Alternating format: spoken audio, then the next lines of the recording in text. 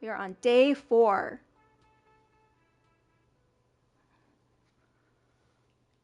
Oh, 4, and we just found out a lot of info yesterday about possible prime suspect Ruby that we have to take care of. She might also be involved in the drug trafficking scam.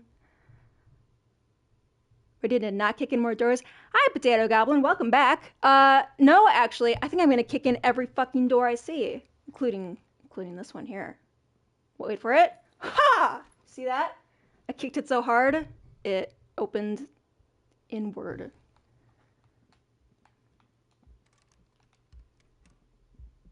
Nah, but I'm ready. I'm ready for more shenanigans. It's gonna be a good time. Hello, Timothy. So that door from yesterday is a problem, and I think that's gonna be the first thing that we focus on. Take on la responsabilité.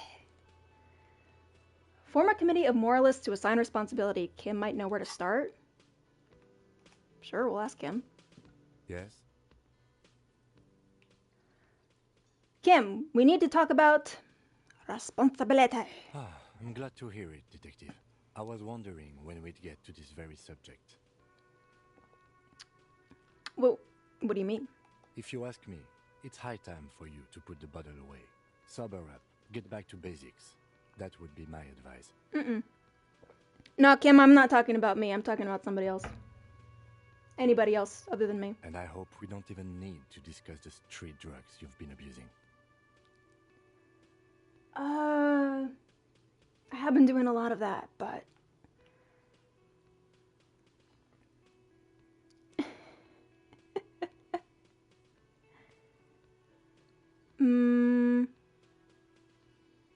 I can't give up now. I just got addicted to them. Think of all the money I spent on these drugs, Kim. I'm definitely drinking. I mean, like, la responsabilité, you know, the kind that gets assigned to other people. Why are you pronouncing it like that gentleman from the Institute of Stabilité? You know what? Forget it. What specifically are you trying to assign responsibility for? For this whole situation. Now I understand. Next, I suppose you're going to tell me you need to form a committee to assign this responsibility? Yeah. Fascinating. And here I believed your recent turn toward moralism was just an act. In any event, I am just a humble law official. I may work under the moral intern's umbrella, but I'm certainly not qualified to serve on any committee. You know who might be, though? That Mr. Villodroit, the gentleman you met in the young man's apartment. Oh, can I meet him again, though? If I were trying to get in touch with the coalition, I would start by seeking him out. But first, you might need to speak with his young companion. Well, he's hanging out right over there for some reason. Was there anything else?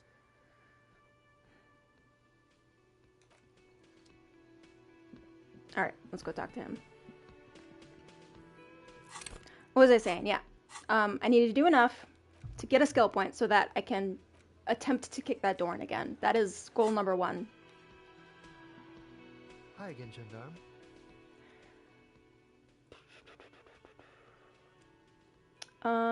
I need to talk with your Sunday friend again. It's committee business. Oh, a committee.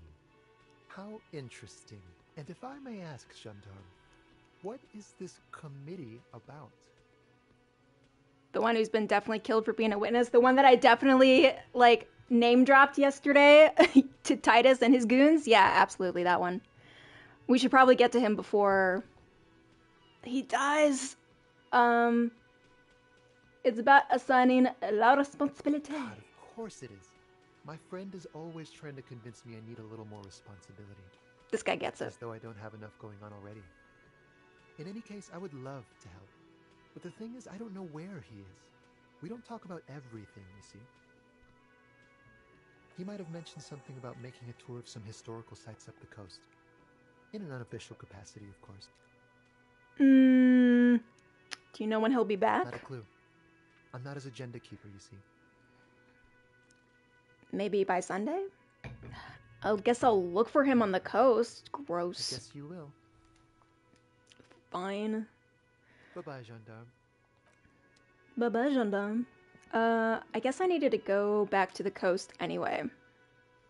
Because we have to look for potential sniper nest, even though that's kind of a long shot. Ooh, hi guys. That's one brutal motor carriage. Says the young man with piss boop written on the back. If I were a real skull now, I'd jack it, paint it in palm tree livery, then bottom light it, neon style. Do you think I can take this guy's jacket, the one that says fuck the world?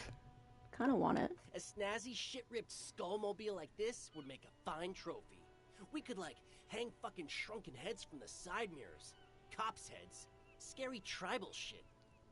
That's a cop car, you dipshit. Yeah, tribal shit. A cop carriage like this would have proper skull value.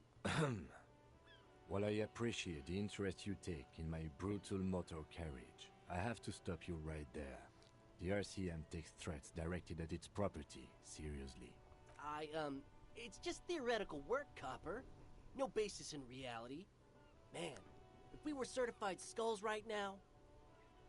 Was it a good idea on the lieutenant's part to get into this? Don't even answer that. Just leave. You can always come back later, on your own terms. What? No, they're poking around our car. We should stop that, maybe? Who are you people? I can tell you who we're not, cop. We're not snitches or skulls. Which is not to say that the skulls are bitches and... On the contrary. The part of this presentation you want to take home with you, cop man, is we're not part of the skulls yet. These skull people are more than an authority. They're deities.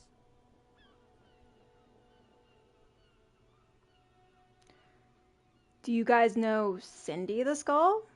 That's a skull I know. Oh yeah, Cindy's a right proper skull. Yeah, a true artist of the future, just like Arno van Eyck. By the way, if you see Cindy, give her our regards. The lieutenant on your left is unusually lenient toward them. Weird.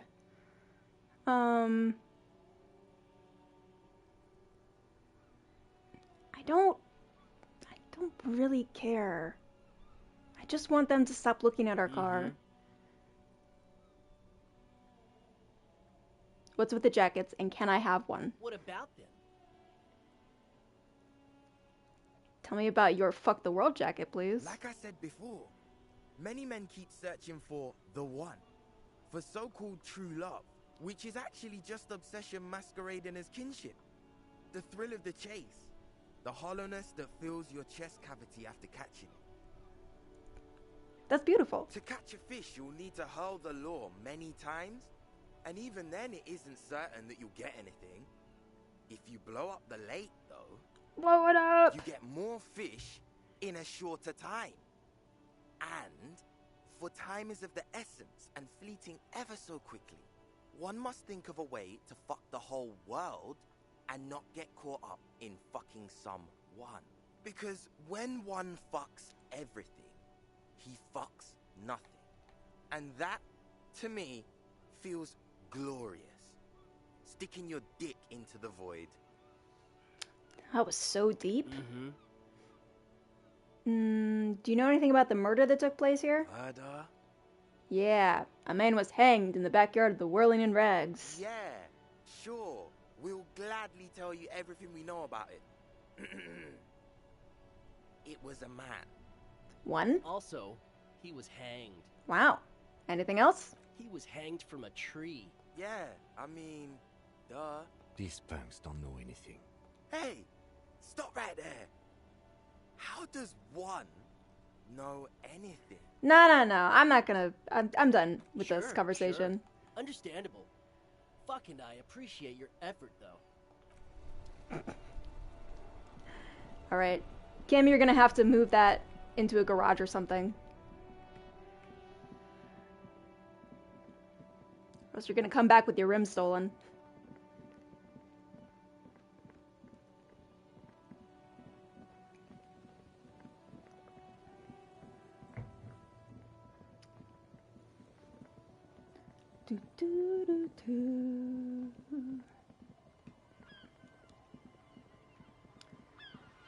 Okay, we're looking for... First of all, let me get my tear bag out.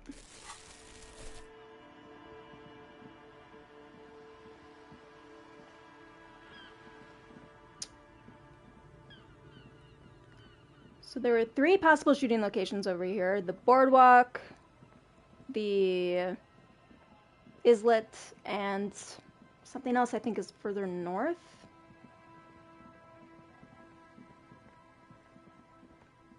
I just don't know how much water that is going to hold. I feel like the whole Ruby angle is a much more valid thing to follow up on. We can also look for Clausia's ID, like her passport and stuff. I think it's over here somewhere.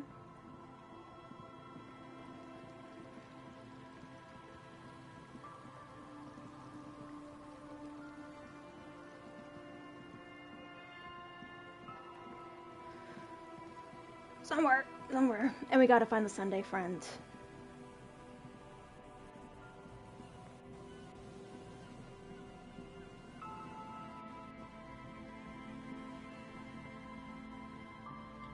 Let me...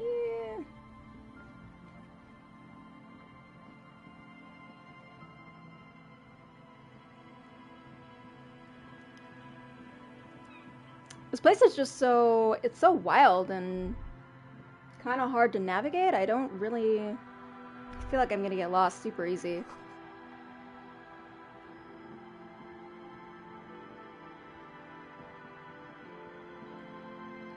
But we will try our best.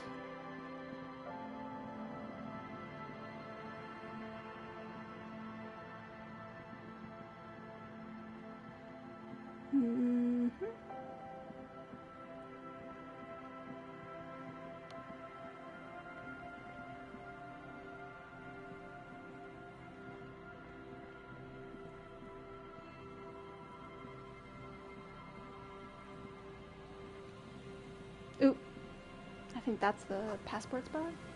Yeah. The metal and plastic contraption bobs up and down amidst the trembling reeds. At first, it just looks like trash, but if you look closer... That over there must be the boy Clausia told us about, the one she hid her passport in. We should take a look. You lift the boy out of the water without much effort. It's not tied to anything. The cords dangling from the bottom appear to have been cut. The number 11 has been written on the yellow plastic. It hasn't been in the water for very long, but it's already discolored and slimy with silt. A latch holds it close, but only just barely. The brittle metal of the latch has cracked. Simple construction. Very unsafe. Mm-hmm. There's something in there, splashing around.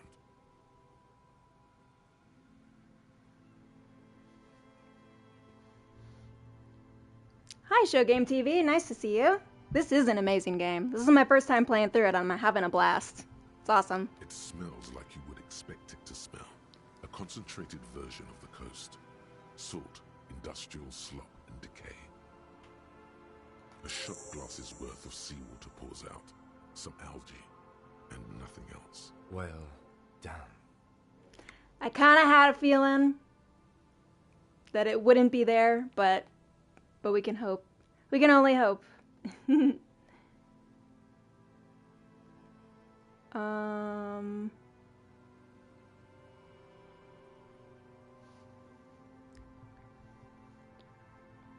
Let's see.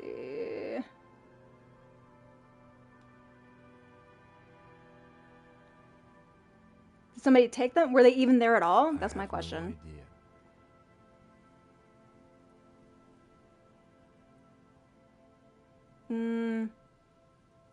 Well, we know it was in the buoy.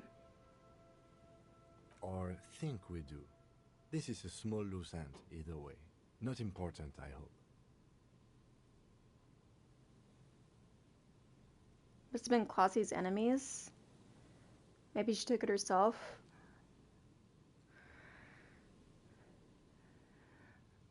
Those crypto nerds couldn't have taken it, could they? That would be so weird if they did. I don't know. In my experience, cryptids are generally uninterested in travel documentation. You could ask the miss what she thinks. Later, if you have the time. Though you doubt she'll tell you much at this point. Yeah. We still got here too late. There's nothing of use here anymore. So if we had found that, like, yesterday, would there have been something there? Or are we always destined to not find something there?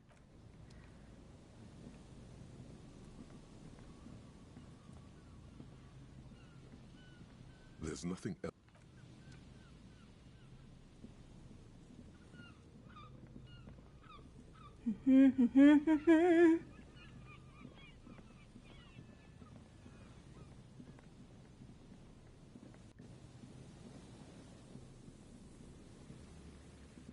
You were killed here for not watching your language. I've heard so many weird ways that you can die in this game. It's hilarious.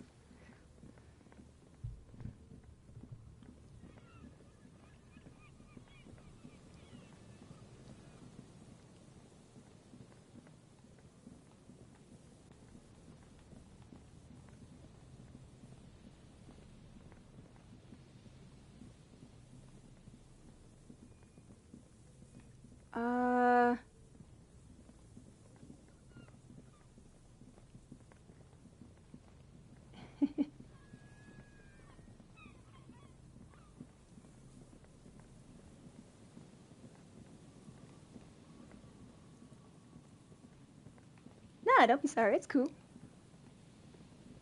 What the hell is this? Okay. If I were a Sunday friend traveling on the coast, where would I be?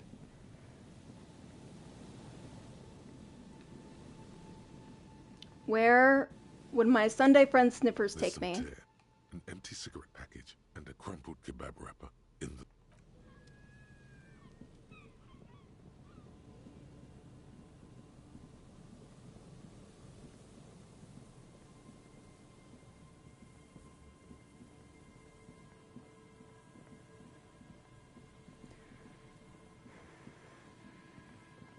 Maybe further up the past the church? There's also like a if you look at the map, there's like I see like a Ferris wheel up there, and I wonder if that's like a thing that exists that we can get to. That sounds fun.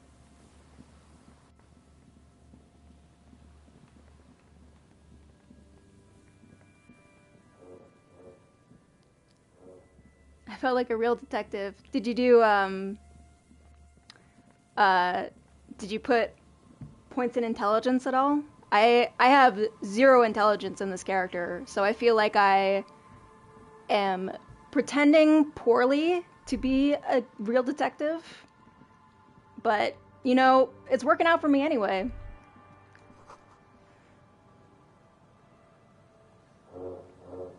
Rises to your south, casts a long shadow over you.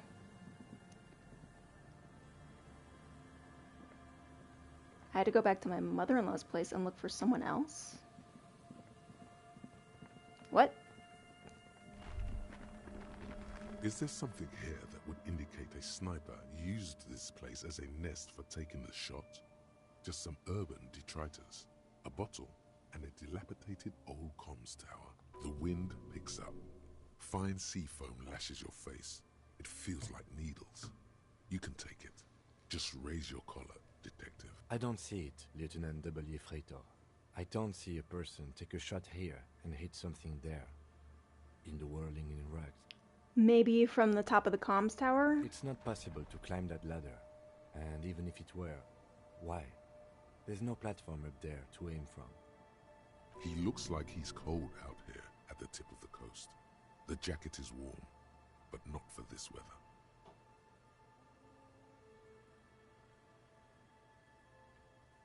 Maybe a little pilot cap? He's not gonna like that. Maybe a thicker coat? I'm okay. You, on the other hand, ye Freitor, you look like you're about to turn into a popsicle. Nah, that's my style. I'm too cool to be cold. Absolute idiocy.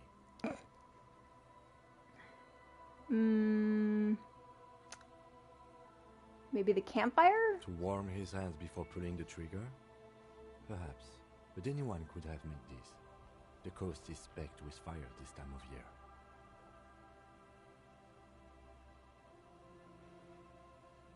You had to go back and learn something new.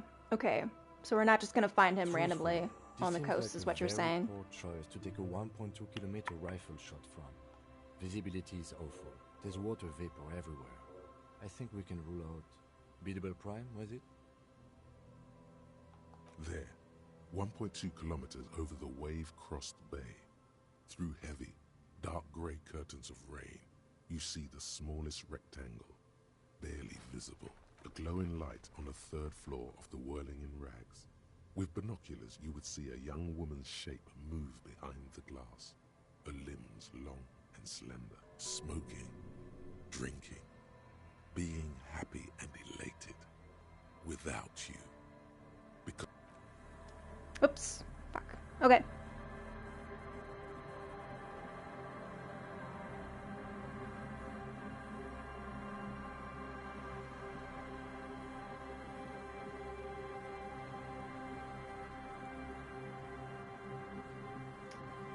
Let us, yeah, let us go back then.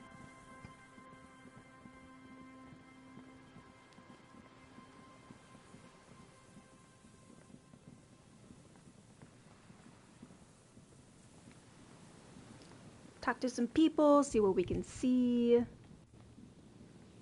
What are the quests we got besides?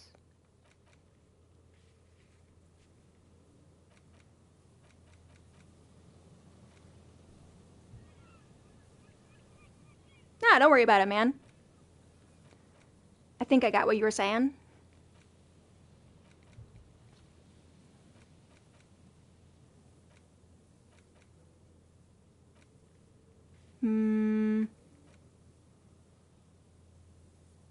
Ooh, we can call the public library about that dead body we found.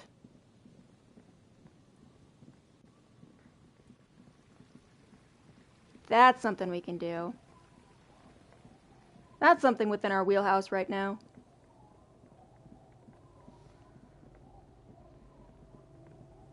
Kiddos.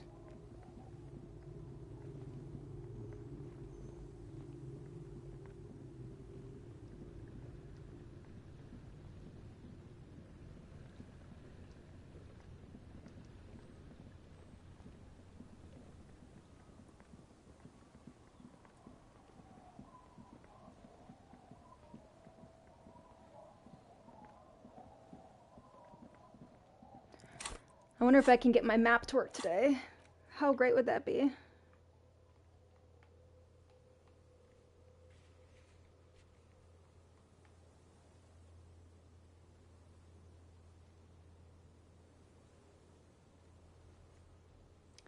If anybody...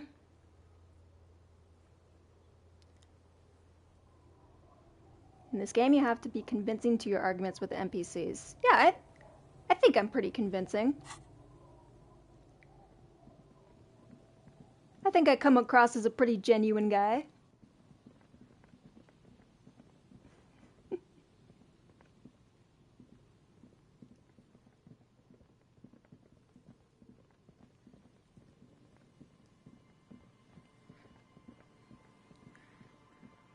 You just wait and see, show game. I'm gonna have this whole town wrapped around my finger.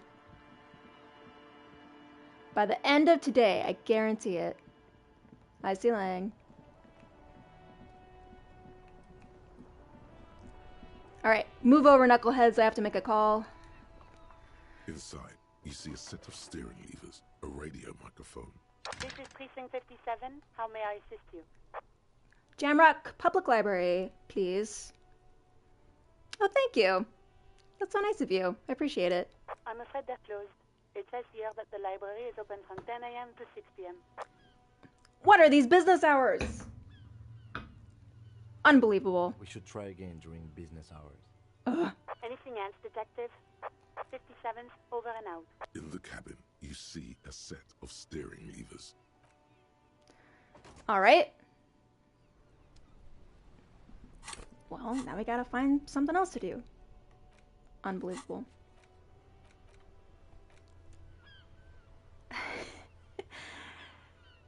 Public libraries need to get their shit together. Don't they know that the working class, the average Joe, is up by 7 a.m. sharp? Got shit to do. Teach those punks a lesson. Yeah, I want to, but there wasn't a punch button, unfortunately. Maybe later.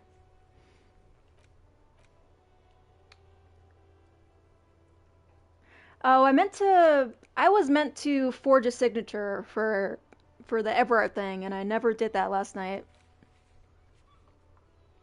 And now Kim is here, and he'll probably disapprove. Who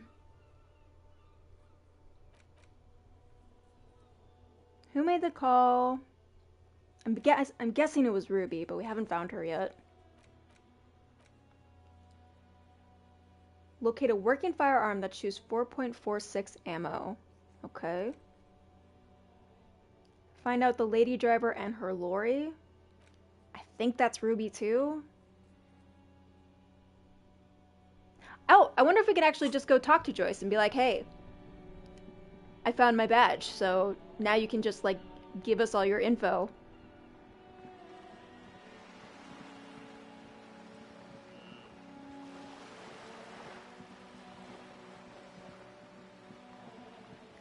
That would be nice. Safe to say, the law-abiding detective will disapprove of the forging of signatures on official documents. Yeah. Kim, You're bad. Good. I'm working on it. You know, we're working on getting Kim to loosen up a little, but I don't need one myself, you see. It's gonna take some time. All around you, rain keeps falling down. On the wooden boards she's standing on, and on the water around you.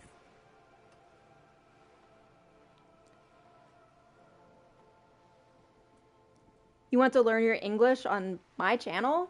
I mean, you're welcome to stick around as long as you like, Showtime. I will not promise you any proper English lessons.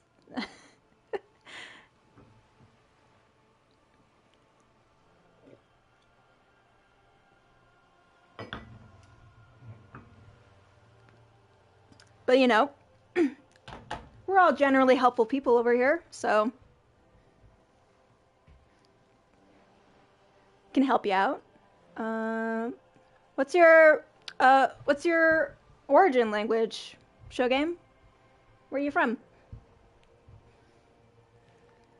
Oh, can I take this lady's coat? Sadly, I need this one myself. It's hydrophobic, repels water, almost magically. The company makes them for offshore platform personnel. Very sturdy.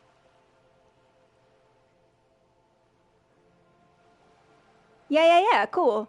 Yeah, feel free to stay as long as you like. We welcome you. What I can do for you is answer some questions. Nothing like talking to pass a rainy day.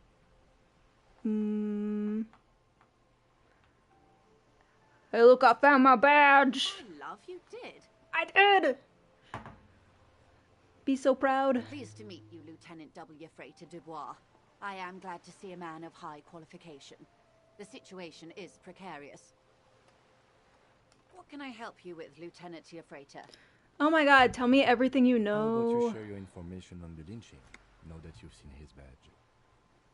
The goalposts have moved, Lieutenant. In the absence of the badge, I have informed my employer there will be a probe. I cannot rescind that promise. To my knowledge, the drivers are still at the roundabout. I will tell you everything I know when you've finished with them.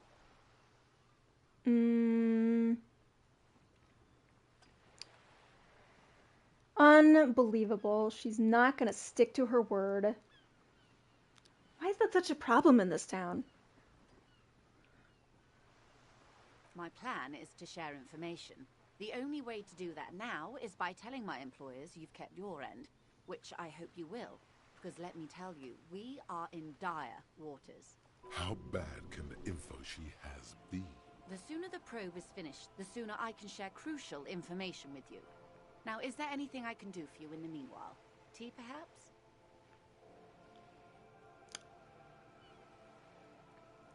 This question keeps catching my eye. Can you give me a lowdown on this reality thing that we're in? This reality?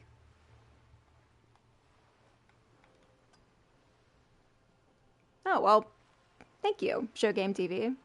I don't take compliments very well, but I appreciate it.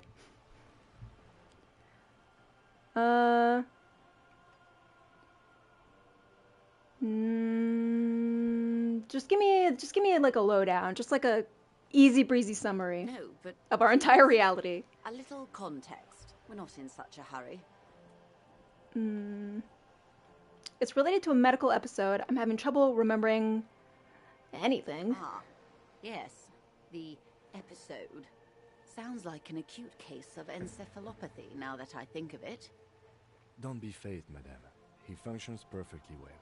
He only needs a lowdown on all of reality. We may be here a while then. Ask away, officer. I'll help however I can. All right, you're in. Begin with the first one. You'll appear worldly. Oh, this is a lot. Wait.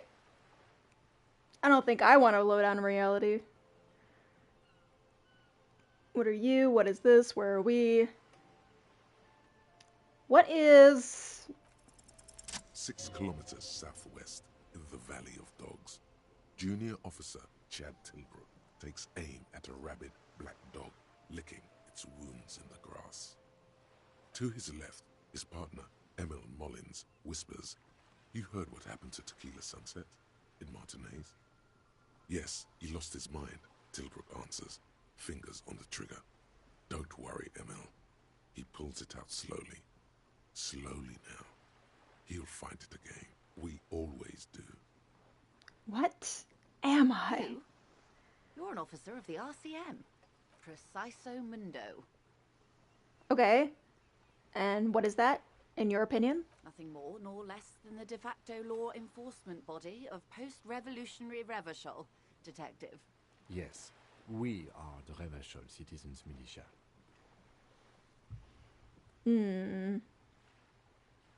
You said de facto. Yes, that means not de jure. The RCM acts in what is poetically called the twilight of international law, both at the behest of the coalition government and to its chagrin. What do you mean by that? The RCM's responsibilities are defined by the Emergency, Wayfarer and Aliments Acts, 3 pieces of legislation keeping the city in a, let's be honest, laissez-faire stasis to the benefit of foreign capital. All 3 are good to know when we are out policing.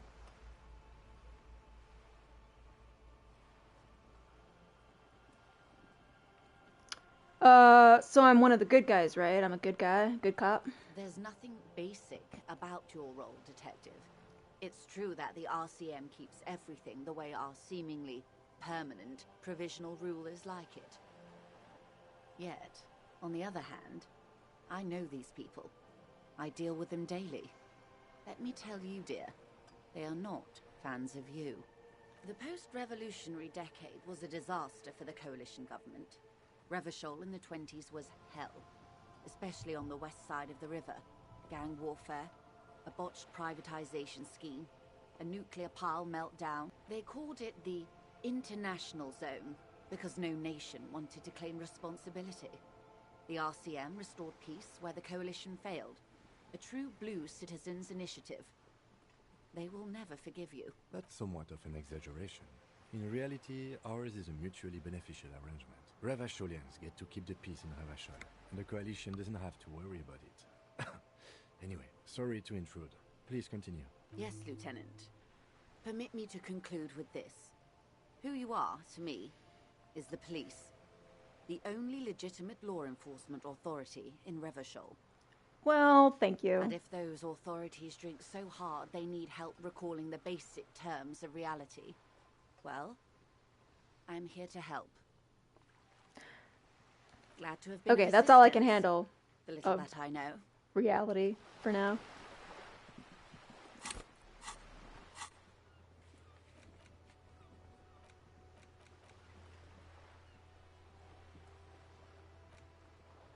But I can get... Alright. I can get experience if I talk to her about reality.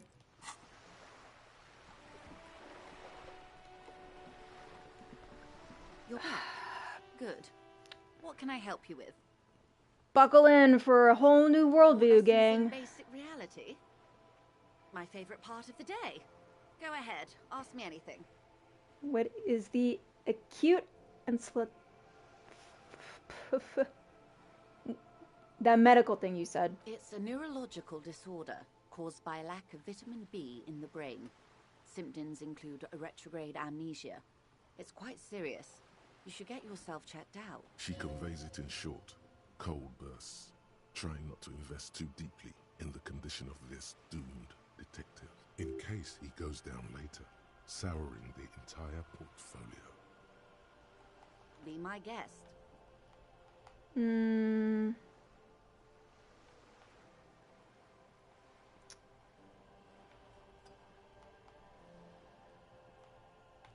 gave you a lot of money. How? How do I ask for money? Or do I gotta finish that case for her? Ooh. Alright. Glad to have been of assistance. I know I can get experience, but I'm just so bored with talking about reality. 100 real? God, do I need that? I could buy so many foods with that.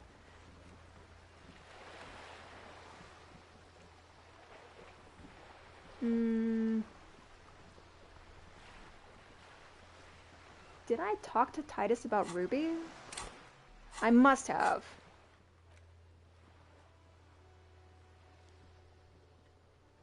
I must have, but I don't remember.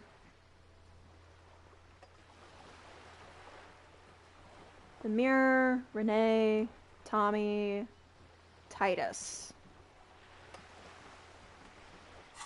Well, it looks like I can try it again, whatever it is, so... Let's do that. Get my smart sticks out.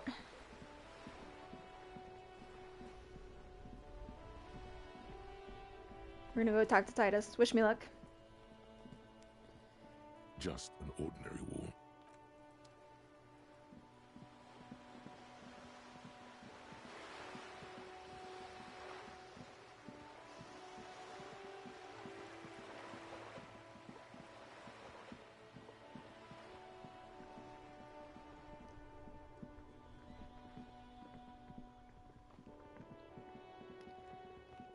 Kuno! Kuno, will you talk to me today, buddy? Old buddy, old pal? The kid doesn't even look at you. No. No.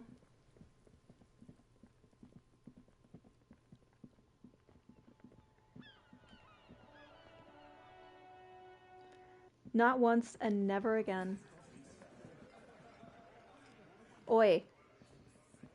It's you again. What is it?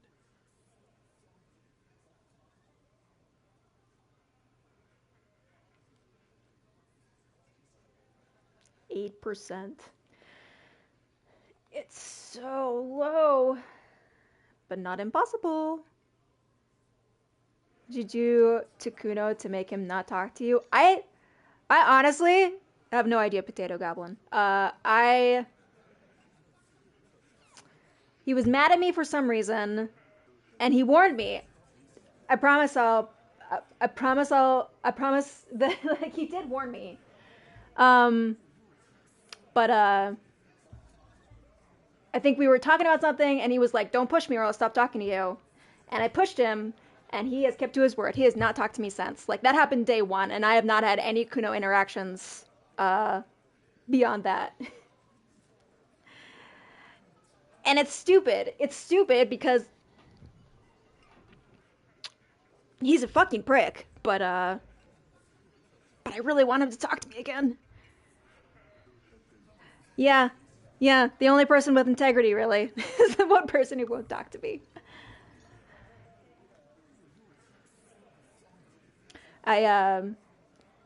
I played a little, like the first time I streamed this game, I played a little bit and I got a bad ending. But like in that one game, in that one instance, I like talked to Kuno, I punched him in his fucking face, and even that did not make him so upset at me that he just stopped talking to me altogether. So I don't know what I did. I need to... Okay. This will give me more logic. So will...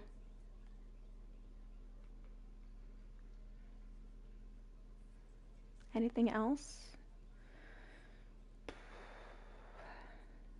Is anything messing with my logic?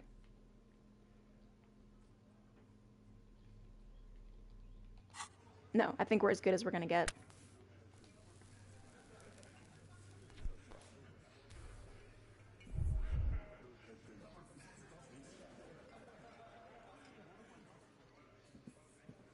It's you again. What is it?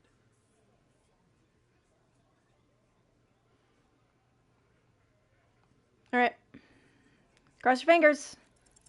Oh no, he's stuck again.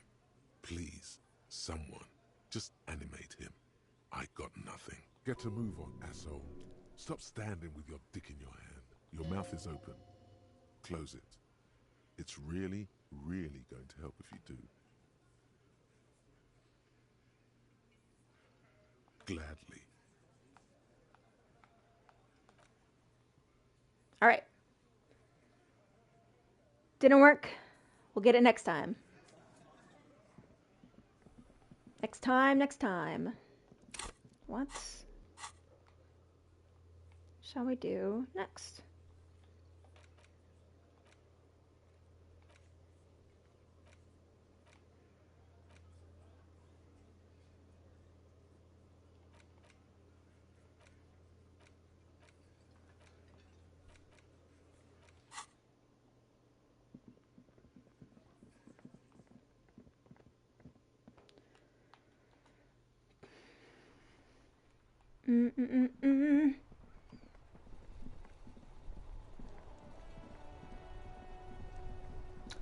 I wonder if the local kids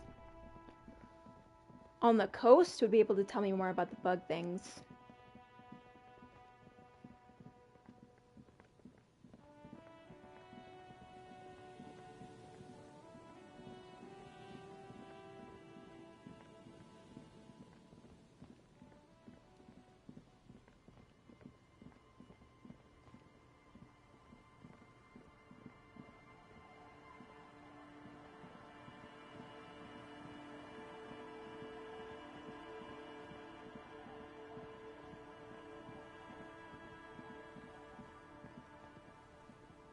The scruffy-haired little boy kicks a stone while the other watches him do it.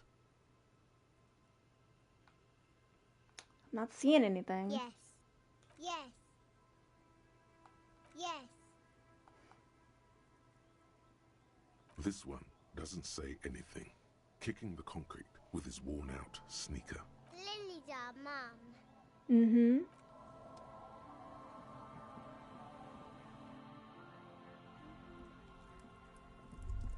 Hello, mister. Bye.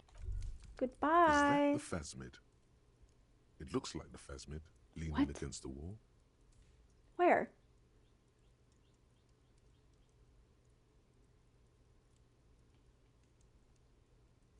It's not the phasmid. It's not even organic. It's a fire iron. How disappointing. What the fuck, brain? I can't believe you psyched me out like that. You'll have better luck next time, though. The phasmid, finding it is your destiny. Ugh.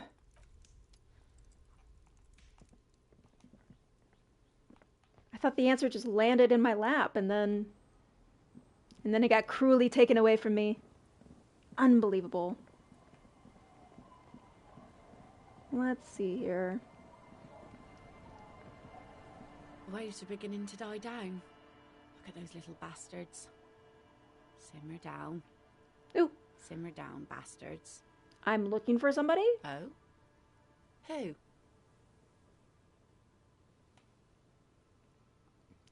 Well, how can I assist you then, officer? I guess never mind.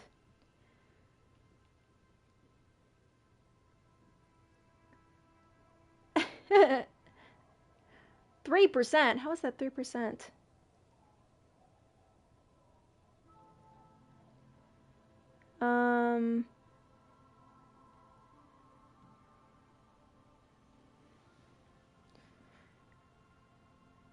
That's my motor carriage in the sea? Oh. That's good to know, I guess. Why is it in the sea? Oh, official police investigation business. That's great. Until then, you should maybe start thinking about the funeral. Sire, she doth not believe it wasn't you.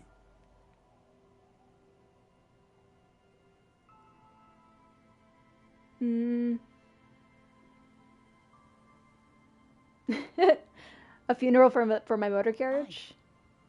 Feels deserved, don't you think? Falling in the line of duty like that and all. Hey Trash, how you doing? Don't ruin my game though, you know?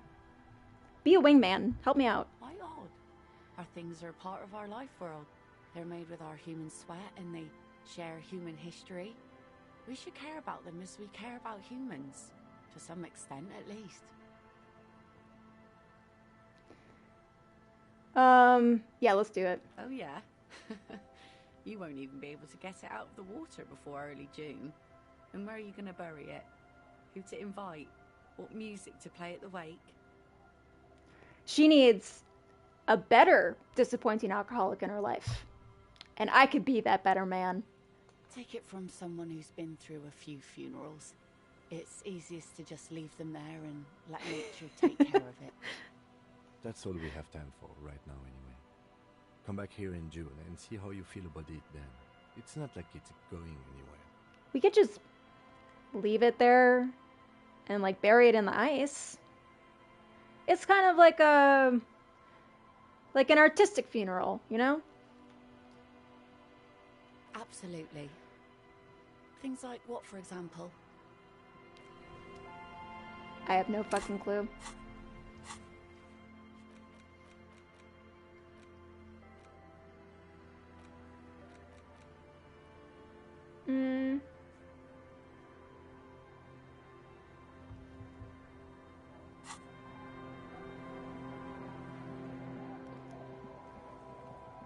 Gone for a stroll along the coast.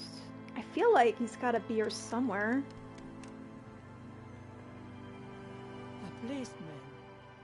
What can our village do for you? Where could somebody... Oh, can you wash this disgusting jacket I found? I can wash it for you, but it's going to take about a half an hour. Think you can stay put for that long? I got nothing but time, lady. Hell yeah. No, we must run around ceaselessly. It would be torture to stay put. I could use a breather before another rainy day begins. Yeah, let's do it. Well, hand it over then, and I'll see what I can do. Must say, I'm proud of this one. It's pretty nice underneath all that filth. I hope you'll have an easier life in your hands. Well, thank you. Where could somebody stay around here? Stay? Most people here are trying to leave. That said, if lodgings is what you're looking for, I've got a free room in the shack. I won't charge you for it. Take it as a gesture of goodwill from the village to the RCM. That's so nice. Was that the bird poo jacket? You know it was. It's not a bird poo jacket anymore. Don't make an old woman regret opening her house to the police. Well, if you are not in the hostel in the morning, I'll know where to find you. Here, in a shack. We got a new home, guys. He's a little It's just that relieved easy. you're no longer in that room. Should he? This environment encourages one thing, and one thing only. Drinking. Yeah, because the hostel was keeping me from doing that. Finally, you have those lamos of Martinez off your back, Bratan. This looks like a great place to bring chicks. Convince her to sign Everett's document. Oh, I can just... Oh. Well, 1 second here. One itty-bitty moment, please. This is the right stuff, right? My poor guy. Okay, and this jacket. Ooh. Ooh. That is a nice jacket. Put the armor on underneath. Ooh, look at us. Schwanky.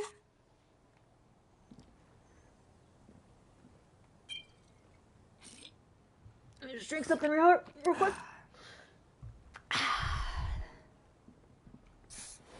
Nice. Our tenant, the policeman. I hope the waves don't keep you up at night. What can I help you? Logic and reason won't work on this old bat. Better go for shameless emotional manipulation. It's my specialty. What's the grandmother's deepest vulnerability? Does this feel like a good thing, though? Nope. What is going to happen to Lillian's kids, the twins, and little Lily? Did you think about little Lily? What do you mean? What's going to happen? We are gonna grow up, of course. I raised my own kids in this village, and they are doing fine for themselves. And you're telling me they didn't end up like moribund alcoholics? No, they are good kids. I brought them up the right way. Are they here right now? No, they moved to Faubourg. What do you think Lillian's kids are going to do when they grow up? Well, I imagine they'll grow up and leave too. You've got her. Now just reel her in. And then what? Then? You have her. Now twist the knife. Wait. Let her come to it herself.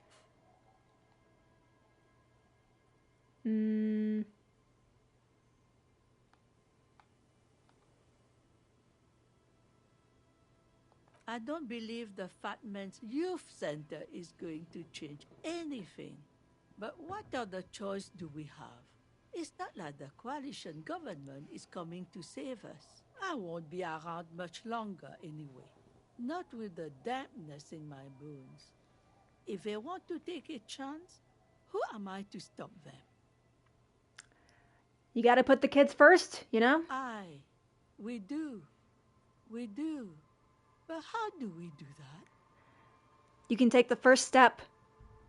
By signing these paperworks, I have a pen for you right here. Reluctantly, she takes the pen from your hand, scribbles her name on the line, and hands everything back to you.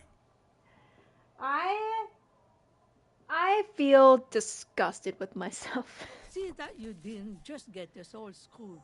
I might be half blind, but I have a good memory for treachery. Let's go, Melit. He's not dissatisfied with you, but with himself. Aren't we all?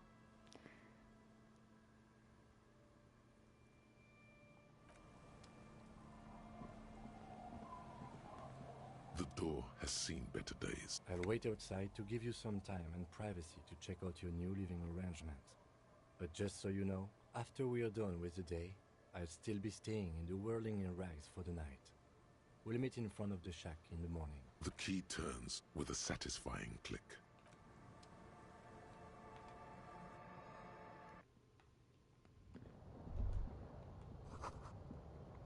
See waves, the sea, the church,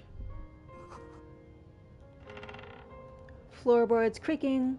A brisk coastal wind still howls against the window of the shack. Occasionally, the waves crawl in under the foundation, producing a low hum. The room feels muffled, like you pulled your hat over your ears. Outside, it is cold and windy, but you're inside, and it feels safe and warm. What is this place to you? Who said that?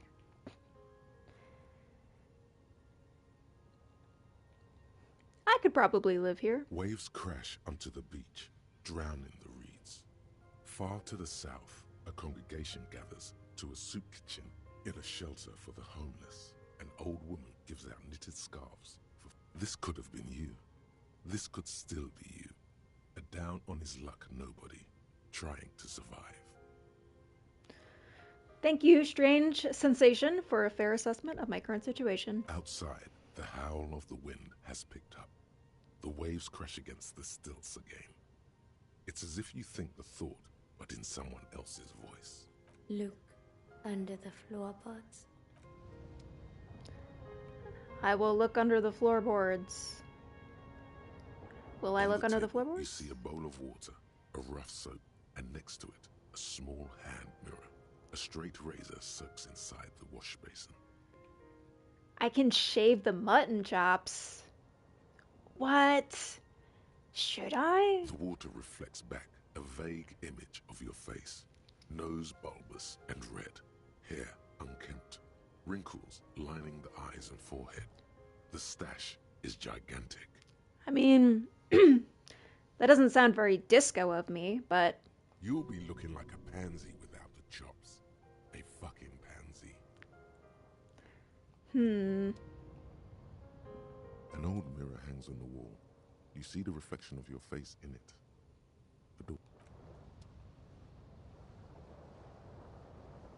The bed is comforting, if a bit run down. Yeah, we don't want to do that. Fuck it. On the table, go for a you new see look. A bowl of water, a rough soap, like an artist with a brush or a master swordsman. You use the small mirror and the straight razor. 2 swift strokes. To remove all that unkempt hair from below the nose line. Put the rest in a tasteful man bun. The sharp blade chafes against your skin, producing a scratching sound. The surface underneath the beard feels tender, the air brushing against it, chilly. They feel so smooth, surprisingly so. A feeling of freshness overcomes you, as if you just came from a cold bath. Ooh, maybe it wasn't the right call. No sense in thinking about it because we can't take it back. And look at my little character. Wow. You look 10 years younger, detective. Straight up baby face. I regret it. I absolutely regret doing that, but I can't take it back.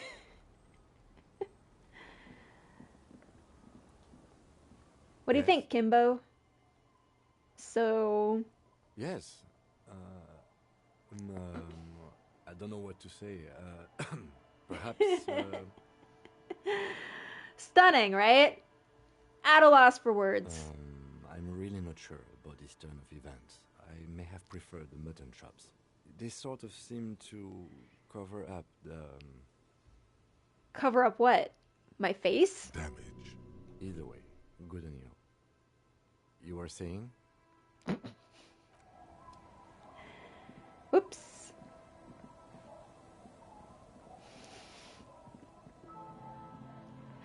Damned with false praise.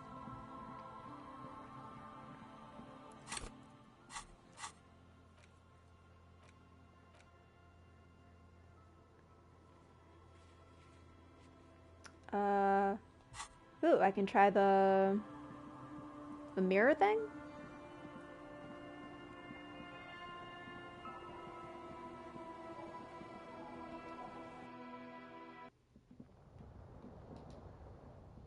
An old mirror hangs on the wall. You see your reflection in it. The expression fixed to your clean-shaven face.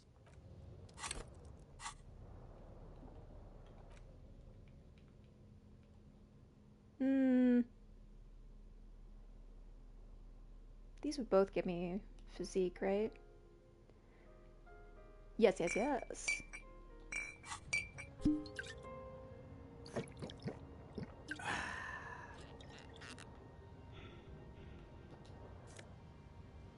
Whoa. Shut the front door. Now that is disco. An old mirror hangs on the wall. You see your still not happening. Nope. Nope. Not even close.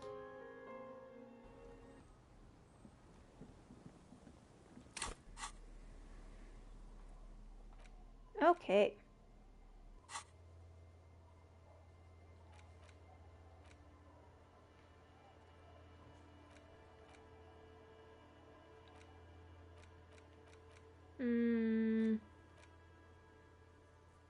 Put the envelope in the mailbox in the plaza. Do we do this? Do we really do this? It feels scummy. It feels wrong. But at the same time, I need experience points.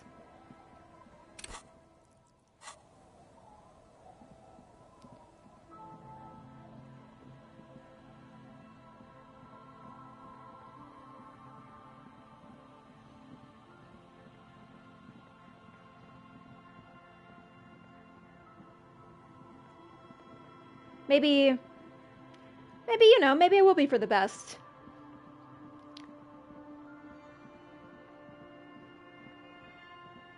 Maybe it'll uplift the community and they'll all be happy for it. What time was the library opening? 10 o'clock. So we are... what time is it? Yeah, we still got an hour.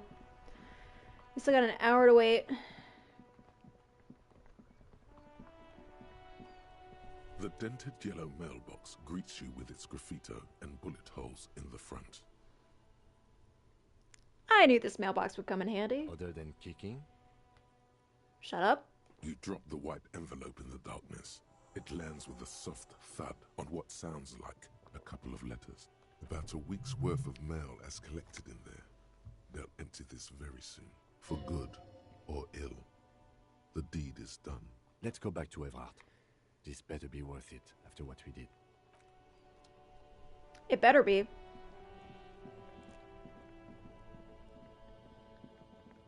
It better be. If I really don't get my gun after all of this nonsense, I'm gonna kick Everard in his jiggly little head.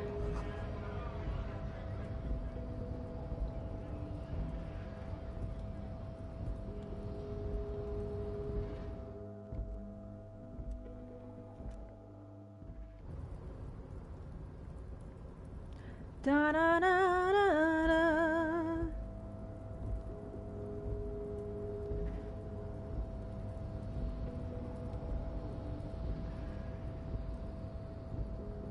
Can I talk to this yet?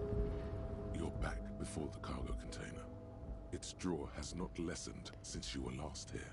If anything, it seems to add, as it's always been. It's impossible to open a container with the rhetoric.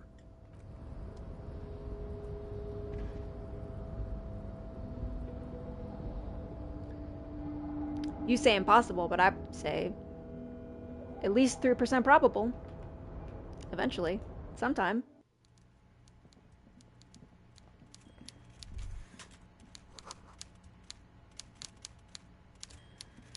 Alright, Everett. You son of a bitch. Every worker.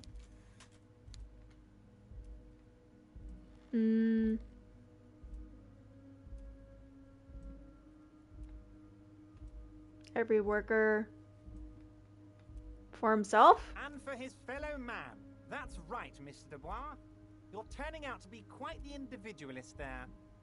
So, you had business with me?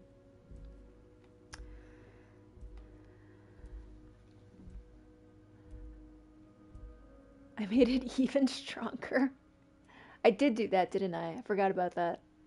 I did it. I did your dirty work. The Golden Boy returns once more. Wonderful. Simply wonderful, Harry. Of course.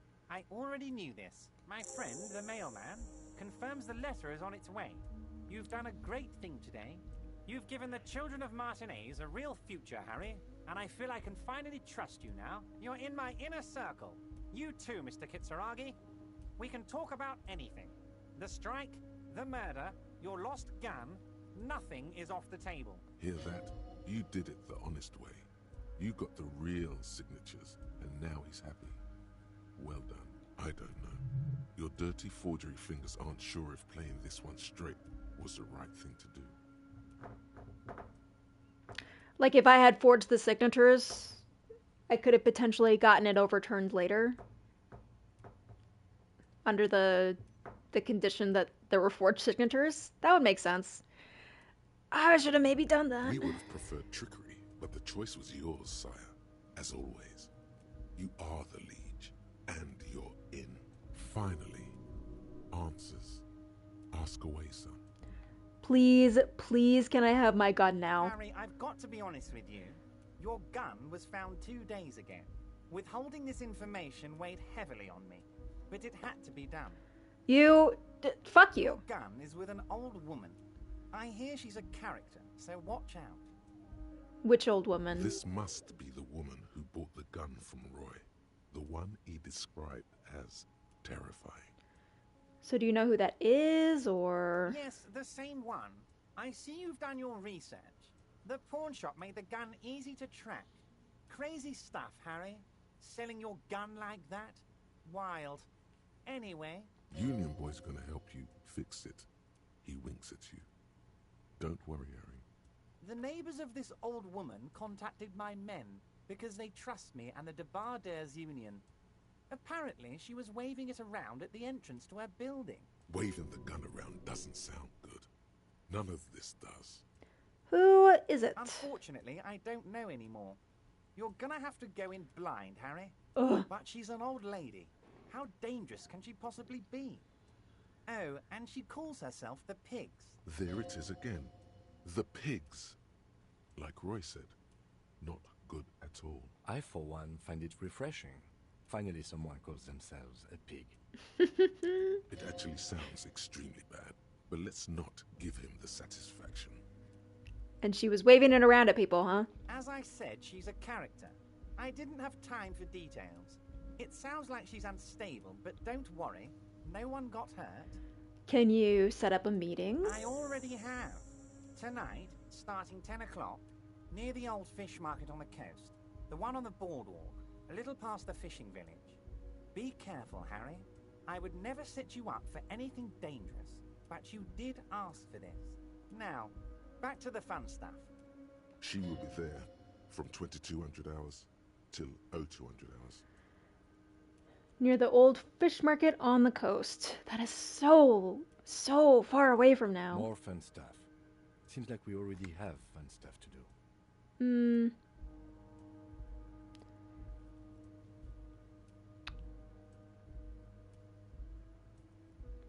Did you order the hangman killed? He wouldn't tell us that. I don't think that's the case, and I don't think he would tell us if it was. What was the fine print on the document that I mailed? There was no fine print, Harry. But I do hope all that construction noise and limited street access encourages some people to move. After a year of that ruckus, who wouldn't? What a way to end the game. You caught me! Dun dun! Oh, yes. The noise would do the trick. It'll be terrible. And when they do, they will have a good place to go. I'm currently working on renovating the buildings near the roundabout into affordable workers' palaces. Affordable. So the village is doomed. Yeah. You were there. You saw the place. A wasteland. There's nothing left. But mark my words, officers. We are going to reset it. Reset. I have big plans for Martinez. And they do not include humans living in those pig sheds on the coast. That land will be used for municipal buildings and commerce. It does seem like the kind of thing, the village, that was like doomed from the start. Like, if we hadn't done something, it would have gotten done some other way. What do you mean by that? Imagine a youth center supermarket church complex. Employing hundreds, no, thousands of people. The coast will be lit up with enterprise and life. All those ruins out there turned into low-income housing. Harry, enough is enough. We're taking this district back. The war was 50 years ago, for God's sake. It's time to move on. I don't know about that. Yes, I do. I got the center, I got room for a retail complex, and in 4 years, I'll get the church too. The wheels are already turning, Harry. The wheels of progress. This post-war limbo, I won't stand for it. There are kids practically playing with their own feces out there. It cannot go on. There is true indignation in his voice when he speaks about the state of things, and even a touch of pain. The pain is true. He's seen kids do worse than that. I knew you were up to something. Damn right I'm up to something, Harry. I'm gonna make the working man as rich as Joyce Messier. That's my job. Just like yours is to keep the peace. A true flash of anger in him, as he thinks of her. Great, Harry, great. I think we have truly built a bridge between Martinez and Jamrock today. We have united the RCM and the Debarders Union. This has been so great. I'm sorry we don't have more fun things to do together, but if you ever feel like bouncing something off me, my door is always open.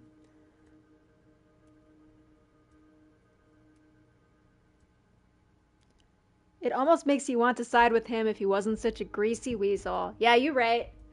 You're right. Like, it sounds good, just the way he's going about it is so icky. Icky in my tummy. Alright. Let's bounce. GTFO.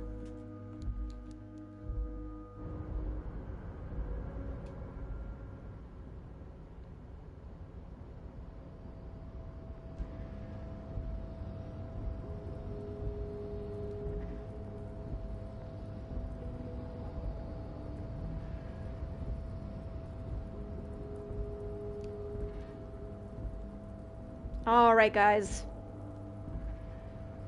We got a skill point. And you know what that means. It's time to kick down a fucking door. I'm like 95. I'm like 90% sure that it was physical instrument. Yep. Yep.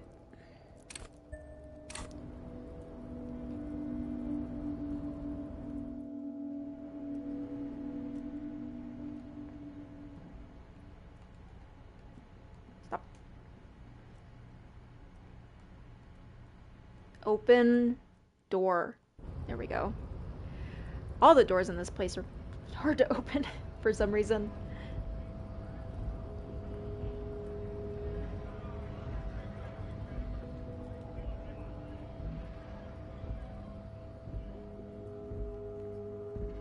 You're goddamn right, it doesn't know what's coming.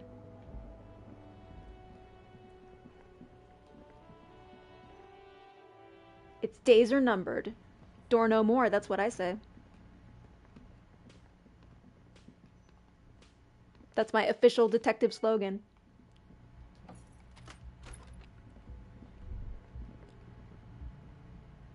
What? This room has sad all over it.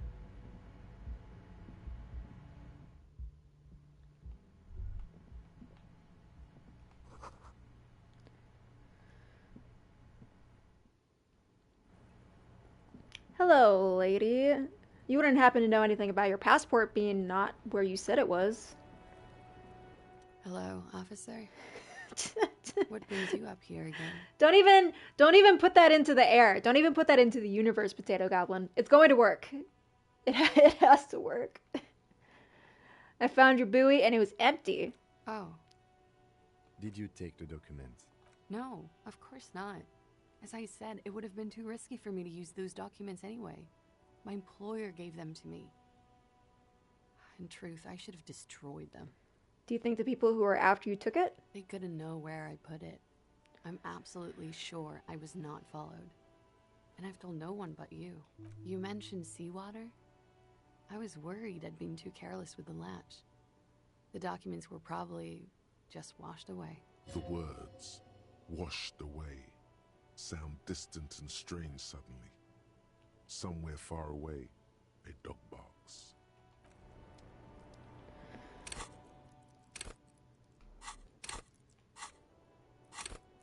All right. What's gonna buff Or physical instrumentation.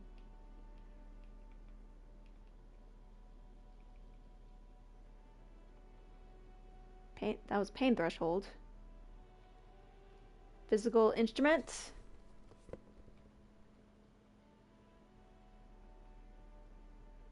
-2 to physical instrument.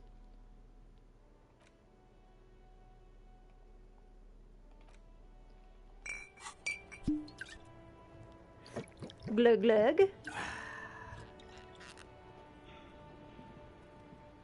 I think we're double drunk. The same small, heavy door. No lock in sight. It's a 97%. If this fails, I'm ending the stream right now.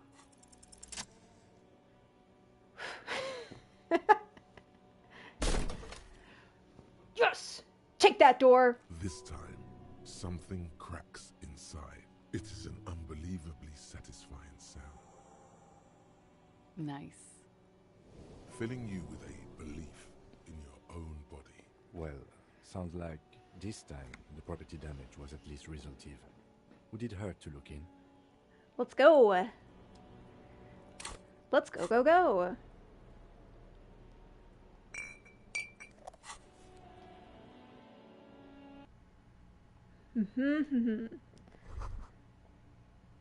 A tiny hole in the wall. Ew. You can almost see the shape of a man and a woman writhing inside, bathed in drug sweat and dirty linens. Bottles lie around everywhere. No, it's a peephole, Kim. You can barely see through. Better not to jump to sensationalist conclusions here. The footprints on the floor, however, definitely suspicious. Boring footprints. I want to jump to sensationalist conclusions. What were they doing in there? You lean closer to the peephole instinctively. I bet they're doing something quite unnatural there. Sensationally unnatural. If your mesolimbic reward pathway were to venture a guess, one of the bottles is probably being put somewhere it doesn't belong.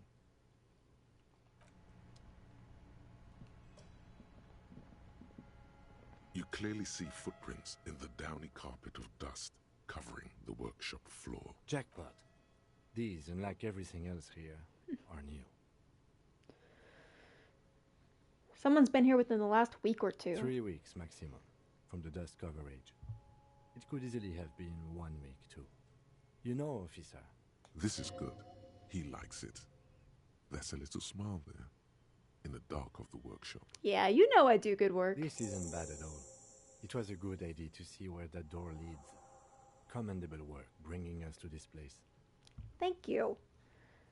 Okay, so what does this mean? It means someone snuck through what seems like a secret route leading to the roof.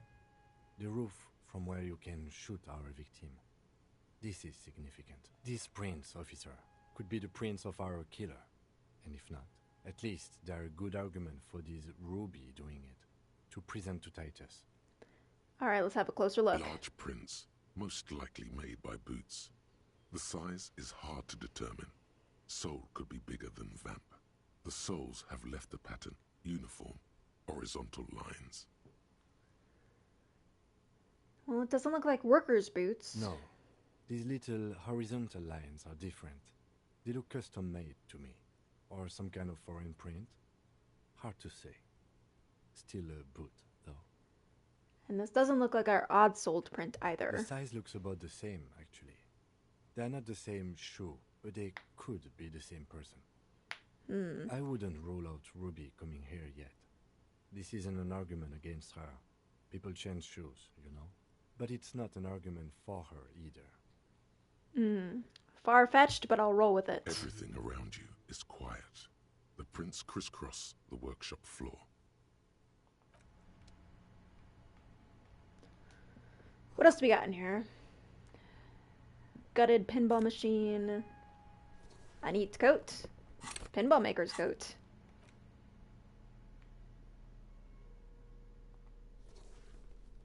Ooh la la.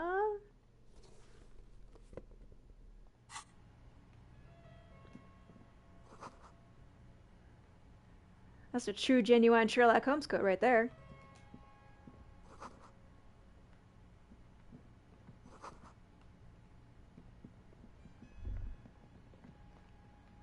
This seems to be some kind of workshop for fixing up pinball machines a long time ago. Everything is covered with dust now. The lieutenant looks around the dusty, crowded room, inspecting the tools on the shelf. Some kind of pinball workshop, huh? Looks like it. I'm guessing Martinez North 22 used to be a pinball arcade before it became a hostel. There are machines left over. A creak. Some dust falls off a shelf. Downstairs in the hall, next to the main door. One of them even works. I've seen one of the Harties bang away at it. But then it went bankrupt. Your skin crawls from making the connection. Mm-hmm. Uh-huh. I kinda broke it. Doesn't look like the pinball machine's getting fixed. At some point, 20 years ago, 15 maybe, before pinball went out of vogue.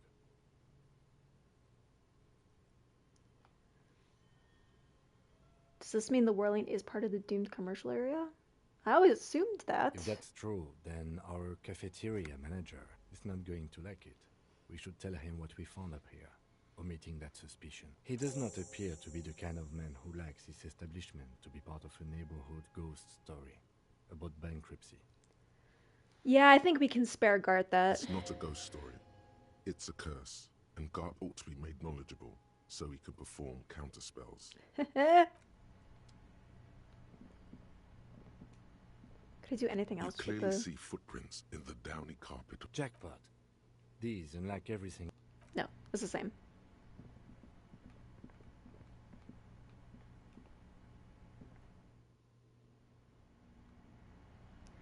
This is the back of the blue door. Cha-ching, mystery solved. Over there, in the corner. The pinball machine? Not just any pinball machine. This is the pinnacle of pinball. Cornelius Gordy and the Mountain Goats. It's lit. You can't wait to get your hands on it. Ah, Kim, are you seeing what I'm seeing? The pinball machine. Gordy's Goats. A classic. Well, let's just take a little peek-see. Ah, great. Cornelius Gordy and the Mountain Goats reads the golden lettering on top of the back box. There's a small column of text underneath. The machine is coin-operated. Get the game on, Fingerboy. Those flippers are ready. A whole royale? The theme of the game is to explore Gordy's climb through the perspective of goats and to ascend to the top of the mountain in a time of trouble. The peak of the mountain is at the top of the playfield. All the balls have small goat icons on them and represent the goats as they race up and down the mountain. Areas around the playfield represent Gordy's climb, places he was said to have camped, which the goats can discover. Get them to the summit. Let's do it. It takes a while to get into a rhythm, but pretty soon you're able to keep 3 goat-faced balls in play with relative ease. Go, go, Fingerboy. I feel sorry for the goats. If they only knew the kind of guy old Cornelius really was. What do you mean? The kind of a guy who uses the word savages a lot when recounting his travels. A nationalist. Racist. An avid huntsman too. He was often photographed in his dining hall, surrounded by wall-mounted hunting trophies from every continent. Pretty douchey if you ask me. He also hit his wife and kids. Wow. Other people's kids too. Sometimes pets. Hateful little man. That's what they should have turned into a pinball game. But you seem to be having fun. Yeah, pretty good at this. Your game is definitely improving. The jolly goats are flying all over the board. And although a few plummet to their deaths, you're never left with less than 3. Natural selection. Suddenly, a special passage leading to the summit slides open at the top of the board. This is where the balls need to go. Maneuvering a goat ball into a position for a perfect hit isn't easy. More fall to their deaths. But finally, the opportunity presents itself. One of them gets through. Tiny hammer shatters something inside the machine. Something glass. Oh. The words "pale rupture" light up on the speaker panel, and the machine starts filling with a thick, milky fog. Something's happening. Congratulations. This is where the game ends. It's a cheap way of getting more money out of the players. A stupid, nihilistic finale. There's so much fog, you can barely see anything. Some is actually leaking out of the machine, and one by one, your goats start slipping, disappearing into the milky nothingness. Hit the pads as fast as you can. Maximum attack. Not even a bullet can get through. You're down to your last goat, going mostly by sound. Eyes are useless at this point, but that goat is something special. 5 times you snatch him back from the jaws of death. It just turns into pinball. It can be done. It can't be done. Bad at ball games. What? It didn't sound like I was being bad at ball games. Do it. How, if you can't even see it? The last goat plummets into the fog with Damn it. almost suicidal glee. I almost had it. There goes nothing, finger boy.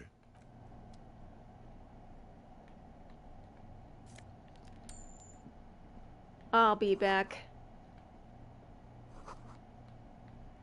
Those goats won't get the best of me. Okay.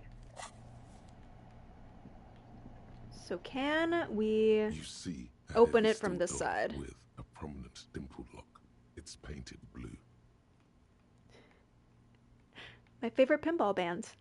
The store is connected to the one upstairs. There must be a key somewhere. Probably somewhere in the whirling. It's not too important. We can get in and out using the roof door.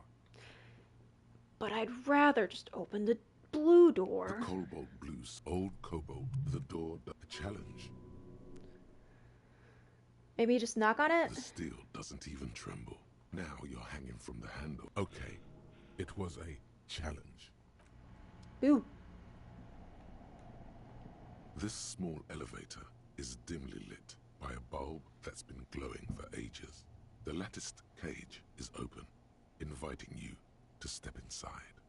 Smells of nougat and sweat. Your head brushes up against the ceiling. There is a control panel to your right, and just enough room for 2 people to fit in. The maintenance card under the control panel reads, last maintenance, 10th July, 88. 88?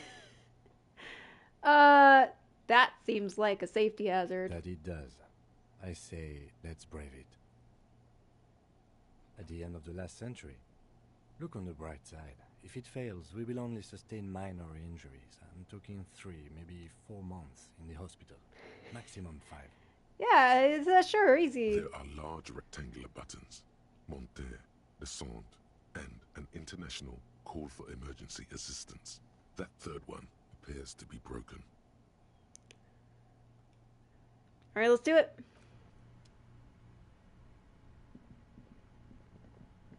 Oh, okay. That's what I thought. That's how we got in there. But the game didn't make a huge deal of the elevator before. I was confused. Alright. The key's gotta be somewhere, man. It's gotta be somewhere. Kim, maybe we can search your room? It's the only place I haven't stuck my nose in. I'll be honest, Kim, I'm taking it personally. Let me into your room.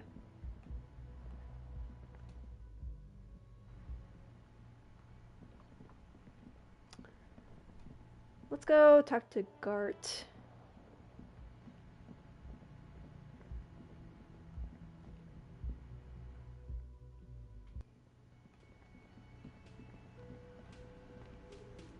Wow. Just wow. I know. I hope you really enjoyed yourself up there. Had a cathartic experience. Because for the rest of us... Just, like, stunned into silence, right? I know. It was amazing. That really sucked. Fuck you, okay? I have a vast soul, and she will always come back to it. Good for you. I'm not letting anyone up there again. Ever. Now, what did you want? I did go back, by the way, and listen to the past check version of that song. It was great. It was great. I love both of them, actually, because the voice for the reptilian brain is probably my favorite voice in this game. But you know what? I really like how the limbic system just like really sings it. They just really belted it. It was good. You feel bad suddenly. You see the delicate loops of handwriting in your mind's eye.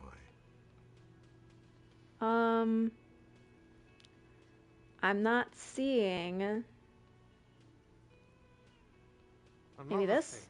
Great. I love those. Ooh, here we go.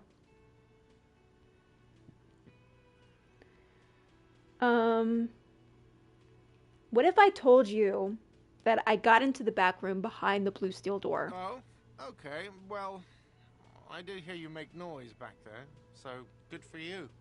He wants to know. I got him on the hook. It takes a lot of willpower not to ask. Obviously, he's been wanting to know what's behind the door. Are you gonna ask me what's back there? Okay, what is back there? Pinball machines. It's a pinball workshop. Ha! I knew it. I've always wondered where those machines by the door came from. And they told me there was some kind of pinball thing here too. I knew it. Were there any back there? In working order, I mean.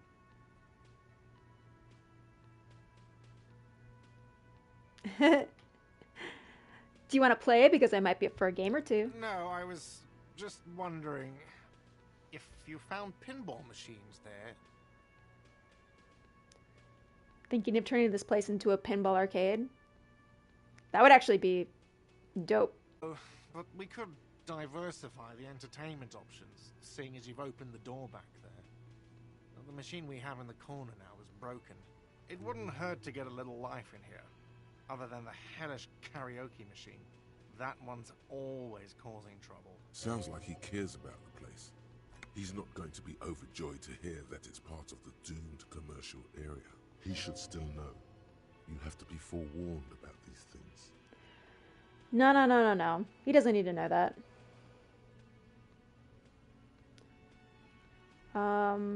But it doesn't seem like...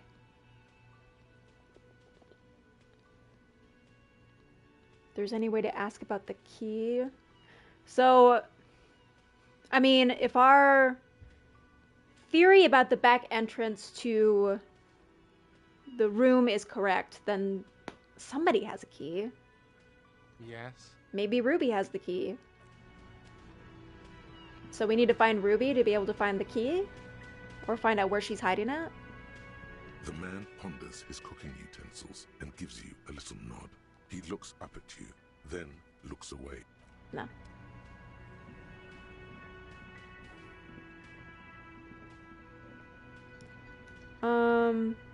Hello, officer. I think I almost have it. A new trap design, that is. I know you're skeptical, but I have a good feeling about this. Did you know that Gary was hiding armor? Maybe we should try to find Gary. Hell no. I had no idea. And I'm still cross with him, to be honest. It's not like him. He's got his quirks, but dishonesty, disloyalty are not one of them. I don't know what got into him, officer. Thank you for letting him off easy. He won't forget it.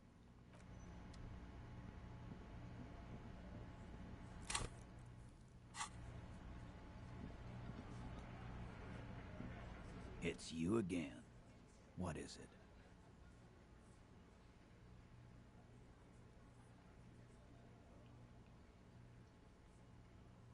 Ooh. That's pretty good. I don't got any SIGs to help that, so we're just gonna go whole hog. I fear we just can't piece this puzzle together. At this point, the only sensible thing to do is get someone else to put the pieces together. Man, I'm so glad that we can turn to Kim in these times of need. I think it's best we just What makes you so sure Ruby didn't kill him? Because she was here, all night, with us. He's cobbling together shit so he can put her away. It's Cop 101. She was here all night? 11:30 to 12:15? She was here during all that time? Yeah, with us, drinking, near the stage there.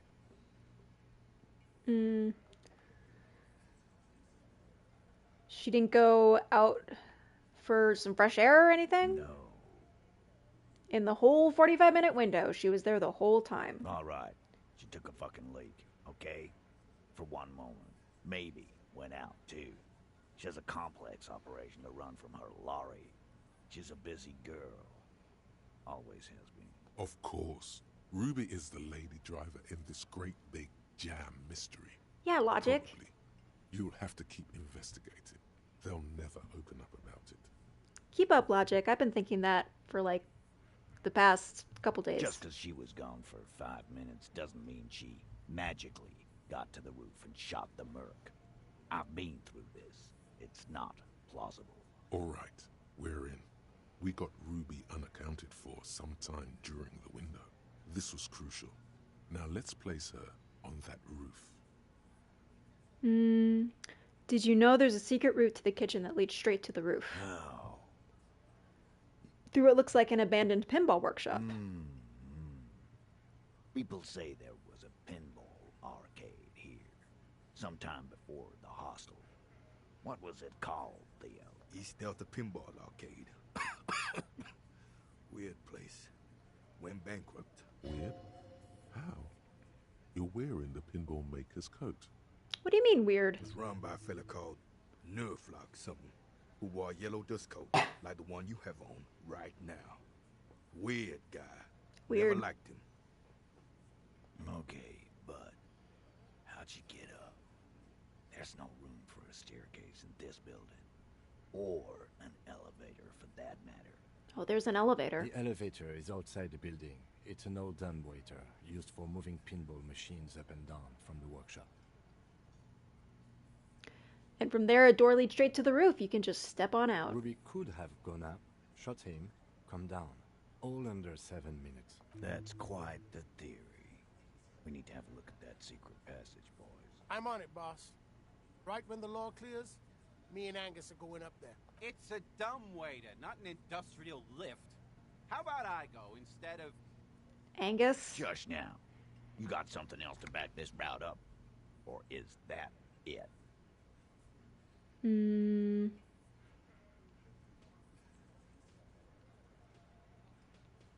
We also found footprints up there. Footprints. Recent. Yep. By a week or two. That close, huh? How fortunate. I'll take a thorough look at those prints myself before I believe that call. Good news is, I'm still listening. I think we might have something here, Titus. So you do agree the shot came from the roof? Why not? You can't draw a straight line into Clausia's window from any of the surrounding buildings. Not from what I know about Martinez. Maybe from the coast. But like I said, I've been too busy dealing with you idiots. So no, I don't think it was a sniper. It was close up. I put it at a 72% chance. I ran the calculations. 72%. There's a percentage and all. Where'd you get it from? Your guys in the lab? I analyzed it on the spot. I'm a detective. It's what we do. No, you can't. I know what you did here on the weekend. People dog. What they say doesn't sound like a science call. You're a madman. Mad science cop. Those numbers were an asshole, man. Yeah, and they don't put her on the roof either. It's just mambo jumbo. He hasn't got shit. Have you noticed the winch out back? I think I remember that, but I don't remember it being part of our investigation at all. I've seen the winch. I'm not blind. You saying it's part of the elevator she used to get up there? I think yes. That's one mystery down there. An architectural mystery. Doesn't much concern Ruby, does it? He knows it's something. He's just not ready to say you knew more about Ruby than he does yet. All right. So I think we firmly established that Ruby could have had access to the roof where the man was shot. Firmly doesn't go well with could've. There's a route to the roof. Me and the boys need to check it out. That's what we established. But a route does not put that bullet in his head. A gun does that, and Ruby doesn't carry one. Phase 2, murder weapon. Get a gun in her hand. If not that, then at least a shadow of a doubt. In the shape of a gun. I mean, anybody could get a gun around here, my guy. Look, fucko. Ruby and I are pretty tight. She would have showed me the gun if she had one. She knows I love guns. Yeah, everyone knows Glenn loves guns. I don't know, Glenny. Ruby's a little secretive, isn't she? Wasn't like she told you every little thing. This one does not like Ruby. May prove useful.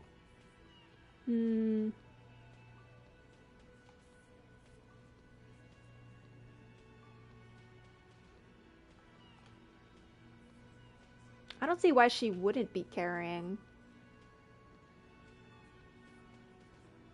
Nah, this kind of heat is not easy to come by. It took us some time to get gunned up to where we are now. Still, he's thinking about it now. And he knows gunning up has nothing to do with this.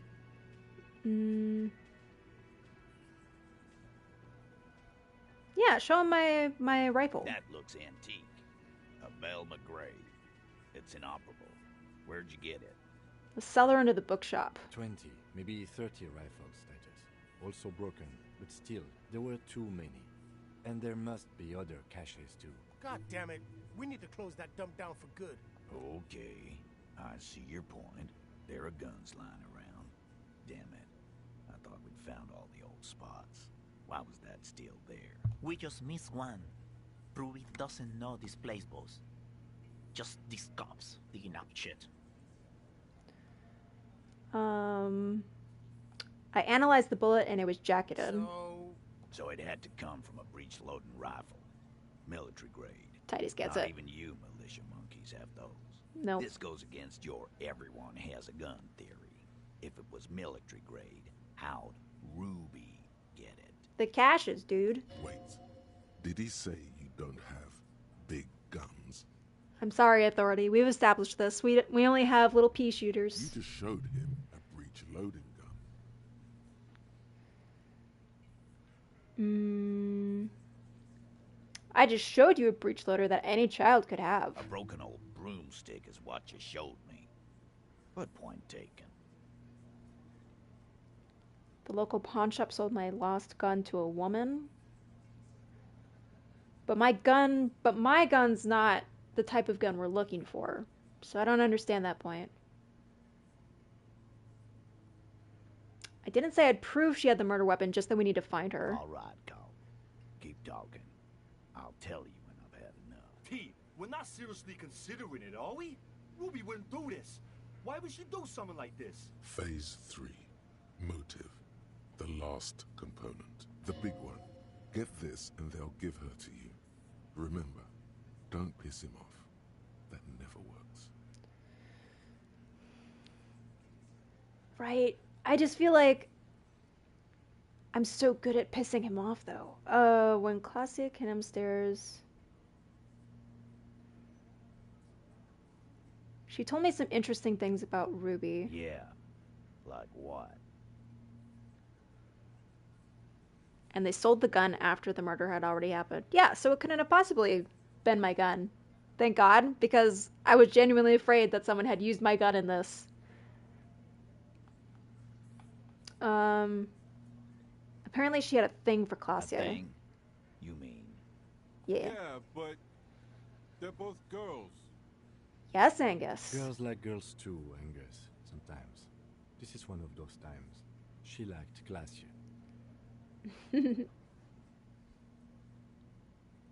It's supernatural. She probably went to university and learned it from a liberal.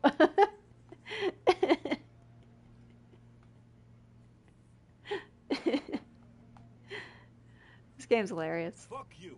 First he says she's murdered him. Now she's a who? It's a lie. Come on, Glenn. She likes Monica's titties more than you do. Everyone knows which way the wind blows there. I did. I knew it. That she didn't fuck you. Cause you're 40, and you still live with your mom, Dennis. Damn! So this is why Shanky doesn't like her. Useful for you. It makes him advocate against Ruby. Claudia said she made advances on her and she thwarted them. Ruby then threatened her and told her to end her relationship with the deceased. This is some sordid shit. It's also the kind of garbage our Miss Aronier puts out to cover her own ass.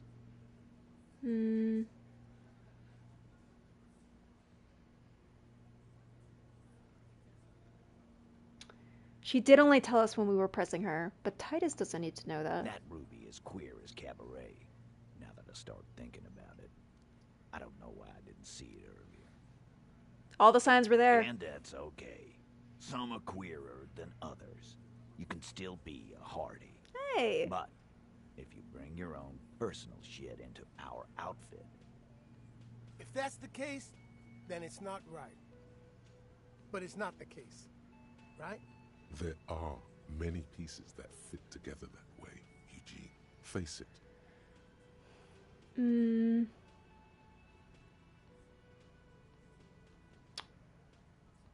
Claudia said when she came downstairs, Ruby appeared to know that something was wrong already. Nah, man. That's just Ruby. She's got shit under control. That's her whole thing. That's why she's so good. Plus, man, it's like female intuition. You know, women talk to women. Which is sort of why we need someone on the team who they talk to.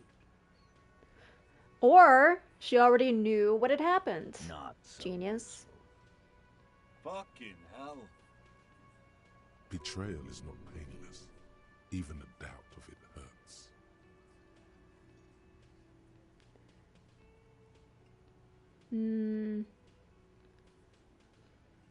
So it's not why did she kill him, it's why she organized the cover-up. And I suppose you have a theory about that too, cop. She could have been covering for herself. Think about it. Why go through all that effort? It was her idea, wasn't it? The hanging. You went along, but she suggested it. She had, like, a fully formed plan and shit. Right when she came back downstairs. No hesitation. Really, Shanks? Claudia wanted to talk to another girl, that's all. She was just the first one up there. I could have come up with that plan if I'd have been first. Time for a logics demonstration.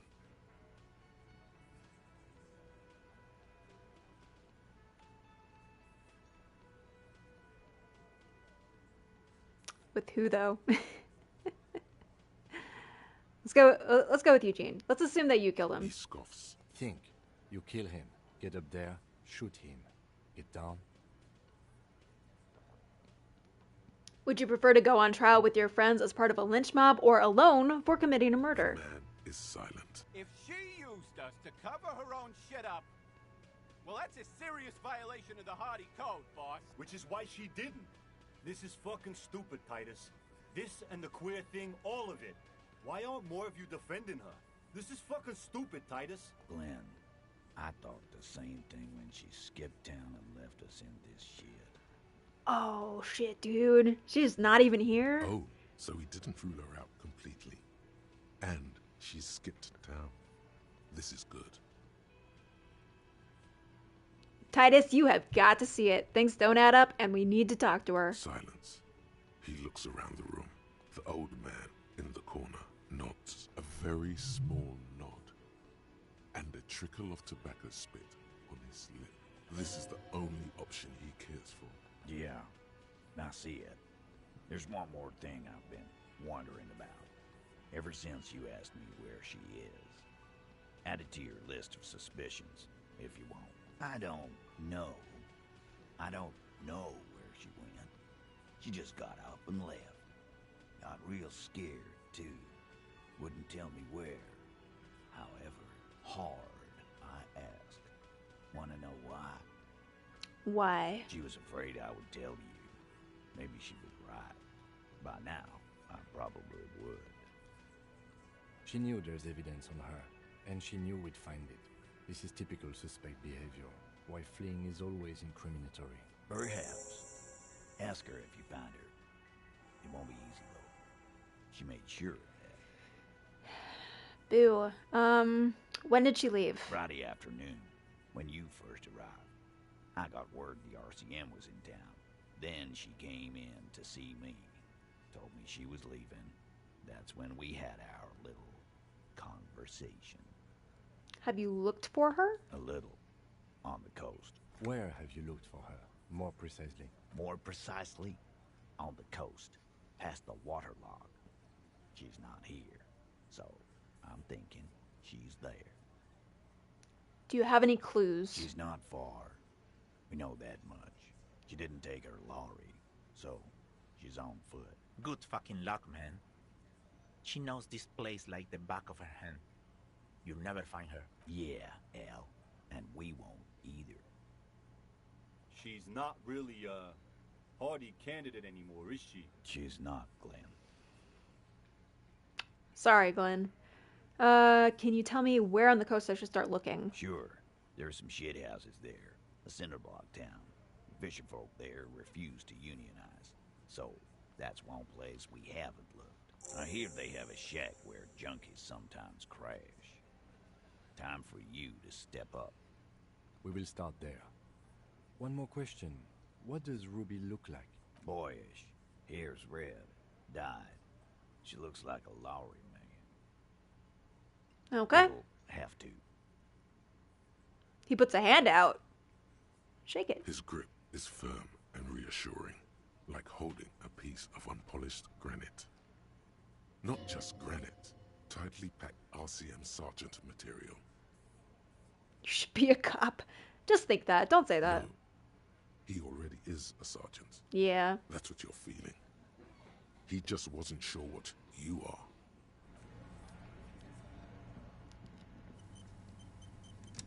Gee dang, y'all. We got a lead. You think you have a pretty hot suspect right now, don't you? Yeah. That Ruby of yours. And? Notice how it came together without casting too much suspicion on Clausia. It was nice and Ruby-centric in the end. Right. Anything struck you a bit off about this mishmash?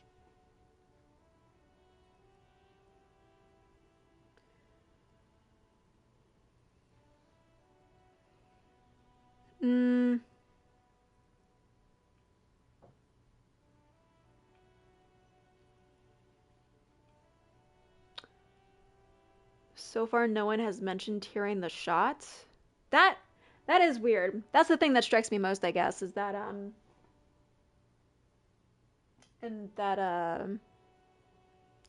if it came from the top of the building, I feel like somebody would have heard that. Notice how this hasn't come up at all. Even Hardy and his boys didn't mention it. Neither did you. Yeah. So, the bullet, I mean, it still could have come from the coast. Absolutely. It could have come from anywhere, but you're suddenly so certain it came from the roof behind the window. Detectiving is so hard. Are any of the other things important? Where would they have gotten ammunition for an antique gun? True. Strange how you conducted the whole advanced ballistics analysis and then hand-waved it. Good point. It is rather rare these days, but do continue. And the footprints didn't fit the odd sole prints on the crime scene. But she could have just changed shoes. No, they didn't. Okay.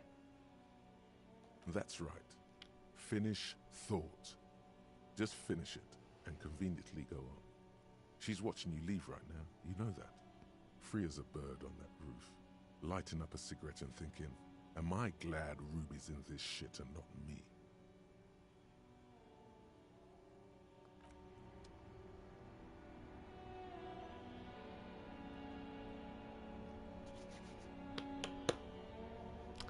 I don't know, man. There's definitely some discrepancies. I feel like either way we'll get more answers if we find Ruby.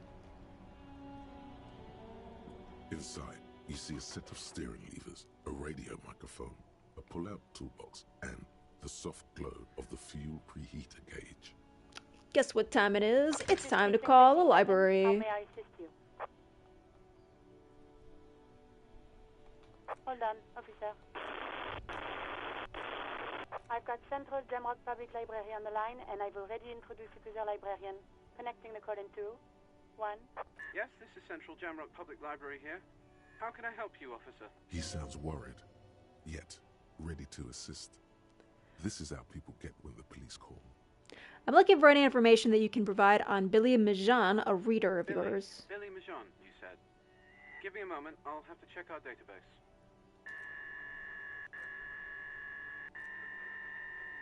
On Moreau Drive in central Jamrock, in a darkened hall lit by orange desk lamps, far away from the noise outside, a middle-aged man taps commands into an old radio computer. A printout falls on the desk. Behind him, a lonely reader scours some dusty bookshelves, looking for a paperback. Yes, hello. Are you still there? I found Billy Majan's home address. Is that all right? No phone number, unfortunately. Yeah, that's fine. Here we go, sir. Rue de Saint-Ghislain, 33B, apartment number 20. It's in Martinez, I believe. Cape Side Apartments, it says. Oh, shit. That's all. That's where the smoker on the balcony lives, isn't it? Whoa, that's... But not the same apartment, is it? Okay, and you have no other information. It says here that they returned their last book just a few days ago, but I wasn't at work that day. Do you know somebody who was? Marie? Marie? Do you remember a reader named Billy Majan? They returned a Tybalt book the other day. Yes, it was my colleague Marie. She said that it was Billy's husband who returned the book. He also asked for this new sci-fi release, Lowe's Radio City 87, but we don't have it yet.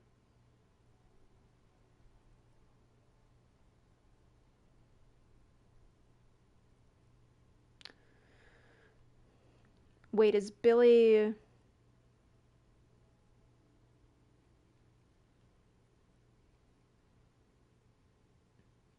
Is Billy a woman, or is it just a same-sex couple? Marie knows Billy. She's been working here longer than me.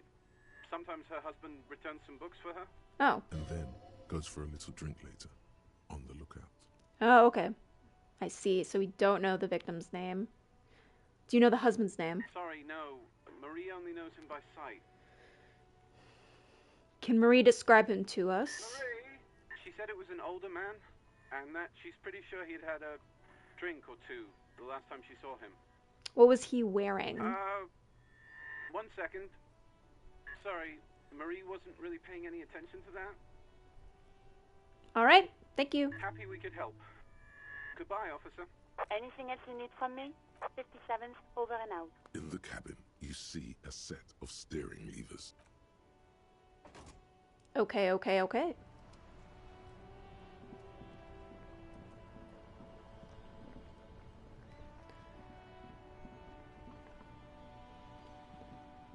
Come on, make it up.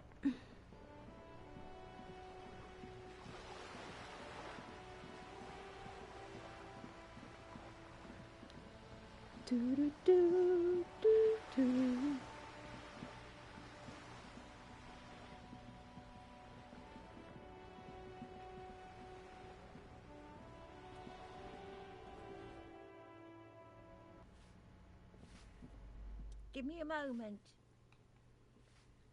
I'm looking for Billy Majan. Do you know where she lives? It's about Victor, isn't it?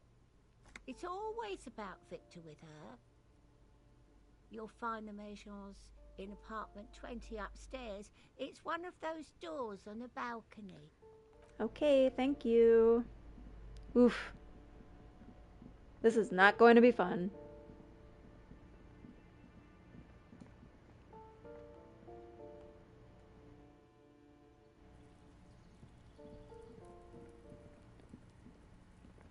Number 20. This is the smoker's apartment. This door is made of metal. And That's 28. Is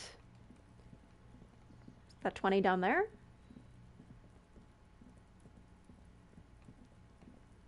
a weathered brown door. Yeah. The number reads 20. Something smells good. Soup allongio. The lieutenant motions to you to go ahead and knock. This is the door. You already know it's the right door. This is going to be so hard. This is gonna suck, guys. Don't knock. Just leave. You don't need this. You don't need to sad it up.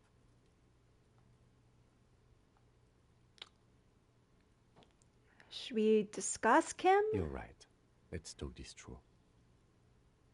You hear light footsteps passing by the door and some folk music playing. We have our first preliminary identification. In all likelihood, the deceased is the husband of Billy Méjean. We need to confirm this, as well as deliver the death notification to Billy herself. Now, delivering a death notification is never an easy task. There's a reason why it's often called the most stressful part of our job. This is why it's usually done in pairs. You got this. I'll be monitoring reactions, ready to act if necessary. You better have my back, Kim. I'm counting on you. Do you have any advice? Dad, just don't say that you know how they feel. You don't. Yeah, you're Good right. advice. Good advice. Okay. The lieutenant motions towards the door, Hello? Who is it? and someone turns down the radio.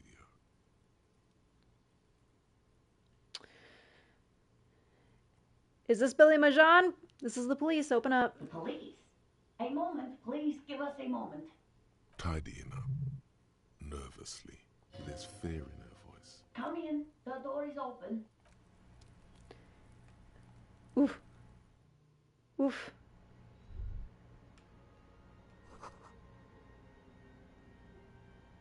Don't run. Be respectful.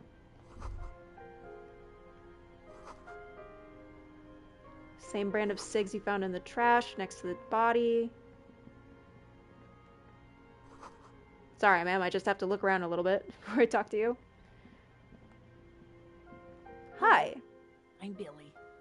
Would you like something to drink? Tea? Lemonade? We're out of coffee. I was supposed to get some tomorrow. The lieutenant has taken off his foggy glasses and is busy cleaning them in his handkerchief for now. You're on your own here. He must feel vulnerable without his glasses.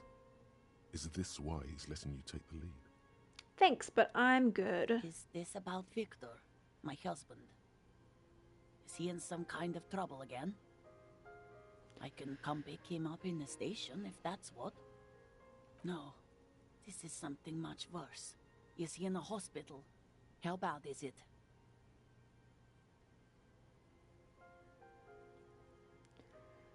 Ooh, please, please let this work.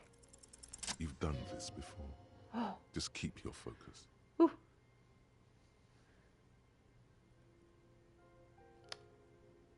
Ma'am, I'm very sorry to say it, but your husband was found dead on the Martinez boardwalk. What did you say? I don't know if I can take this as a person. Great and terrible spike. The blood freezes in her veins. Your husband is dead. I'm very sorry for your loss.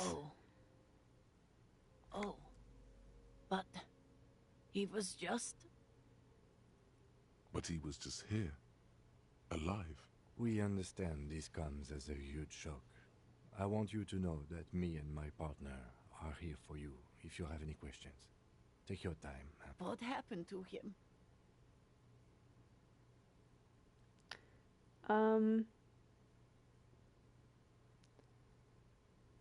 It's still early to say, but at first glance it seems like he slipped and hit his head.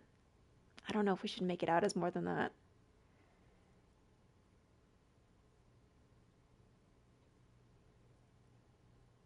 Was he drunk?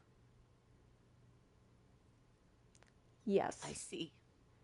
And you just found him there, lying in the cold.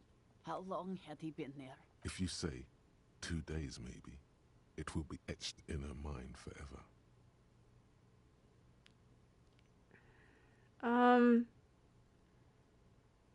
It couldn't have been long. She blinks, eyes welling up with tears, as her hand starts searching for something from the pockets of her dress. Here.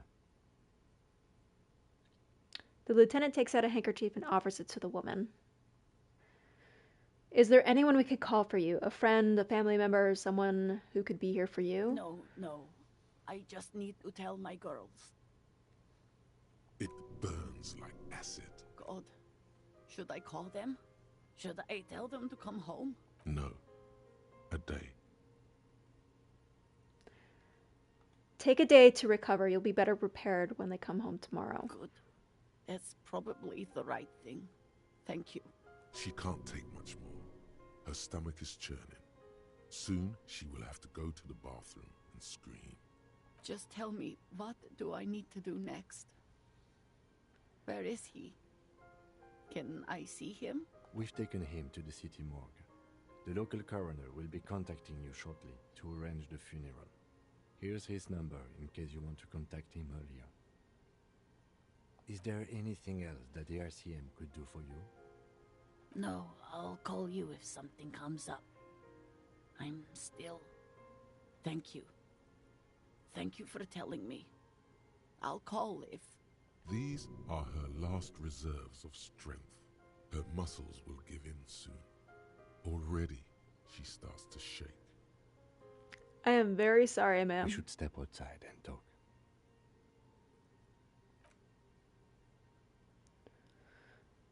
Ooh. Ooh. I could not do a job like that in real life. I am tearing up at a fictional scenario of this. That was hard. That was hard for me. You did well. It was really so sad. It was very well done on the game's part.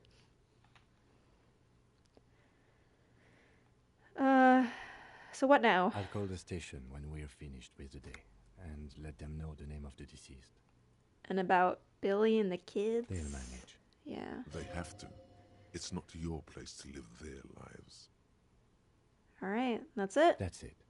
We should get back to our case now that our duty here is done. Right. Let's go. Woo! Okay. I'm gonna take a quick bathroom break to sober up. I'll be back in a couple minutes. Moving on.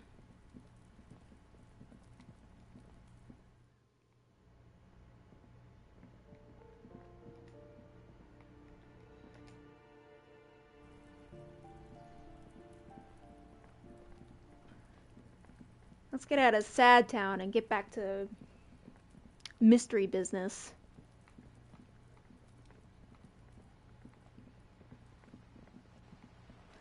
Oh, was there...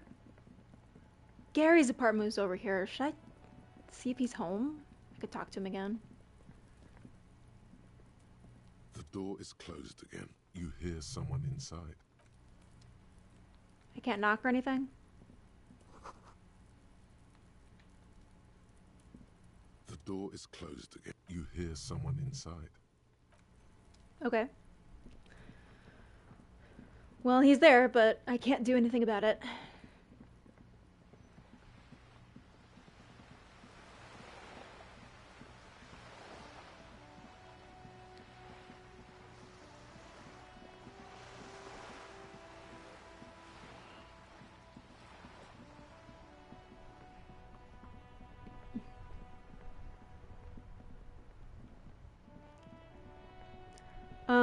Need to make a call. Inside, you see a set of steering levers, a radio microphone, a pull-out toolbox.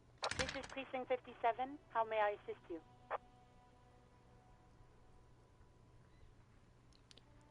Please connect me to 41. Right. 10-4, come in. Fireworker, over. Oh, this isn't where... I just want you to know I found my badge. Be proud of me. 10-4, sir. Glad to hear that. I'll write down that there is no need to issue a new one to use. Feels good to get that off your chest, right? Celebration with beer. Roger that. 10-10, over and out. I thought we were supposed to call in about Billy.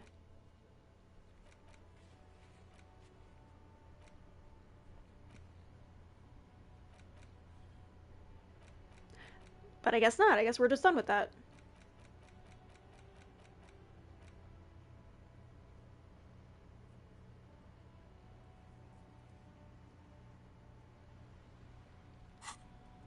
Okay.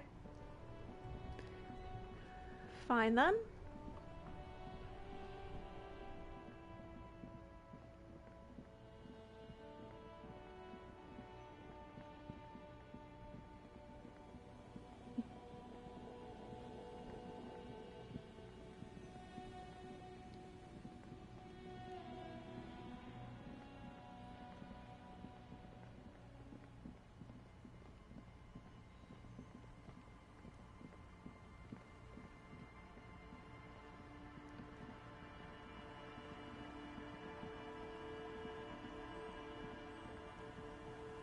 Back to the little hovel. Let's go ask this lady here if she knows anything. The waves are beginning to die down. Look at those little bastards. Simmer down. Simmer down, bastards. Oh? Who? I'm looking for a suspect who might have stayed in this neighborhood. Okay. When did this person stay here? Very recently, over the past few days. She might have arrived on Friday. Oh. I've been out on the sea for most of the past week. The weather's been good for fishing, so I usually start at 4 in the morning. Oh, wow. The life of a fisherman. Yes, that's the optimal time. Got to make the most of the calm. I've been sleeping like a corpse after. The sea really takes its toll. Now I'm just waiting for the wind to settle to get out there again. Couldn't do that either. I grew up in a fishing community, me personally, so I've done that like 4 in the morning, like crack of dawn, find the best fishing spot thing, and I hated it. Sorry I couldn't help you out. Maybe I can help you find someone else. Well, how can Thank I you, though. assist you then, officer?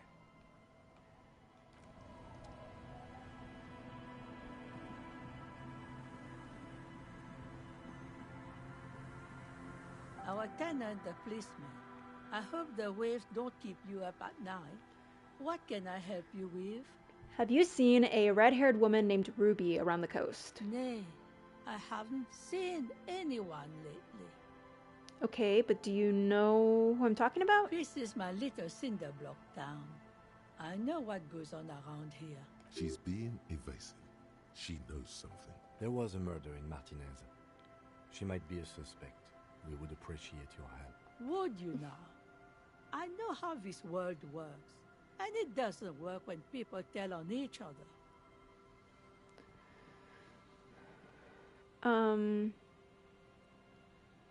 You know something, we're just here to help. Aye, that you are, Dark Omen. Help yourselves and your organization. Help the storm clouds gather on the horizon. Enough of this. She better start talking right now.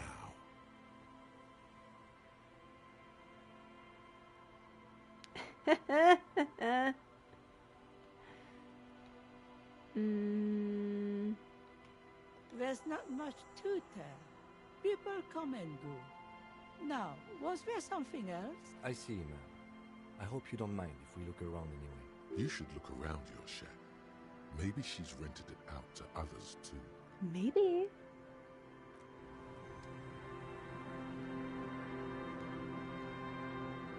Let me take a little peeks in here. Underneath the floorboard. As you look at the floorboards in this corner of the shack, it's clear one of them isn't quite level with the others. Hollow space underneath the floorboards is dark and damp. You can barely make out the mixture of sand and sawdust below. You stick your hand in and start combing through the sand. Dry, not like outside. Fine dust. And then something hard wrapped in paper. A small cylindrical object. You pull it out. A bullet. A bullet, huh? Interesting. The floorboard doesn't care. But maybe the washerwoman does. You have enough to confront her with. It's extra ammunition. She's locked and loaded, ready to fight some cops. Holding the bullet, you get the feeling this isn't ammunition against you. It's for herself. It's both, baby. We're hot on the case. We're hot on the trail. Where's the bullet? Where's it at?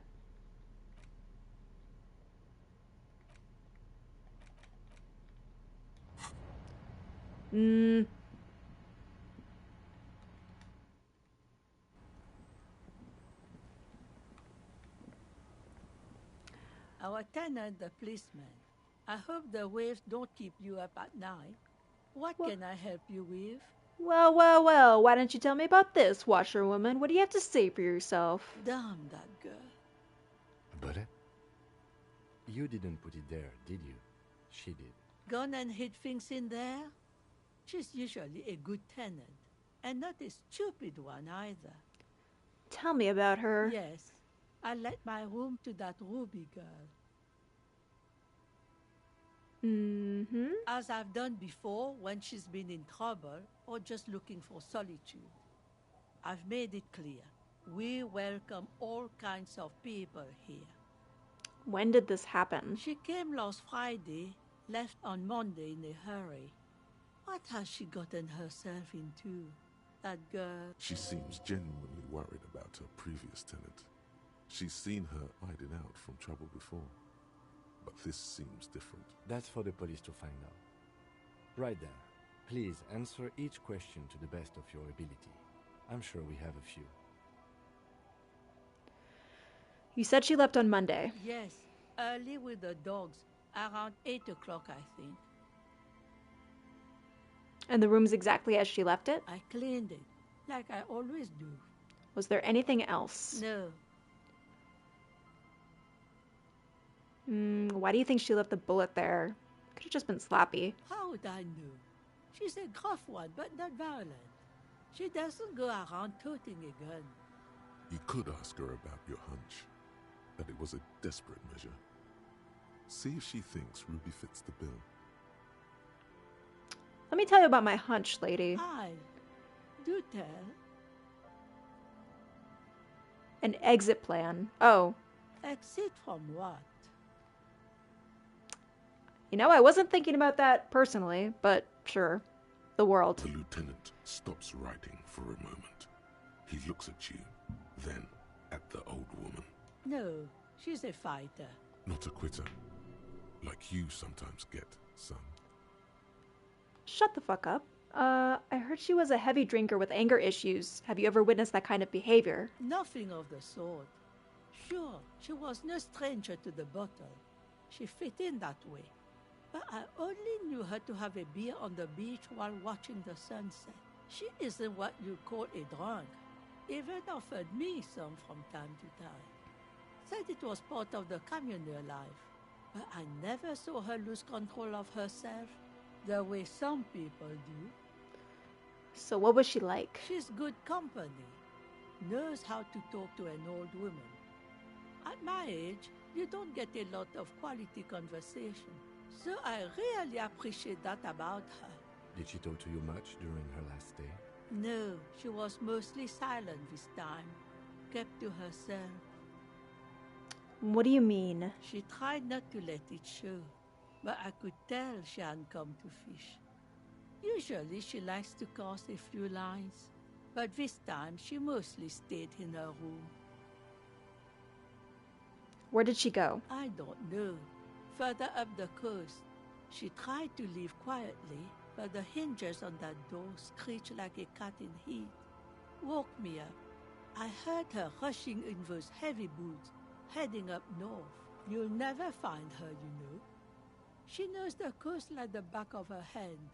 You only just arrived. I wouldn't worry about that, man. We are persistent. This is a cool moment. It needs a cool thing to be said.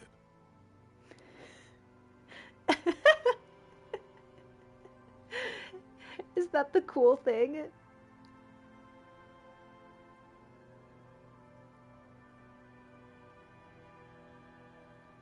Sure.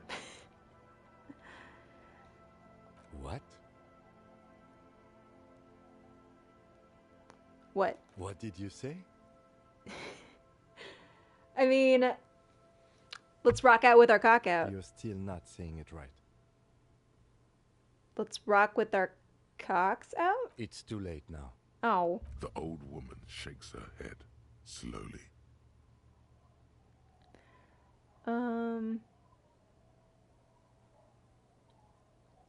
Further up the coast we go then. Are you sure you would rather stay here? Get a nice cozy fire going in the heater? Seems like a better idea to me. The Feld electric mural. You feel like you should go look at it again. Step closer this time. Okay. I don't know why, but okay. I'll do that. One thing, officer. If you do find her, please go easy on her. She really means it. It's an honest plea. She's a good girl. Whatever she's gotten herself mixed up in.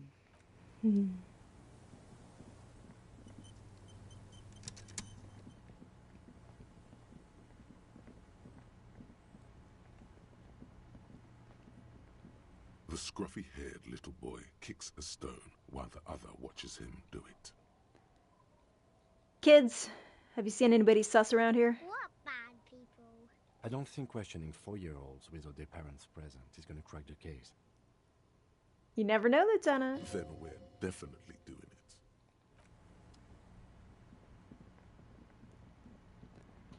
There was an empty shack around here.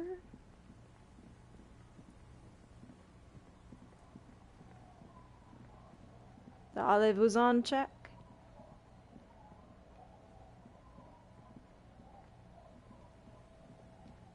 This just had the chair and the bow tie, right? Yeah. This was nothing.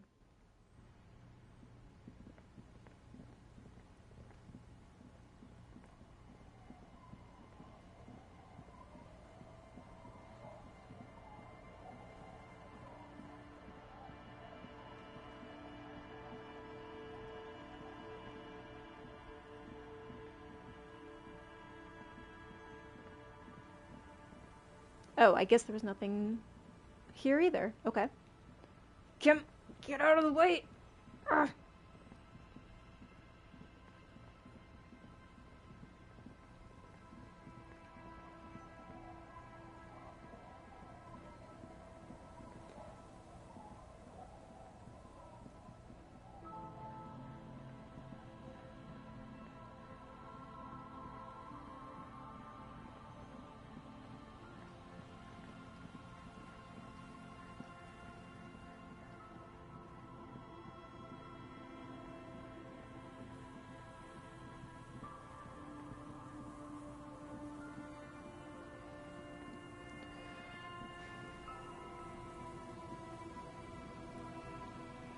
I guess my question is if Ruby wasn't the one who shot the dude, then why is she clearly hiding out from the police? You see a once bright mural towering above you. The signage has peeled off over the years, but you can still make out Feld Electrical R&D. Like maybe she's running because of the drug trafficking thing and she just doesn't know. No, but she knows that the murder took place. I don't know. The gunshot thing is really throwing me for a loop. A slogan used to intertwine with the loops a long time ago. Now, only a shadow of peeled letters remains.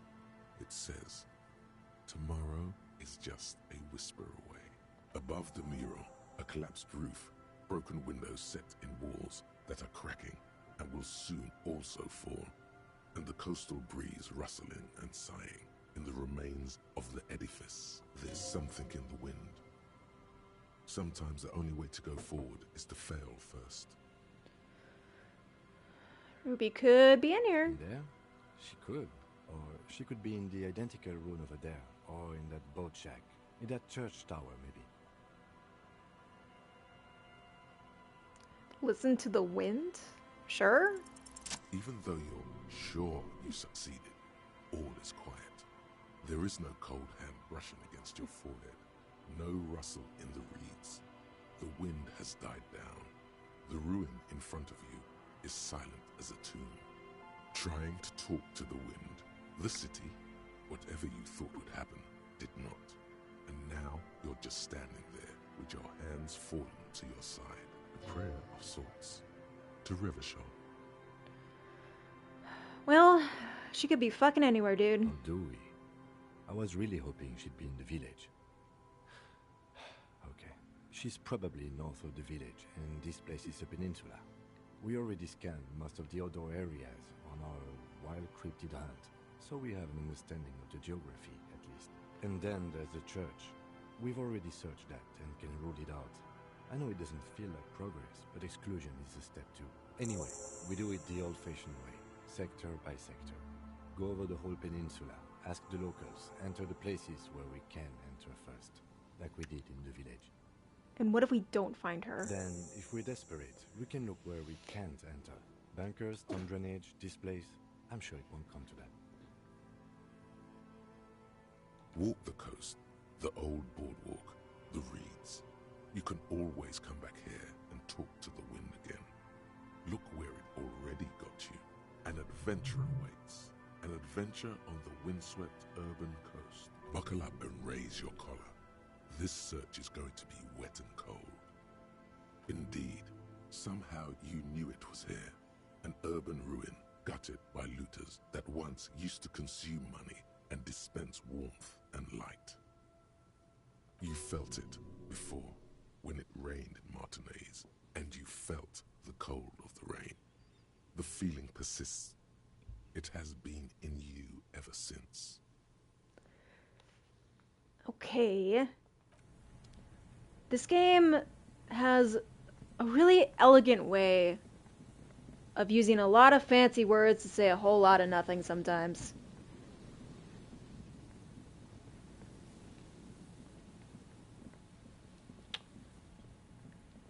If I were a ruby, where would I be? We're looking for a ruby. We're also looking for the Sunday friend, too. Both of them are kind of hiding out here, I think. Somewhere, somehow.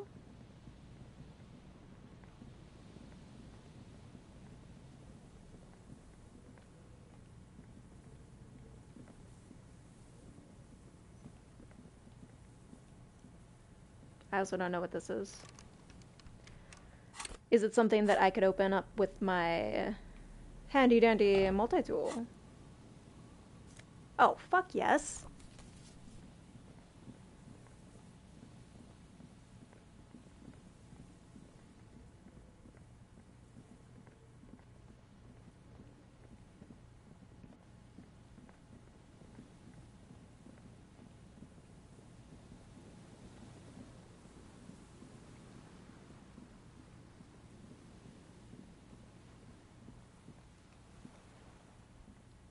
An old door, worn by elements, guards the depot. The wind has blown a sand dune in front of it. The door hasn't been opened in a long while. You see a handle. Could the structure have been used to take a shot? From here to the wiling? I can't see how. The church is in the way. Yeah, you right. You right.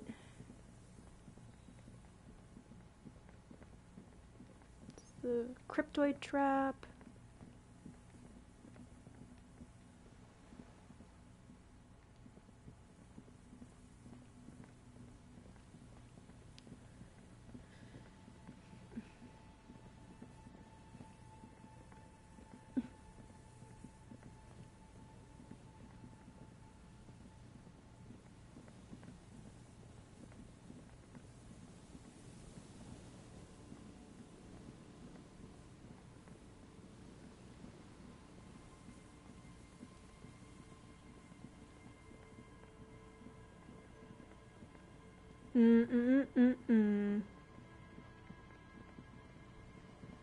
Maybe over here?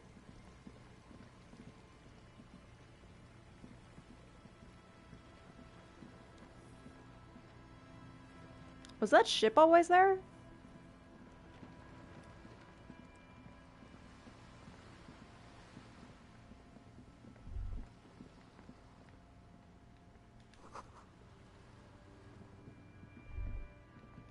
see that seagull up there? Remind you of anybody? Kim? What? Kim? No, it's you. You. You and the seagull are just alike. Why would you say that? Think about the seagull's story. It's one of endurance and adaptation. The seaside was paradise once. They were birds of that paradise. Then their paradise became Shit City. And what did they do? They became urban survivors, eating burgers out of trash cans, killing and eating pigeons. No time for that sentimental bullshit. They're hustlers, getting shit done. They're one pair of track pants away from gangsters, just like you.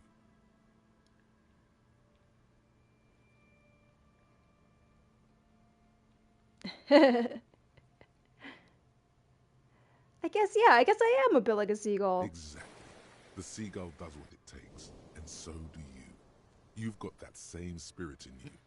When the time comes, you push yourself. Oh. What's happening?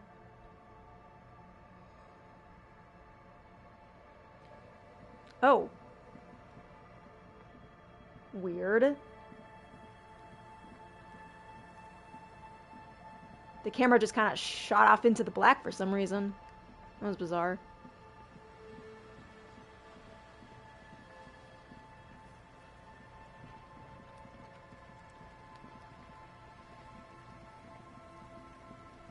Let me check out that boat, I guess.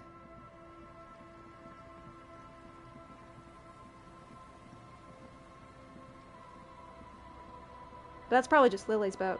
I don't know. Do any fellow detectives in the chat have an idea of where I need to go? Because I really don't want to waste a bunch of time just bumbling around. I feel a little lost.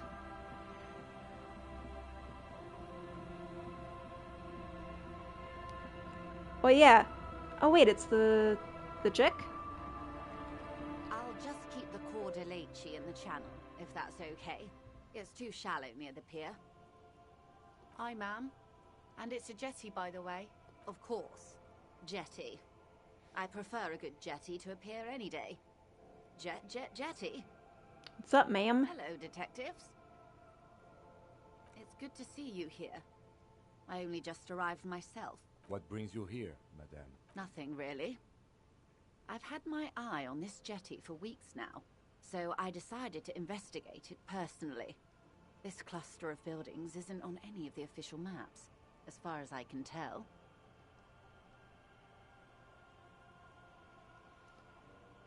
Could be more to find at the Feld electrical sign? Alright, we'll check that out. How do you like it over here? How do I like it? Water drips down eaves of Eternite. The jetty below her feet creaks to the tune. The smell of salt and dog shit in the background. It's pornographically poor. The street has no name. All the men are dead or missing. And is that the carcass of a motor carriage over there? Could be anybody's. I'm surprised that woman hasn't put me to the sword yet. Maybe she will. You should ask your questions while you can. Dark eyes survey the coast leading up to Martinez. Dull grey metal rests in her scabbard. A sword. The wind is too loud for her to hear. Fortunately for you, madame, the RCM is on the scene. Real men, real politics, real thoughts in your head.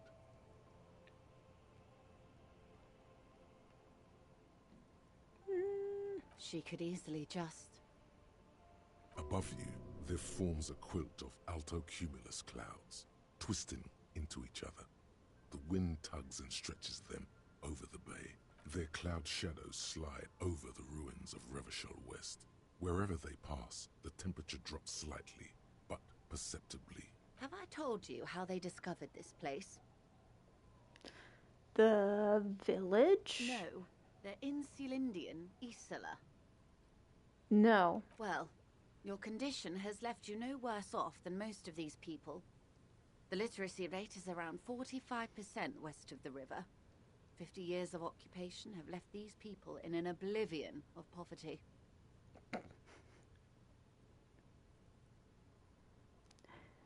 45% is around where I operate. Things get better, though. I knew you would sympathize. Most Revacholians will never know what this place means. Our home. This island of matter. Or why they were ferried over in the first place. Remind me to tell you one day. For now, how can I assist you in this new location? It was good to see you. Godspeed, detectives. Thank you, ma'am.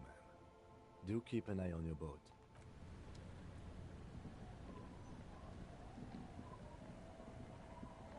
All right. Back to the sign. Let's see if we missed something there.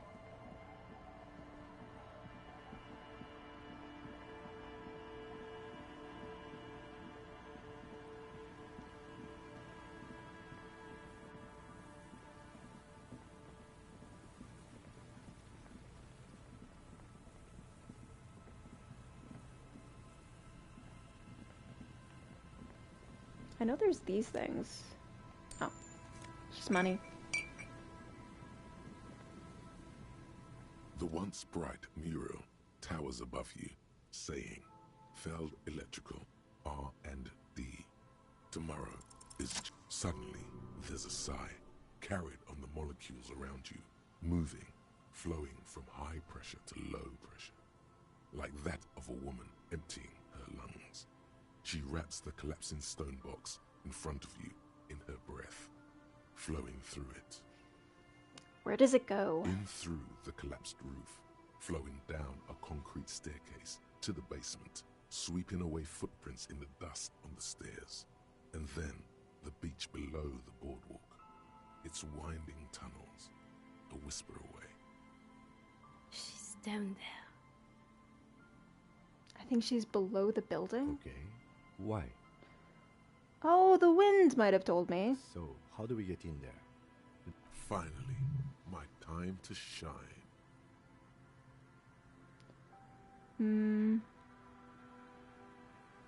There's a ladder. There is a ladder next to the sign.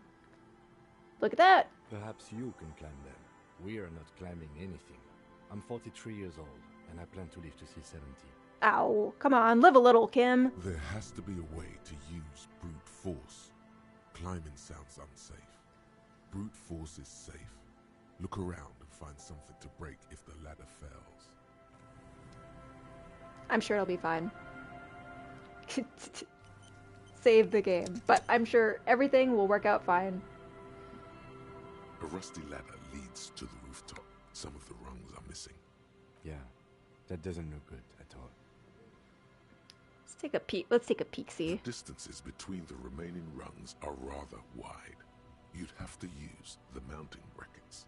However, they seem corroded and the peeling rust is razor sharp.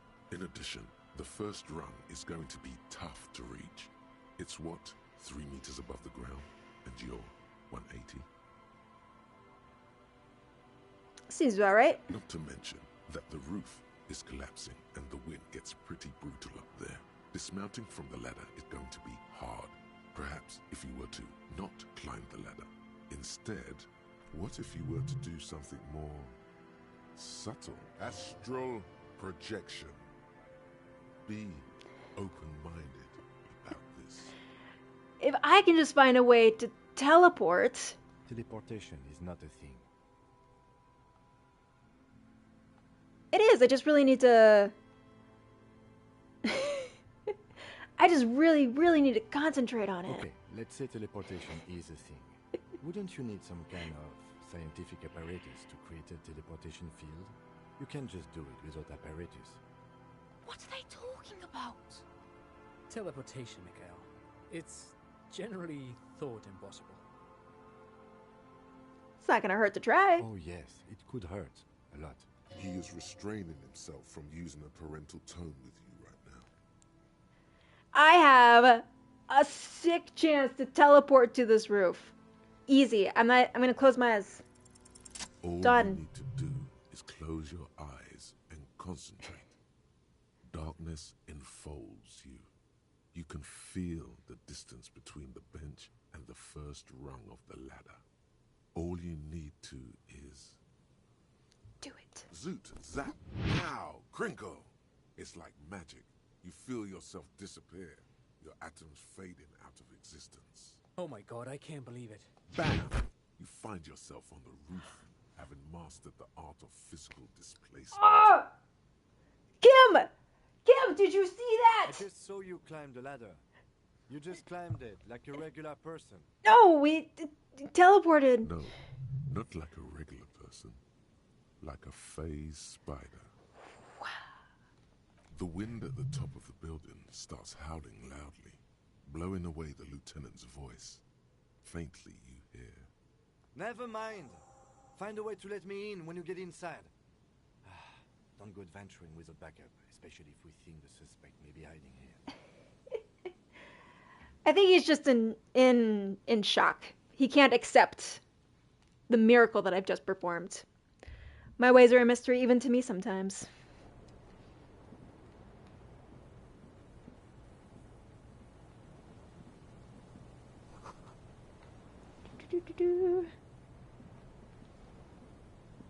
All right, shall we?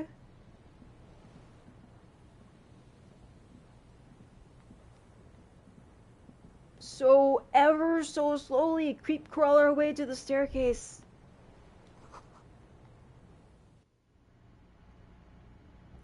Ooh. Dork.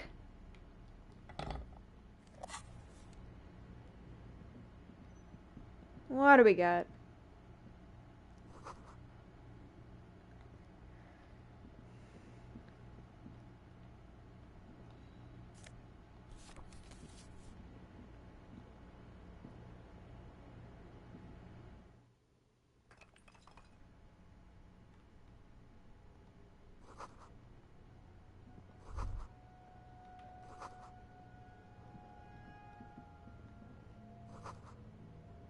Overturned table. I might want to save here. Alright. I trust you, CBI Purgatory. I will save. Full save.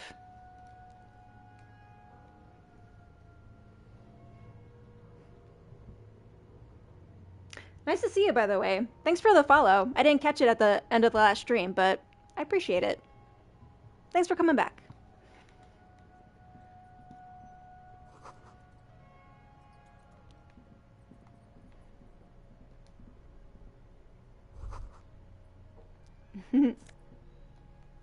Ooh.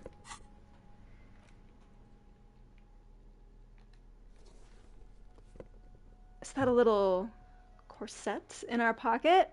Fancy. This isn't just glass.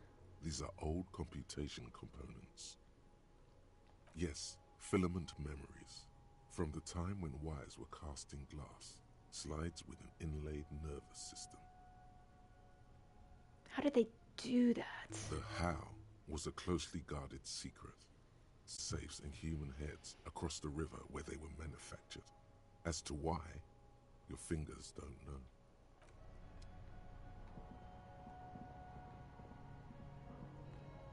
Ah!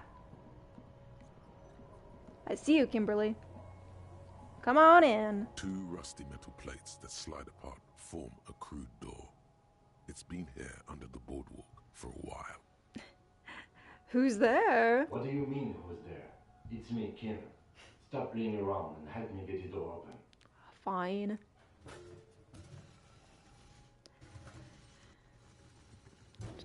The doors seem to be on rails, but they've gotten jammed. You grab a side and put some strength into prying it open. With the help of your partner, the two metal panels slide open with a creak. Huh. I hope no one dangerous heard that. Probably fine. After you climbed up to the roof, you mean? There's Teleported. a maintenance entrance under the boardwalk. It's next to a drain pipe, possibly a storm drain. It was easy to miss before. He's quite proud of himself. Coulda, you know, maybe mention that. At least now we have an exit, so let's get going.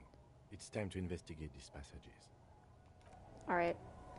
Never have I been more conscious of the fact that I do not have my gun on me. I really wish I had my gun on me.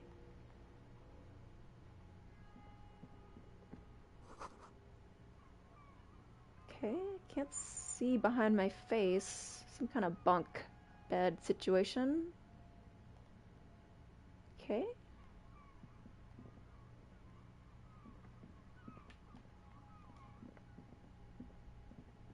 Oh, I see. Sneaky. Very sneaky.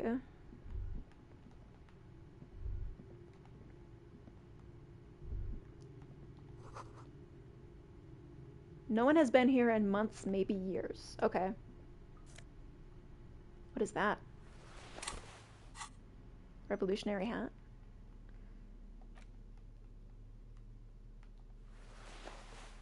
Yeah, that's nice. It kind of sort of hides the absence of mutton chops. Like if you really squint your eyes. So warm. It wraps around your head, and your mind tingles with all manner of socio-economic theory. And Ushanka? Kraz Mazov would have worn this Ushanka. Mazov knew where to cook those thoughts. That's why it bears a Mazovian logo.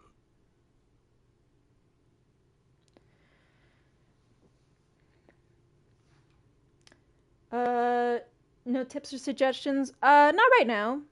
I'm kind of just like letting things happen the way they happen. Glory to the revolution, comrade. Whether you like it or not, but if this hat has made you more if I hit a wall or something, I definitely wouldn't mind some advice.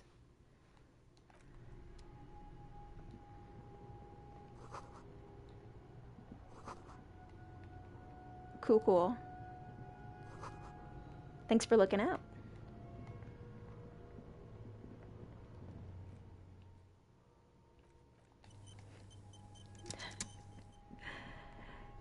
Now you got me paranoid. Just a little bit. Bootprints in the sand. One of the souls appears more worn than the other. Oh. You don't say. You don't say.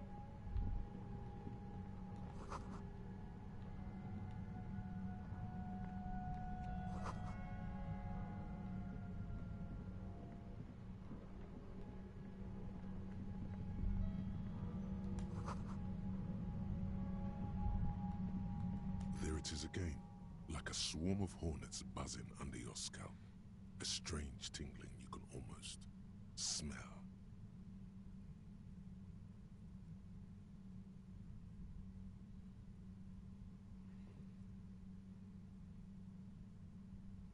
I'm sorry, but also following things are eating me inside. Like you just really like want to say something? Is that what you're saying?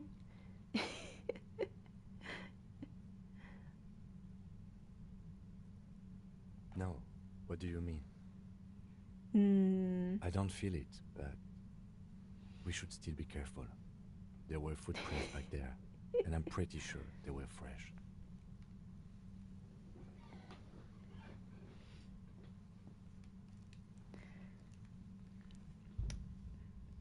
All right. I'll give you a pass, CBI. If you wanna say something, just say it.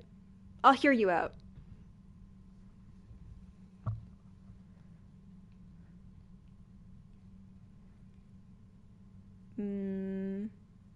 Yeah, we got the odd soul. Looks like our suspect. If she's in here, we need to plan our next step carefully. Once we detain a credible suspect, who knows what the Union and the Wild Pines will do. We'll set in motion events we have no control over. Don't go before getting your gun. Okay, yeah, This is the end game? Really? Like, we're here? That's nuts. Okay. I kind of had a feeling that it was going to be about the gun. Keep calm. Go over the whole situation in detail. So the only thing about that is that we have a lead on that. We have like a meeting set up with the woman who probably bought it. But that's not going to happen until like 10 p.m. tonight. So like if we wait, we have to find a way to pass that time, you know? So what do we do about that?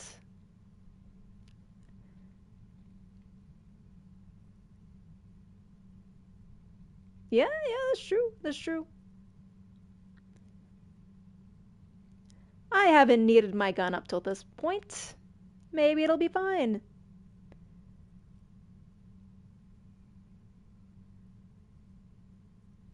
Books pass time. Books? I think I can read? You think that does anything for me? Never thought about it. Go over the whole situation. Oh, I see. I see.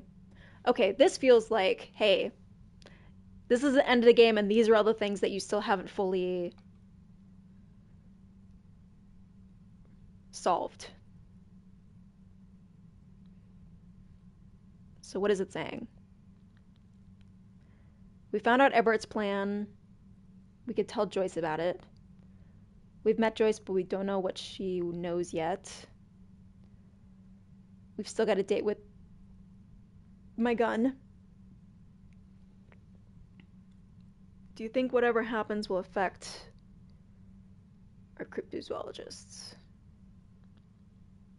Well, we are not responsible for what we can't predict, are we?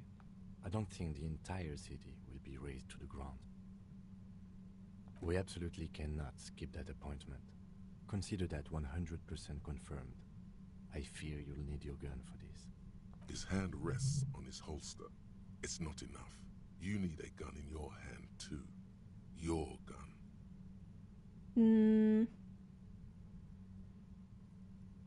I leave that to your judgment. You already know what I think about cross-pollinating information like this. It's dangerous, but... He just can't be sure. Maybe it will yield something useful. We've also met Joyce, but we don't know what she knows. Definitely. I think she knows something about the mercenaries, maybe. And she won't be around if the situation explodes. What do we do about that, though? Because I feel like Ruby is the lady driver, but we can't meet her without ending the game. I think I see a cavern. Maybe more cellars? I think we've been careful enough.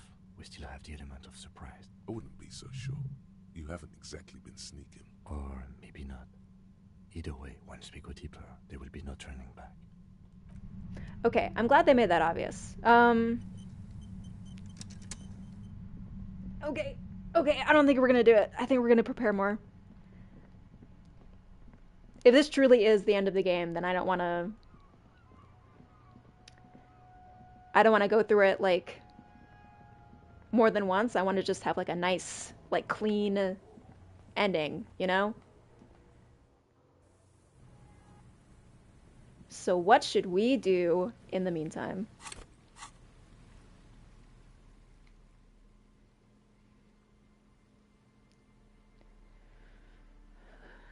We can meet with the lady who has our gun tonight and then go there, like, immediately after. And we just gotta find a way to spend the time until then.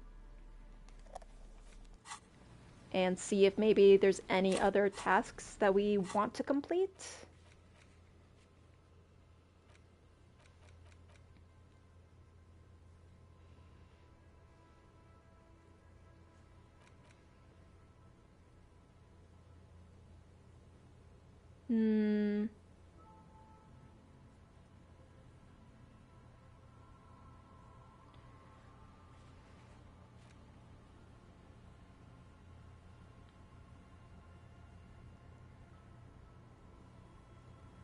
We can't do anything that involves Kuno, unfortunately.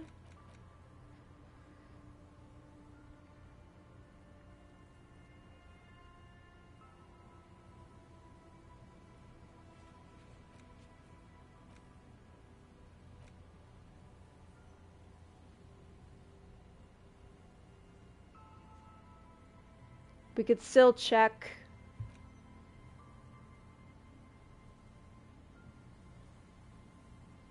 the boardwalk and the island. How do we get to the island, though? Maybe we can borrow Joyce's boat?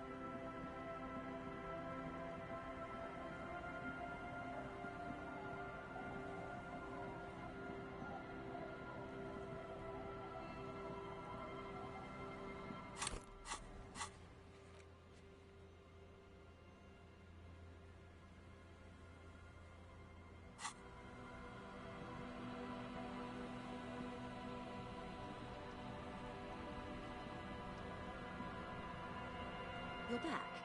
Good. What can I help you with? Is there anything? Word has traveled yet. It appears we are being monitored every step we take, colleague. Did we have any other business here? No.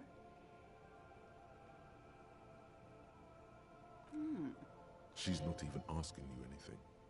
It's so easy to just say.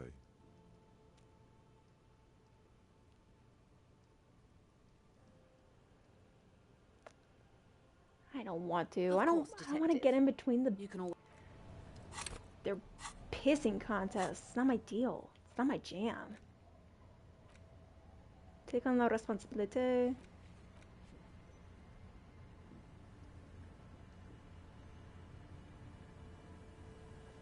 No.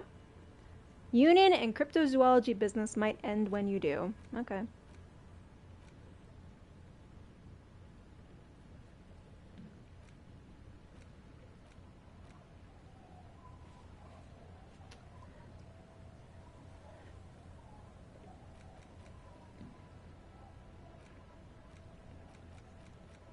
I think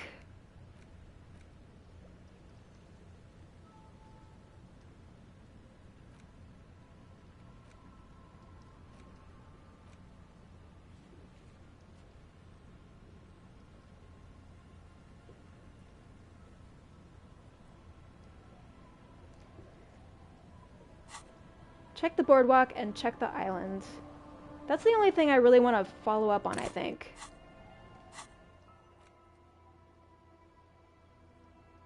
Because if we're confronting Ruby...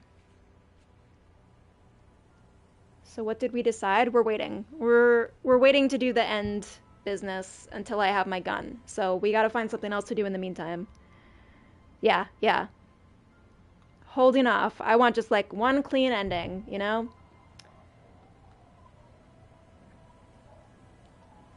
But I think the only lead I want to follow up on is the possible other, like, sniper positions that the bullet could have come from.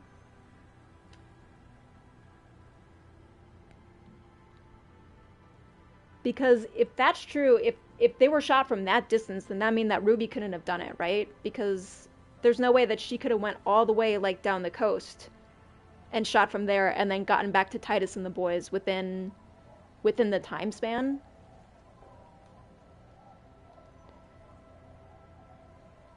And it's weird to me that nobody heard the gunshot.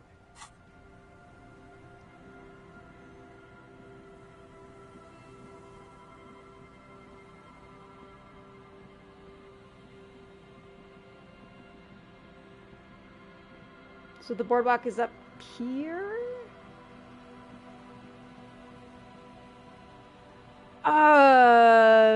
Yeah, you're right.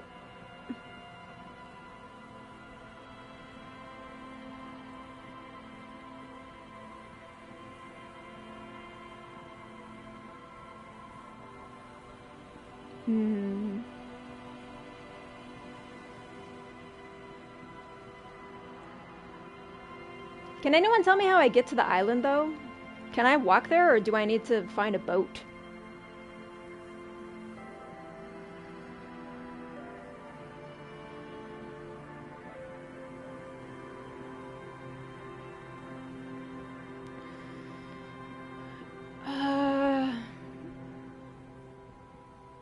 Or maybe I should just accept the fact that with a boat, but you can't right now.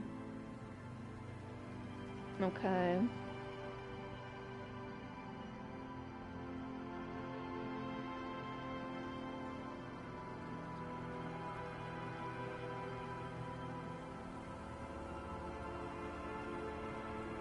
Do I have to get in good with Joyce?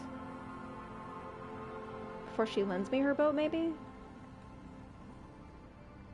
Oh, balls. Ah, man. I think I might just accept the fact that I am not getting all the loose ends in this game.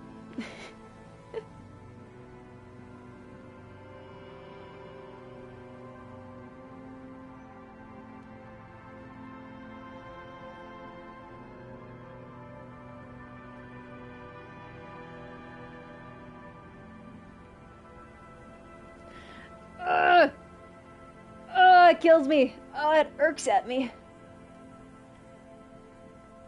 What's that? A slit in the concrete? Oh, that's where we came out?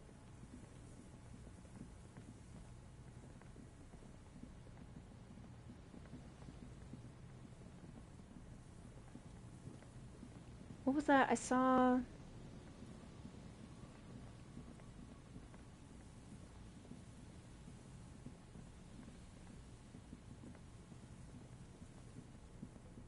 I swear I just saw a thing pop up. I'm not crazy.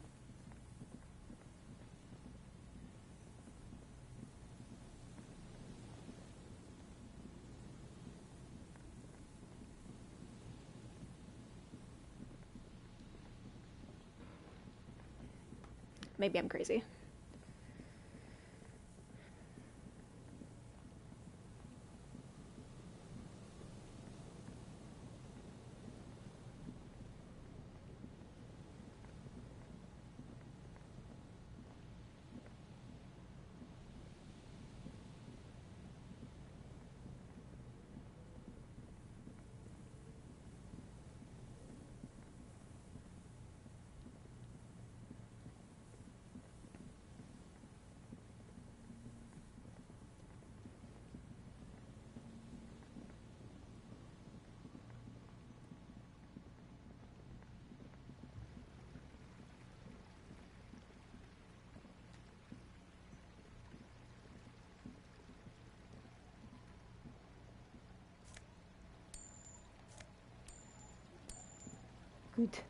Good money.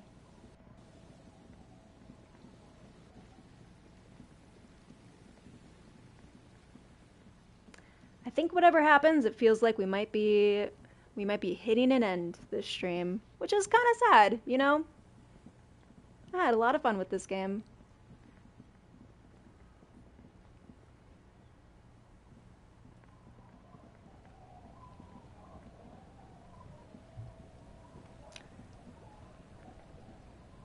Did you find out the dead man's family, the guy who was frozen for 2 days? Yes, we did. We found his wife and told her of his passing. It was very sad. I almost cried. Yeah. Good. Yeah, we did that. What can I help you with?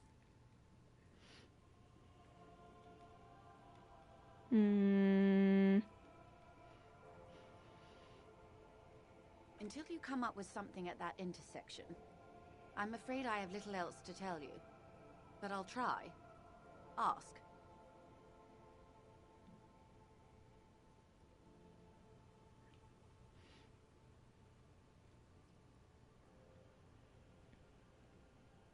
It really was. It was really a well done moment. And just like the gravity of the situation. And for once, our character wasn't a raging douchebag.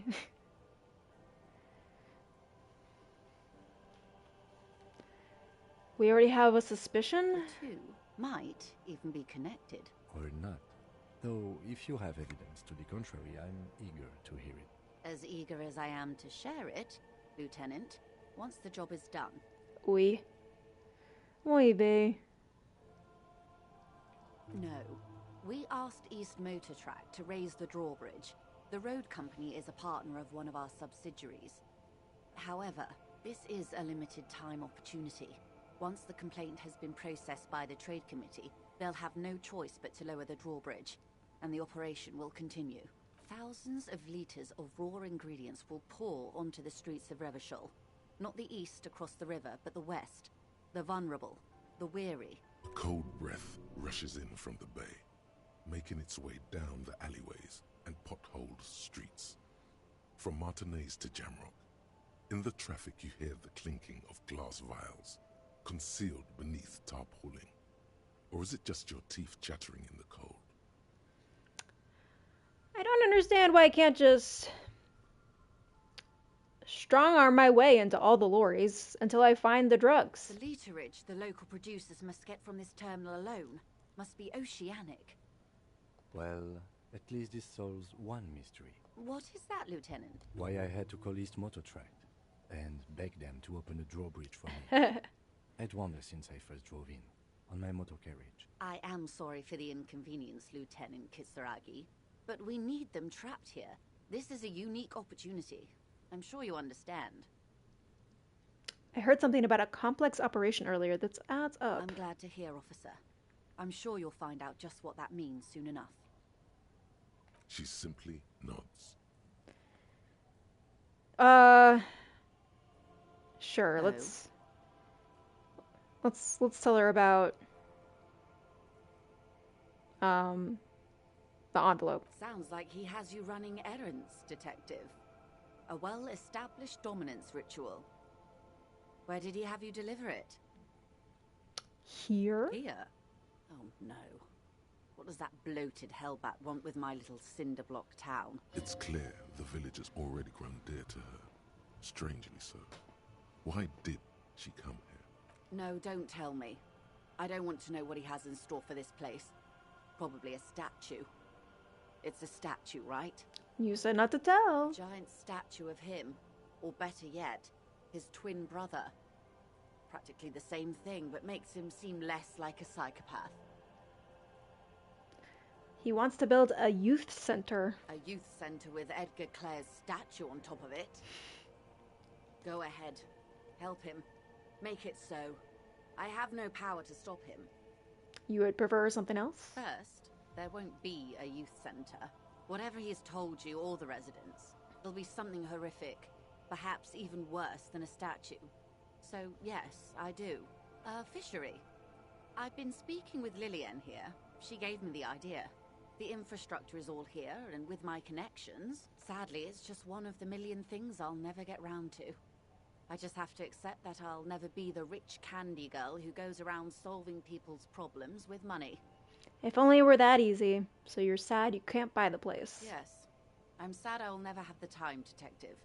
I've always wanted a dilapidating fishing village. She is more defensive about it than usual. Full of ghosts and ancient memories.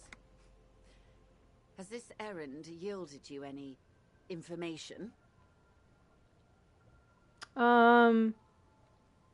Helping me find my gun, maybe? Oh. That's so helpful of him. The lieutenant looks at you, and you can swear his jaw muscle is trembling. Kim is mad at me. Conventional police officers sometimes lose their guns. They then go around and tell people about this to gauge their reactions. It's all part of detecting. Mm-hmm. Incredible. Simply incredible. And how is it going? Has this detecting produced a gun? Not yet. Well, maybe he's not as helpful as you thought then. Is there anything else? Of course, Detective. Nah. You can always drop by later, should something come up. Now, ooh. what else can I do for you? Boat? Well, technically speaking, I'm not on it right now. Not a lot of people on boats. Of course there are. We're on an archipelago. How else are you supposed to get around? Right. Yes, we are. We are on Le Caillou. I haven't seen anyone else drive a souped-up Capri Kenema motor carriage either. Actually, that motor carriage has been specially issued to serve as a patrol and pursuit vehicle. It's for crossing long distances in the greater Ravachol industrial harbor. It's not a toy. Neither is that. A toy, I mean. It's a machine for crossing long distances in the Bay of Revachol, between the city and the islands. She's having a good time arguing against the law. Too good, perhaps. You got a license for that boat, right? Officer, I assure you I'm a highly qualified pleasure craft operator. What's up, Showgame TV? The crowns of her teeth are porcelain, white as the boat's hull as she smiles. Qualified pleasure craft operator. So charming. I just renewed its safety inspection last month, officers. It is completely seaworthy. In fact, it's taken part in not one, but two insulindic regattas. Even finished once. Yeah, let's press her on that. Actually, you don't. Pretty sure I do. It is a little known fact among those who police that the Wayfarer Act specifically denies the RCM the authority to demand anyone's operator license. Oh, that's dumb. How am I supposed to police if they tell me I can't police things? Damn it. About the boat? Have I been bored? No, we're having a great time. Good. Just a little lost. Alright, let's see.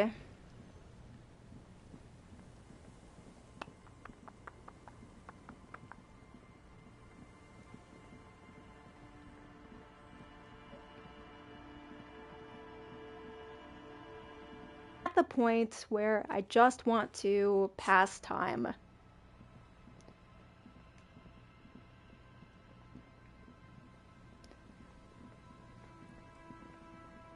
And if I don't get the best ending, well, then maybe that's something we can do another day, you know?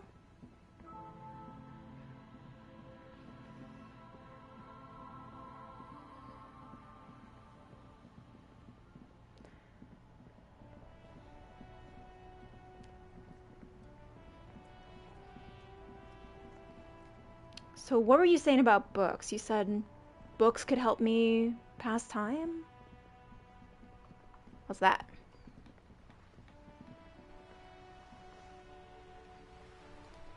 Nope, you're in the way, Kim. There's something down there. Right.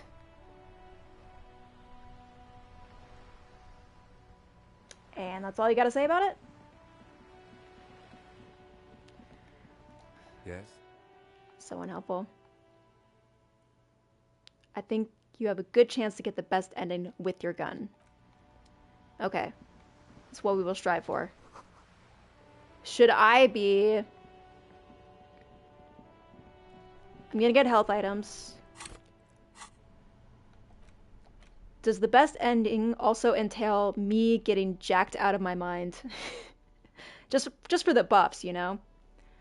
If you read Time Passage, just keep a close eye on it as it can pass quickly. Okay, we will do that.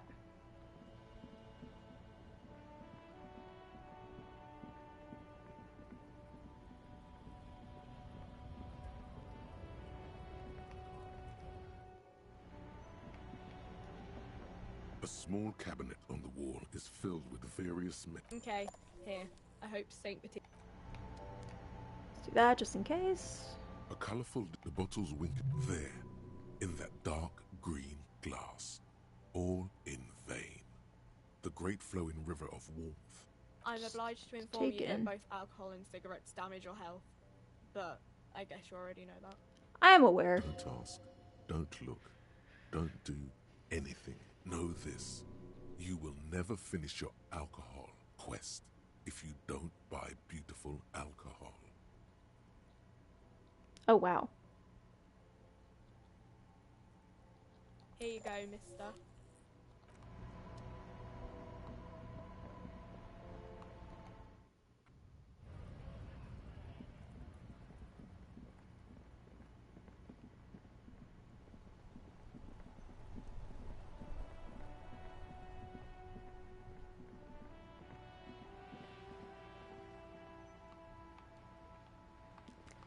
Okay, so books.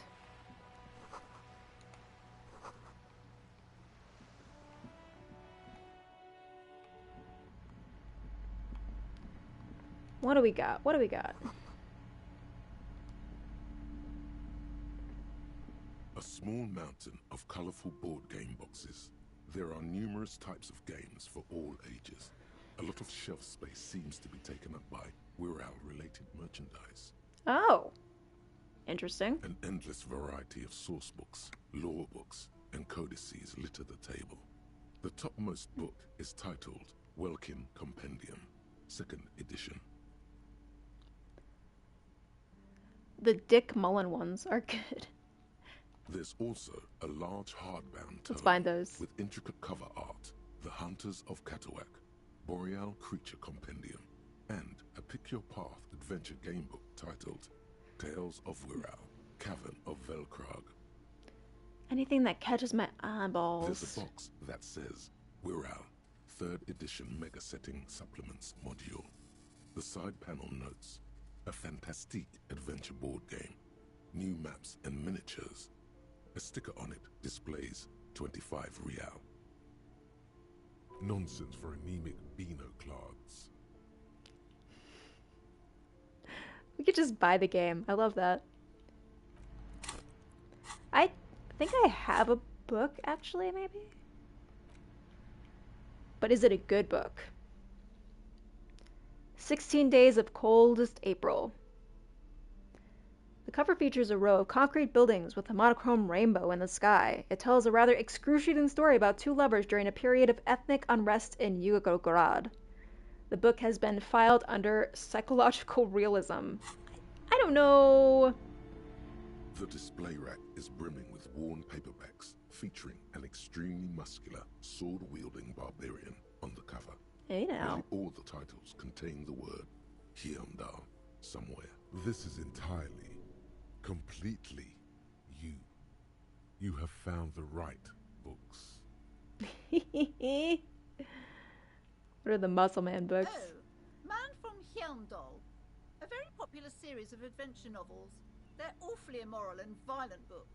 I do like immoral and violent. Blood and violence, scantily clad women, epic narratives, all those mystical things he encounters. What does it matter? They're all the same. However, the customer is always right, they say. You are trash at selling books. If you're a novice of the series, I'd recommend Heimdallaman, the man from Heimdall. It's supposed to be a good introduction to the series. Okay, okay. Take that into consideration.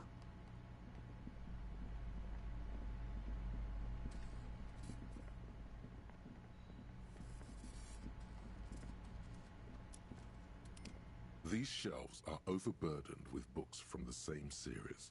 We found the Dick Mullen. Dick Mullen, over and over. A couple of spook novels hide amidst all the detective books. Thrilling tales of spycraft and daring do. Oh, crime, robberies, murders, even sexual crimes. We're fortunate to have Dick Mullen and his stories to sort all that out. You're a police officer, apparently. You should buy all of these. They really do teach a person how to be a proper detective.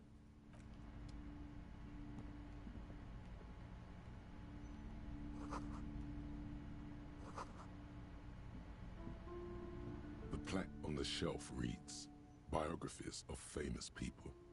You see a large variety of names. I would say The Greatest Innocence. Yes, most certainly. It's an important educational tool, delving into the depths of history, religion, and their relation to inauthentic power. Shelves full of biographies of famous people. This bookstore is not strictly about crime, romance, and biographies of famous people. There's also a wide range of paranatural literature. Amidst the various books, you find one written by someone named Matthias W. Dundas. It's about wholeness, unity, balance. The point of the book, and many others on this shelf, is to give people medicinal advice in situations where they don't have access to paid health services. Various okay. paranatural books. Sounds like useful advice. Alright. Shelves filled to the brim. Crime fiction. These books greatly overstate the excitement of police work, glossing over how long it takes to actually follow up on leads and eliminate dead ends. Furthermore, they have no idea how hard it is to simply remove a body from a tree. It's about the details. It's about the little details, you know? What's more, they completely ignore the psychological hardships of year after year coming into contact with people during the worst days of their lives. Not a single mention of all the stress this work creates upon the officer's family. Detective fiction just doesn't tell the truth at all.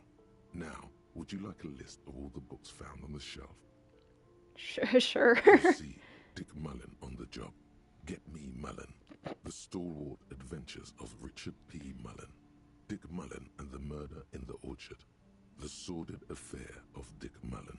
A killing is declared. Dick Mullen in the Murder House. The Final Case of Dick Mullen. An Obvious Lie. Dick Mullen in the Clock Tower. The Ordeals of Dick Mullen. Dauntless Dick. Dick Mullen's funeral pyre. The murder of Dick Mullen. Are there more? Yes, there's also the dame who did it. Farewell, my Mullen. Faking death seems to be a common trope in the Mullen series. The morbid tales of Dick Mullen. A dark tide turns. Tragedy calls for Dick Mullen. Another one with fake death. And, of course, Dick Mullen, the murderer. In order to catch a murderer, Dick Mullen must become the murderer. After all this, you still haven't found the answer to the one question that matters. Who is Dick Mullen? Who is, in an artistic sense, Dick Mullen? Your quick eye notices a small caterpillar crawling across the spine of a book. The title reads, Dick Mullen and the Mistaken Identity. Well, well, well. A worn paperback from Dick Mullen's classic hard-boiled phase. The premise seems to be that Dick Mullen is framed for the murder of his best friend and has just a few days to prove his innocence. Mm-hmm. Could it be the motifs of unstable identities and shocking betrayals? We were Dick Mullen the whole time. Credits roll. Game ends. I'm a complicated guy, you know. Then this is the book for you. All right. We're taking it. Of course. Such violence and immorality. I mean, enjoy. We're taking the Dick Mullen novel. I'm also I'm gonna buy the Muscle Man novel, just for me. Oh, yes, certainly. All right. We good.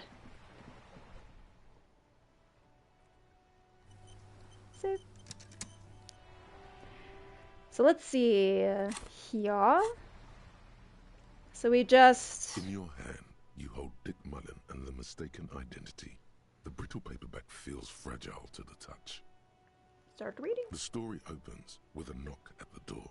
Detective Dick Mullen is greeted by an old friend, Charlie Spillane, who's come to Mullen to ask a favor on this dark and cold night. Spillane needs Mullen to drive him in from Vesper to a small town along the Elysium coast. Despite his friend's apparent agitation, Mullen does as he's asked, then returns home, where he passes out drunk, as he does most nights. An extremely unprofessional and hurtful stereotype that's offensive to all upstanding officers of the law.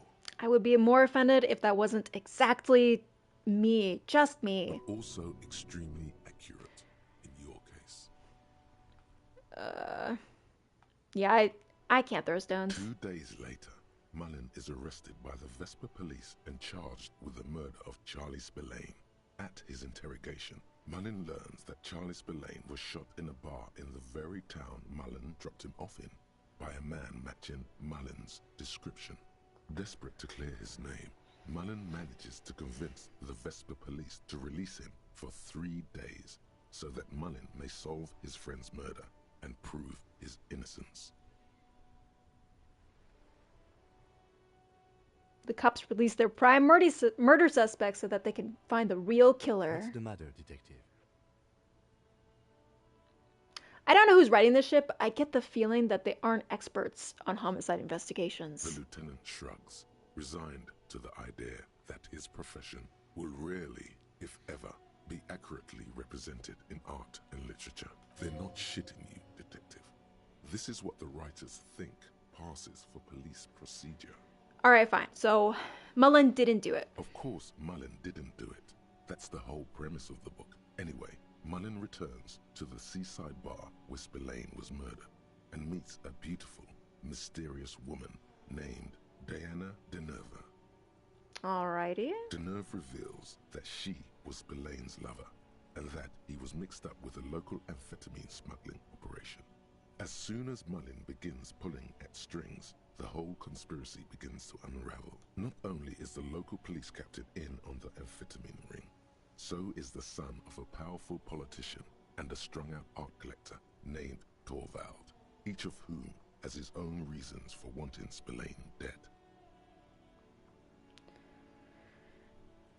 Tell me about the police captain. Outwardly, the old police captain is a real law and order crypto-fascist, a barrel-chested man who's beaten his share of suspects to pulp. But he's also dirty and increasingly paranoid that someone's going to expose his role in the drug ring. He would certainly have the motive and the means, but the captain walks with a noticeable limp from an old war injury. Is it possible that he was able to conceal it long enough to commit the murder? Tell me about the politician's son. A typical privileged twat. In all likelihood, he's just in over his head. He does bear a personal grudge against Spillane, though, a former prosecutor who nearly brought down his father's administration. The kid doesn't exactly have Dick Mullen's manly build, but he is the correct height. And while interrogating him at his home, Mullen did notice a certain overcoat that looks suspiciously like his own. And the art collector? Torvald, the art collector, is a strung-out mess. Frankly, it's hard to imagine him holding a pistol steady enough to actually hit someone, let alone plug them 3 times in the chest the way O'Spillane got did. That said, Torvald, and while interrogating him, Mullen discovers that Torvald was once involved with Deanna Deneuve. Could it be that this is all over a sordid love triangle? Have a good night, Show Game TV. Thanks for joining in. One evening, Deanna Deneuve comes to Mullen's hostel room in tears. The two of them drink half a bottle of vodka, and soon they're seeking comfort in each other's arms. Yes, comfort and pleasure. The warmth of another human's touch. The burning taste of liquor on her full, sweet lips. Well, that testimony won't be admissible any longer.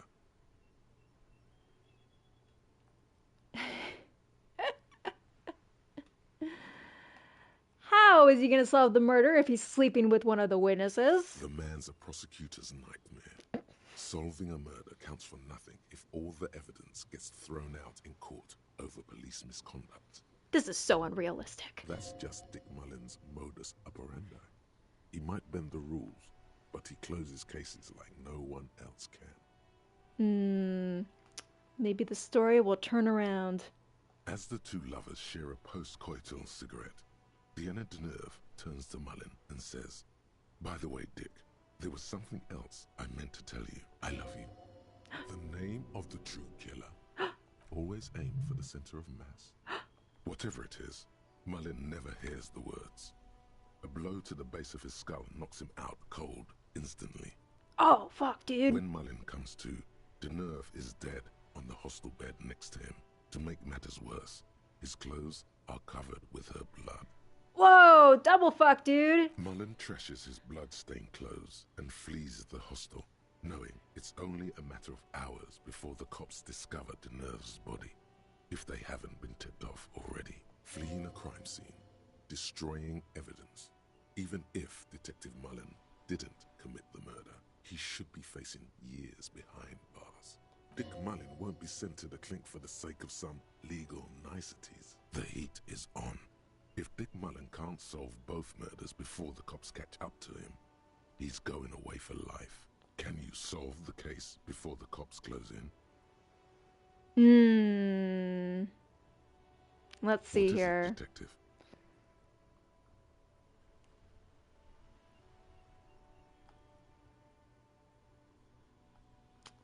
Nah, I don't like these questions. So, who did it, detective? Who killed Charlie Spillane and Deanna Deneuve?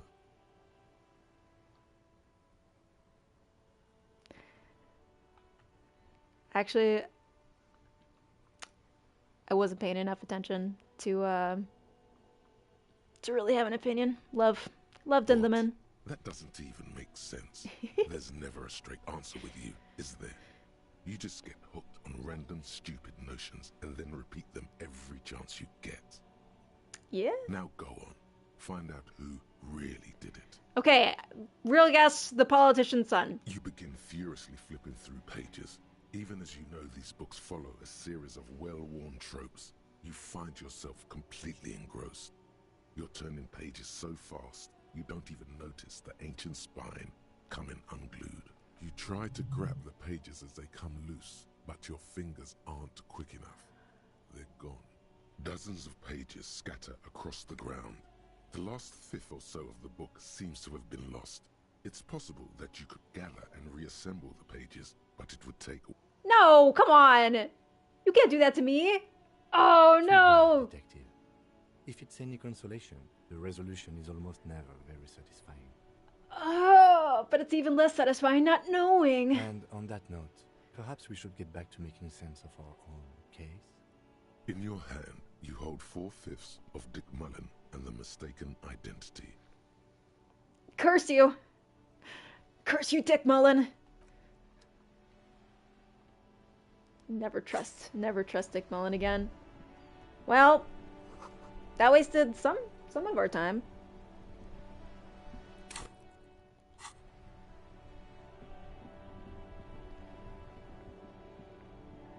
Okay.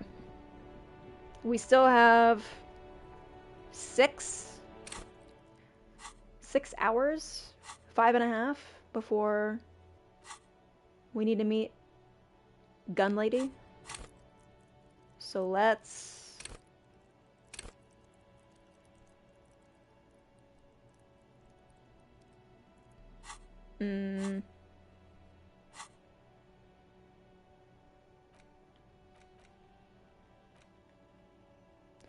Let's do some of these.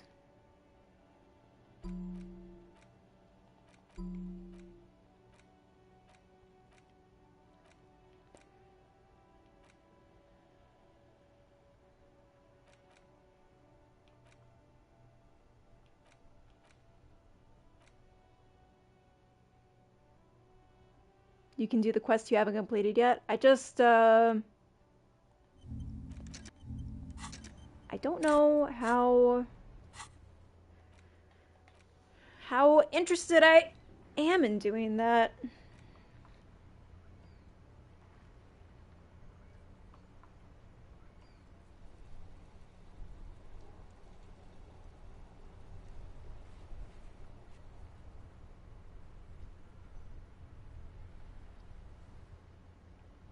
It's just a matter of,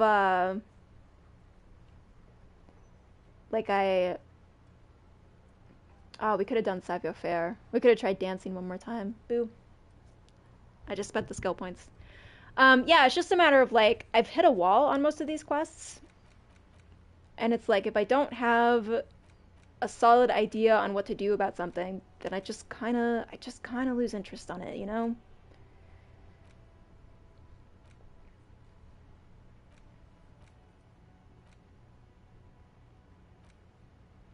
In reality, I would not make a very good detective for many reasons, and that is a big one.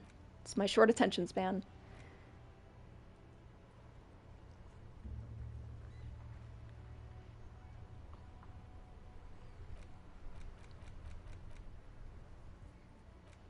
Because that's the end one.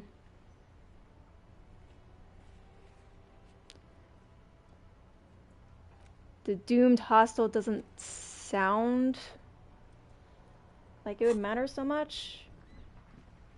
We can do it though. Give Guard a hard time.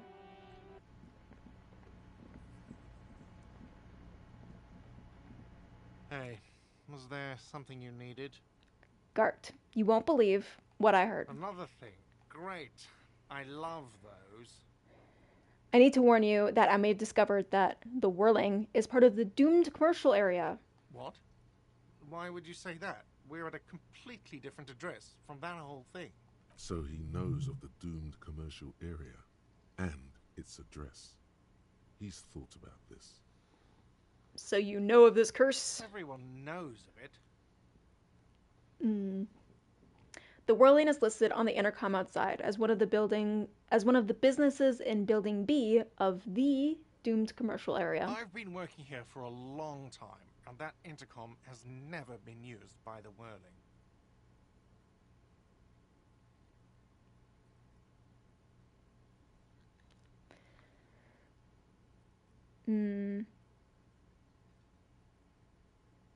And the Whirling was once the East Delta Pinball Arcade, which failed. Does this look like part of a doomed commercial area? This pre-revolutionary tile work? These high ceilings, the nice rooms, well, most of the rooms. For 14 years, man. That's how long I've worked here. I've kept this place up through hail and through sleet. Fuck me, if some doom ghost... He's done a fine job, too. Though he's spoken of the place dismissively before, the hostel is actually very important to him. Who owns this place? Some real estate management company. They never come around here, just collect money from afar. Honestly, I think some money laundering might be involved. There is an acrimonious note. It's clear he's doing the real work around here. You really care about this place, don't you? Yeah. It's slowly growing on me again. It's beautiful in its own way, especially for this neighborhood. I've been trying to keep it that way, even if it is part of the damn doomed commercial area. Yeah, you shouldn't worry about labels. I don't place much stock in the curse and so on, but the label frightens the clientele.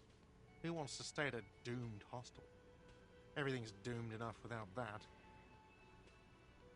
What about the other cafeterias you manage? What about them? One is a basement dive frequented by chain-smoking communists. I can't tell you how sick I am of Kraz Mazov and Ignis Nielsen and all those old ghosts. He's hesitating, not sure if he should share this information with you. Encourage him. And the others? The other is a kebab cart. It's very successful in its way, but it's nothing like the whirling. That sounds good, actually. Luck Alright. has got nothing to do with it. I need to think about where I'm going to place those pinballs. I have a feeling they're going to help. So, if you didn't have anything else to tell me about my establishment, can we, wrap it up? Yes?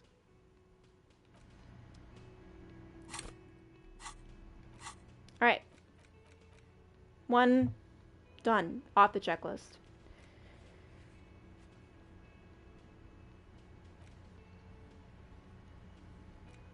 No idea.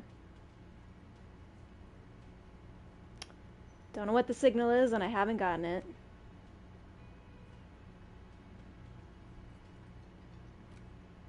No clue. No clue, no clue. Can't talk to Kuno. Don't know who I'd ask.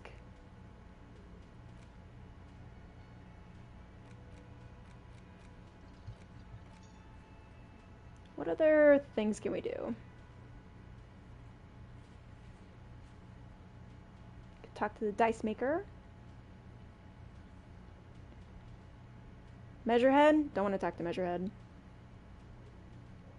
Can ask out Lillian.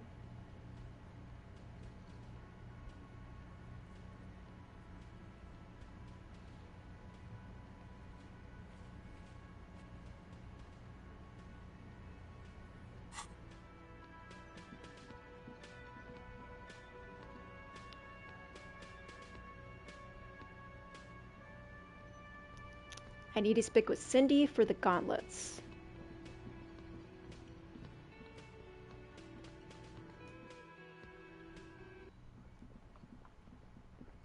Yeah, that's the real question. I feel like I screwed myself out of a few things with the Kuno situation.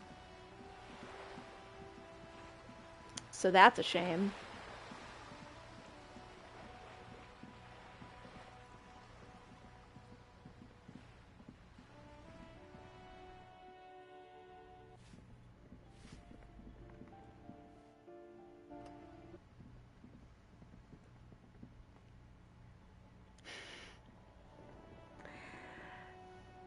Dang it, Kuno! Makes my life hard without even trying. Hello again, officers. Have you come to admire my mural?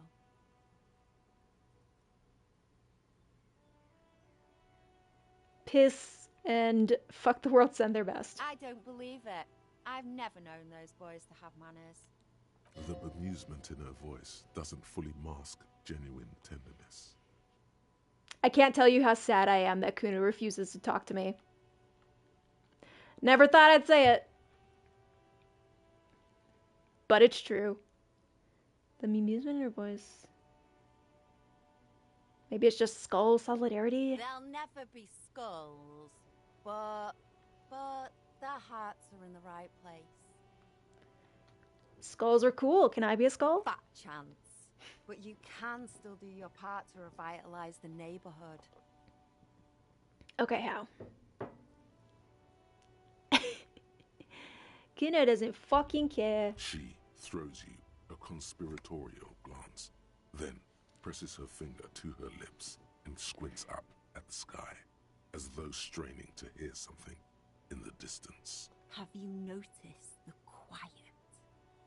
Every so often, you might hear a gunshot pierce the air somewhere in Jamrock.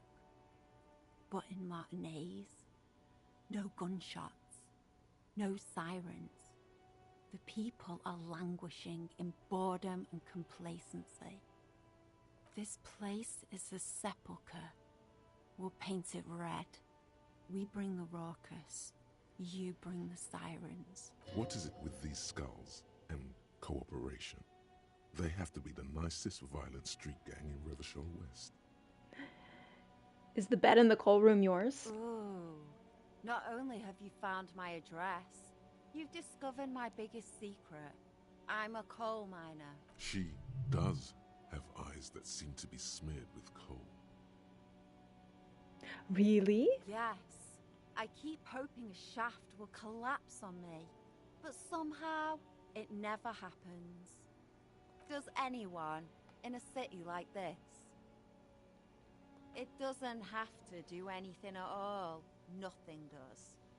Like me. Right now, I'm doing nothing at all. Alright, cool. You're cool. Shoot, Piggy. It's what you do, isn't it? I found some drugs in the coal room. Yours? They just might be. Rough stuff. If you take the ride, you'd be wise to buckle your little pig belly up. We apologize, but we're currently not buying the entrapment you're selling. Please call again later. Thank you. If you're really interested, then I'm sorry. But I don't do anti-radiation drugs anymore, so I don't know where to get them. So where did you get these? From a guy on Buggy Street, Porta Rosa. Go there after midnight, and you can get all kinds of funny things. Veterans of the People's Piles selling their stash. Damn me and my affinity to farm animals, she's probably thinking. She hopes the information is useless.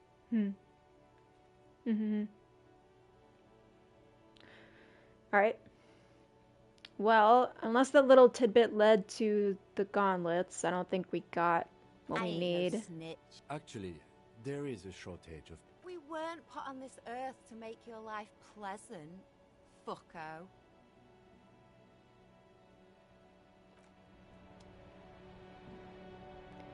Alrighty.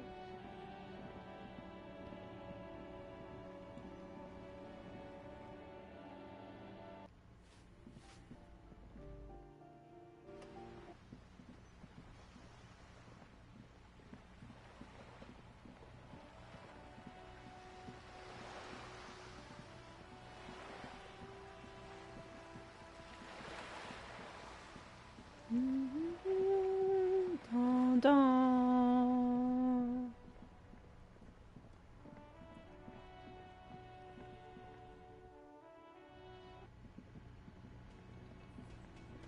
Oi. Hi again, gendarme.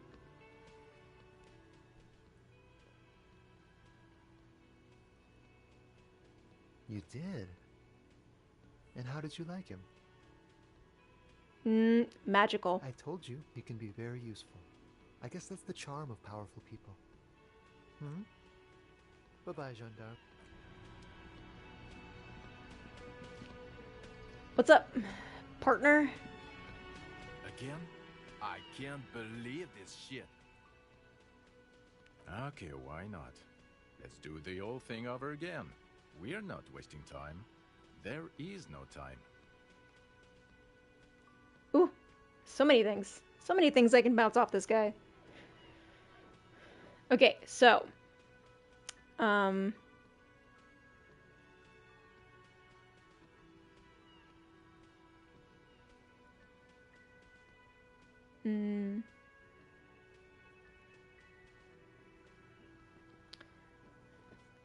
So, the person who was shot and hanged may have been shot by the person who made it look like he was hanged. A cover-up. Well, the author of the cover-up is the perp? Makes sense. Yeah, but what's the motive? You don't have a motive? I don't know. Why are you? Oh my god, there's more. You want something more? What is it? Nothing. Nothing, son.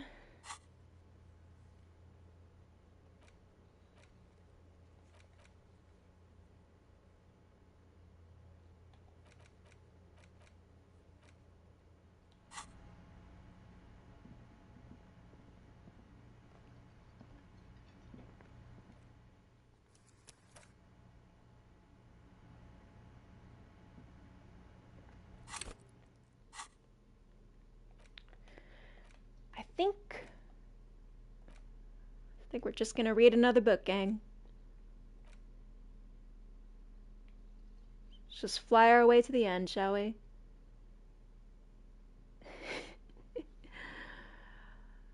The Man from Heimdall. The cover of this tattered paperback features the man from Heimdall standing atop a pile of bloody corpses. His two Zweihanders are crossed over his massive chest in a dramatic X, their blades dripping with gore. Hell yeah. Behind him rise the harsh, snow-capped peaks of his native Northlands. In bold red letters, the title, Heimdaller Man, the man from Heimdall, unfurls like a banner. In the foreground, a nearly nude woman lies spread in supplication, her privates strategically covered by her flowing black hair. These images speak to something burbling deep within you. The primal struggle of a bunch of violent apes just duking it out. The story opens in media res. The man from Heimdall and his band of northern reavers are in the bowels of an ancient temple, surrounded by an army of gibbering whites, led by the deathless necromancer. One by one, the brave Northmen fall to the relentless crush of undead, only to join their number as reanimated corpses. By nightfall, only the man from Heimdall and his blood brother, noble Tyribol, are left standing against the dead horde. It is an honor to die by your side, brother, Tyribol cries, as his battle axe beheads one of their reanimated comrades.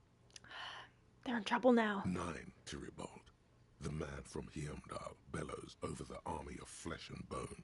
Have courage for the Northlands. For Heimdall.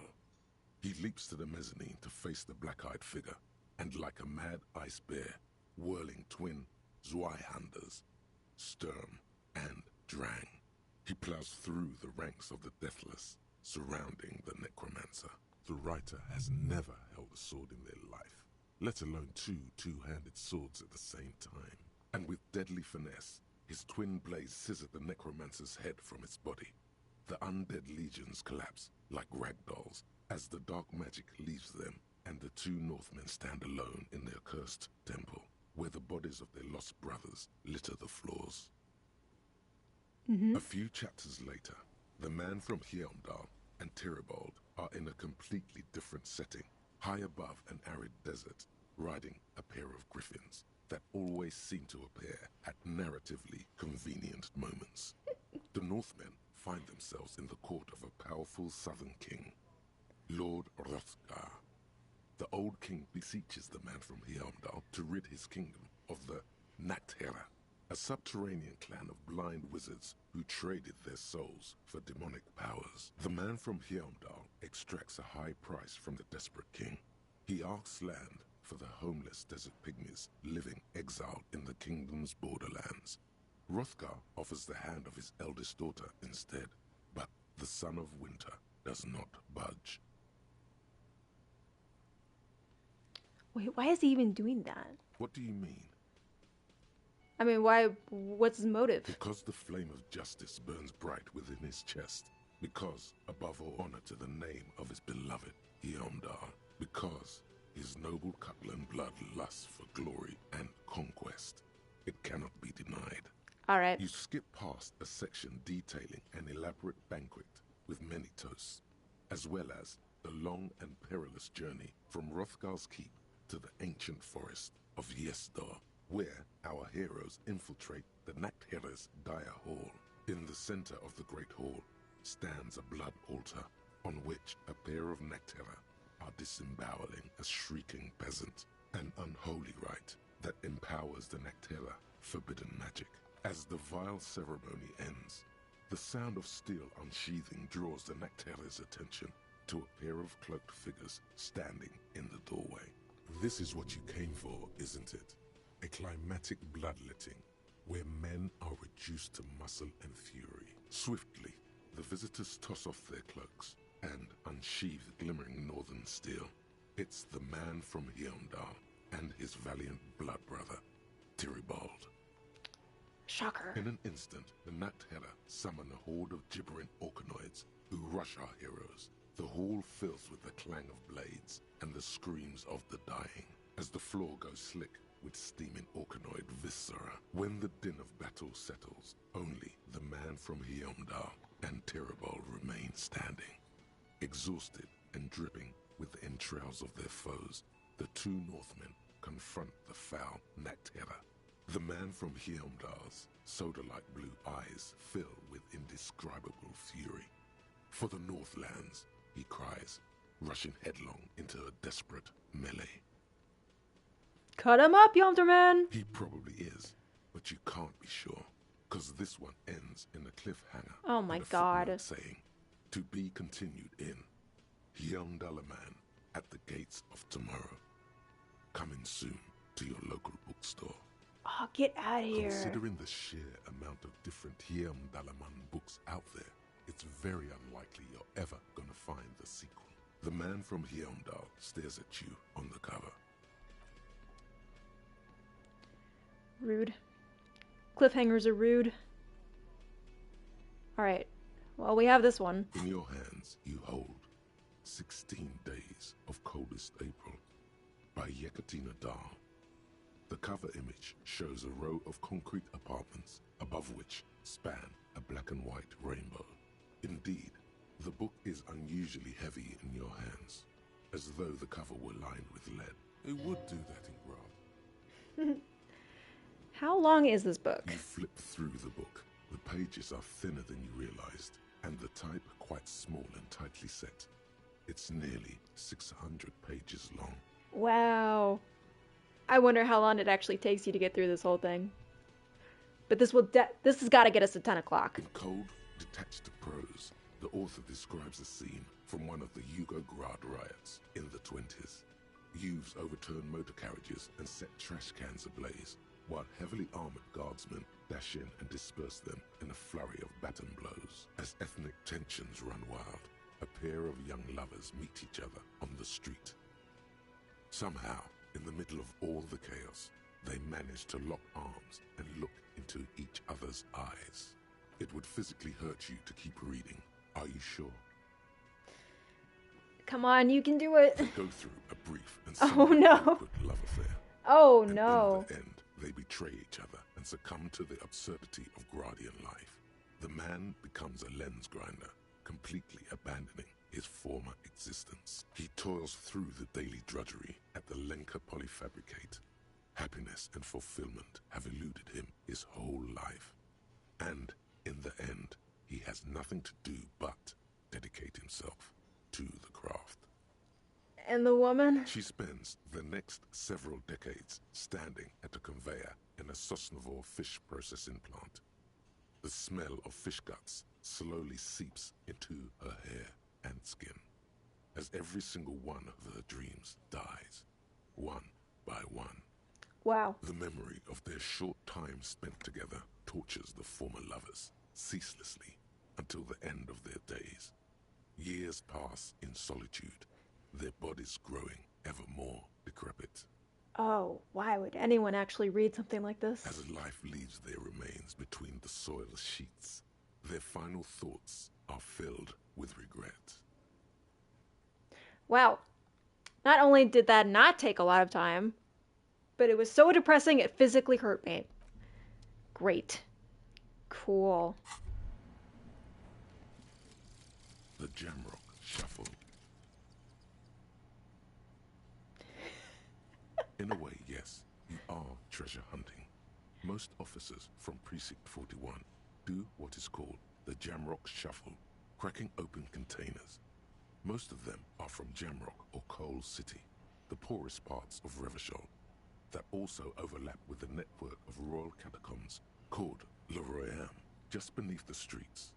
As children, you would all go underground, hoping to find treasure, and come back with a rat's tail or a used needle. That playful curiosity must still be in you. Who knows, maybe one day the Orbe de Montagne, the Holy Scepter, and the Cocaine Skull will all be yours. Maybe, maybe.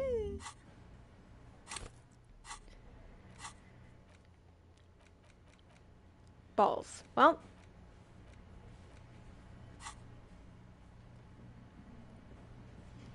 Four hours. 4 hours left till the final showdown.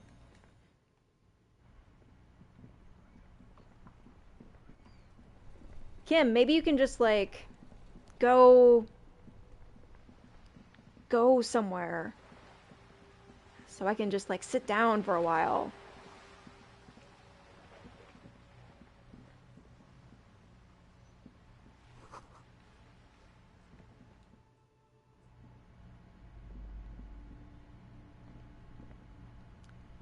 Can I actually just, like, can I tell you to fuck off for a second? Yes? I'd love you, Kim, but this would go so much faster if you just, like, let me take a nap. Excuse me? Frankly, Detective, you are in a deranged state. I can't let you proceed without close supervision. In fact, under normal circumstances, I'd be duty-bound to report you. Take it as a token of good faith between our precincts that I haven't done so.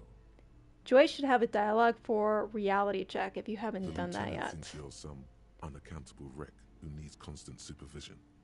But you don't have to listen to him. You're free to disobey. Some you time? This is a police investigation, not a journey of self-discovery. You'll still have your evenings to yourself. A moment passes. The lieutenant glances at the sports watch on...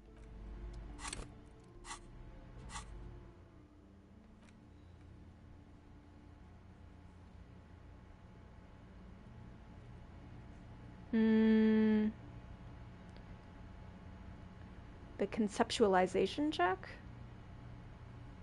It's the only check I have with her. I can talk to her about reality.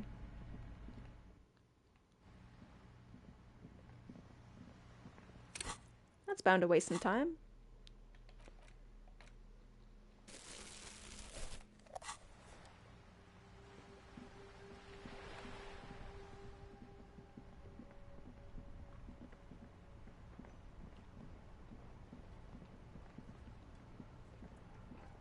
That ride is fucking lightning. Hey, piss. Look.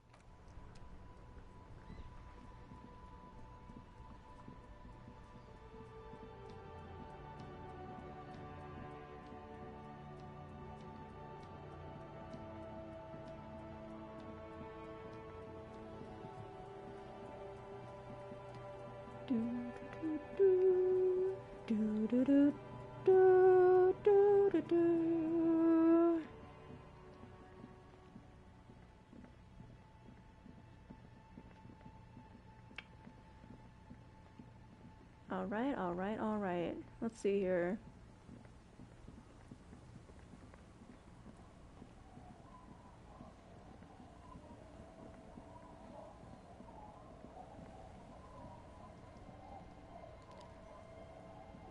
Waves are beginning to die down.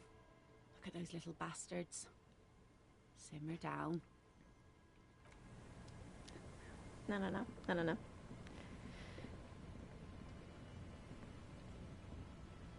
You're back.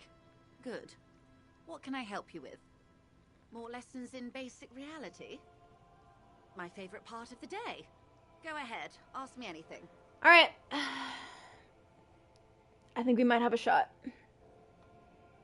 Maybe we'll get more bonuses if we Talk to her about reality. Where are we? We're in Martinez, baby. Baby? A casual term of endearment popular among the 50-plus crowd. It's a disco holdover, pay it no heed. I also happen to be a disco holdover. Aren't we all? Martinez is a district of Revachol. A very small district tucked away near the industrial harbour. North of the 881 and Jamrock. You would be excused for not knowing about it. Unimportant, they say. Forgotten, even. Shelled to smithereens during the Revolution. It has its charms, just not this time of year. Tell me more about Martinez. I'm not a good ambassador. I've only been here once before, as a teenager. Not a lot has changed. There are ruins, a terminal, fishing boats, reeds, boys with boxy shoulders. This place used to be a province, a workers' resort before the city swallowed it and the artillery did its work. The reeds are the real star of the show here now. The further down the coast, the wilder it gets. What is the sea that you mentioned? It's not really a sea, it's the Bay of Revachol. And the bay feeds into the ocean. Are we near the ocean? Yes. We're on an island in an ocean. The world's largest body of water. The Insulindic. Vast, lukewarm and unknowable. Flowing in and out of sight. Okay. What's the name of this island? Caillou, as you already know. Imagine a pebble. A smoothed-over pebble amidst a great blue sea. Misshapen, cracked. The cracks are the River Esperance.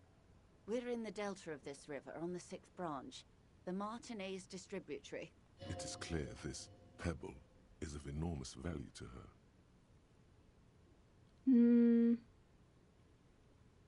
Okay.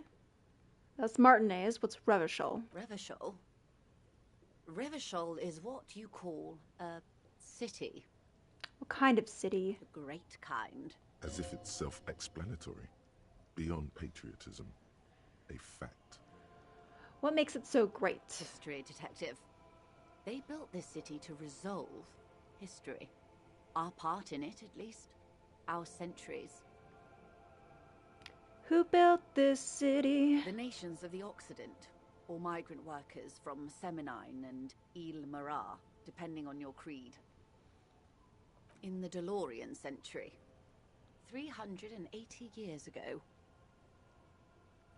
And why will it resolve history? They say it's where the terrible questions of our time will be answered. The tensions are highest, the fault lines deepest. By that I mean conflicts. Ideological conflicts.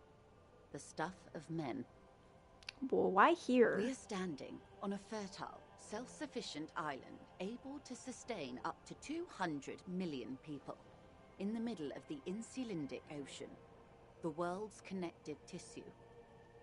It's where the money is. So we're just an unimportant part of a very important place. I think it's fair to say so. Martinez is about... a collection of tall ghosts behind the water vapor. Light reflecting off their glass windows. 22 kilometers from the center of the world. That soldering iron is the bank of the world building. The bottom floors are Insiacom. Coalition government, Insulindian Mission Command. Silence. She lowers her hand. The water, the light. It's as though you're seeing it for the first time. There is no recognition. Only the immensity of the sea and the cold radiating from it. She observes your eyes scanning the horizon, then breaks the silence, slowly. This is one thought you need to complete. Where are you? Was there something else you wanted to know? I remember something about a lowdown. This has been informative. Thank you, ma'am. I'm sure my memory-impaired partner has many more questions to ask, about even more fundamental aspects of reality. You got it, baby. Might I suggest not asking them all right now? Ma'am, Messier will be here later too, and tomorrow. Isn't that true, ma'am? Kim? we have nothing better to do. Absolutely. My commitment here is long-term. I feel like I'd just be lazy if I didn't do it all right now on the spot. Oh, of course not. You are already diligent for getting this far, and diligent boys remember where they left off. Indeed. I'm always at your service.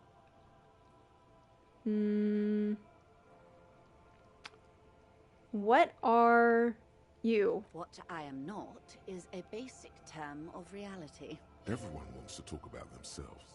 She will, in time. What is this? A bird? A sphenicid? A flightless bird of the polar regions? Keep guessing. Some sort of krill hunter? No, wait. You're an ancient ruin. A symbol of hubris and decay. Half submerged in some salty sea. Of course you're not, my dear. I'm just terrible at guessing games. I meant, what is this place here? This place is an unmarked micro-settlement on the coast of Martinez. It's lovely, really. I'm thinking of buying it. Yes, so I can spite Everard and spoil his plans for this place. I'm a petty person, I admit.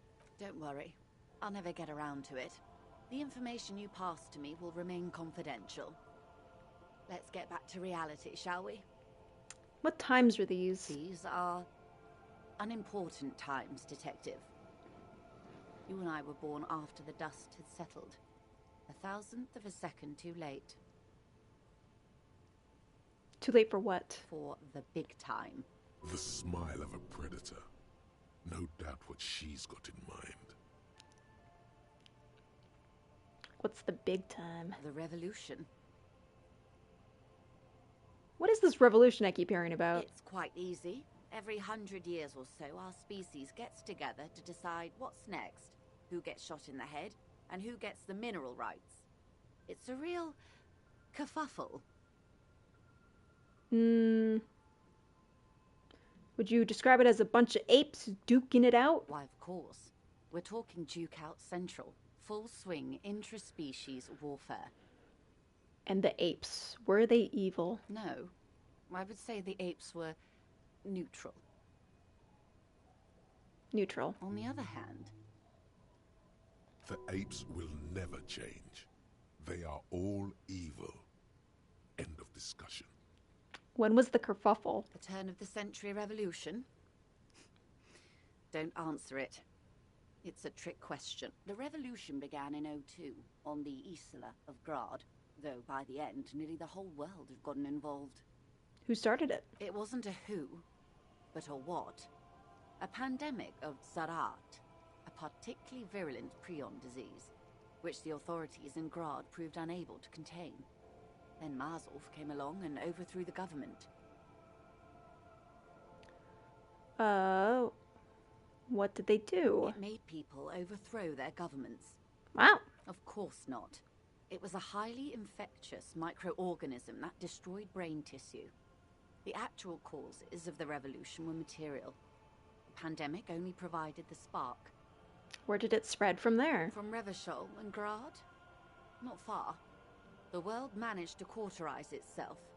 Marzolf's government was overthrown in '08, and the coalition crushed the Revachol commune 2 years later. It was the end. So what came next? Why? You and I, officer.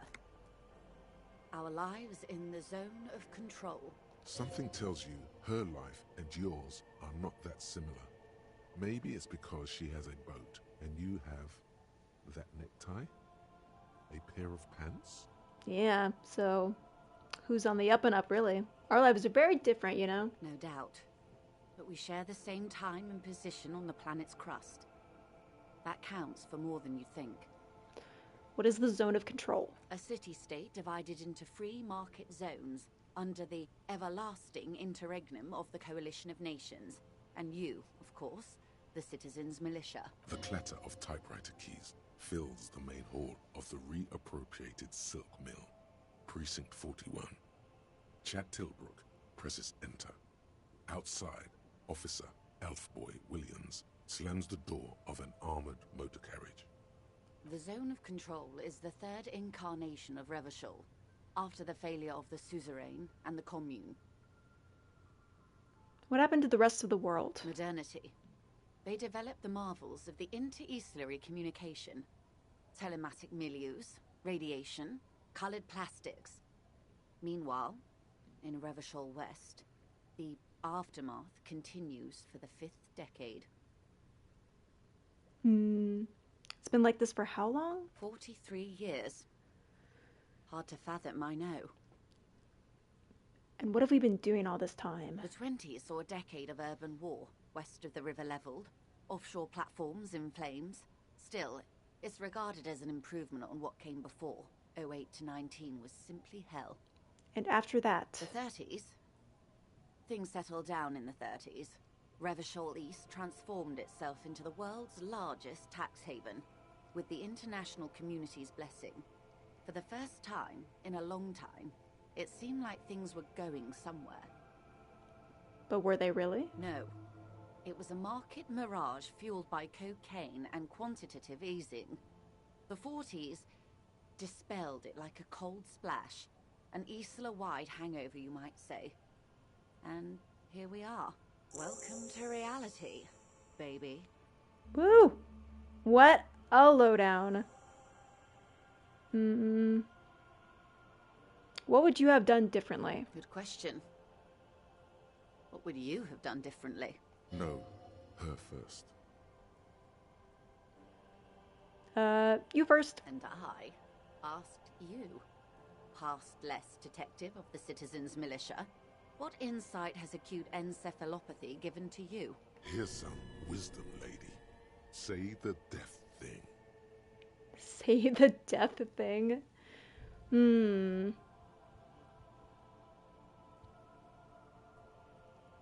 Sounds like the pandemic drove people mad. That's possible.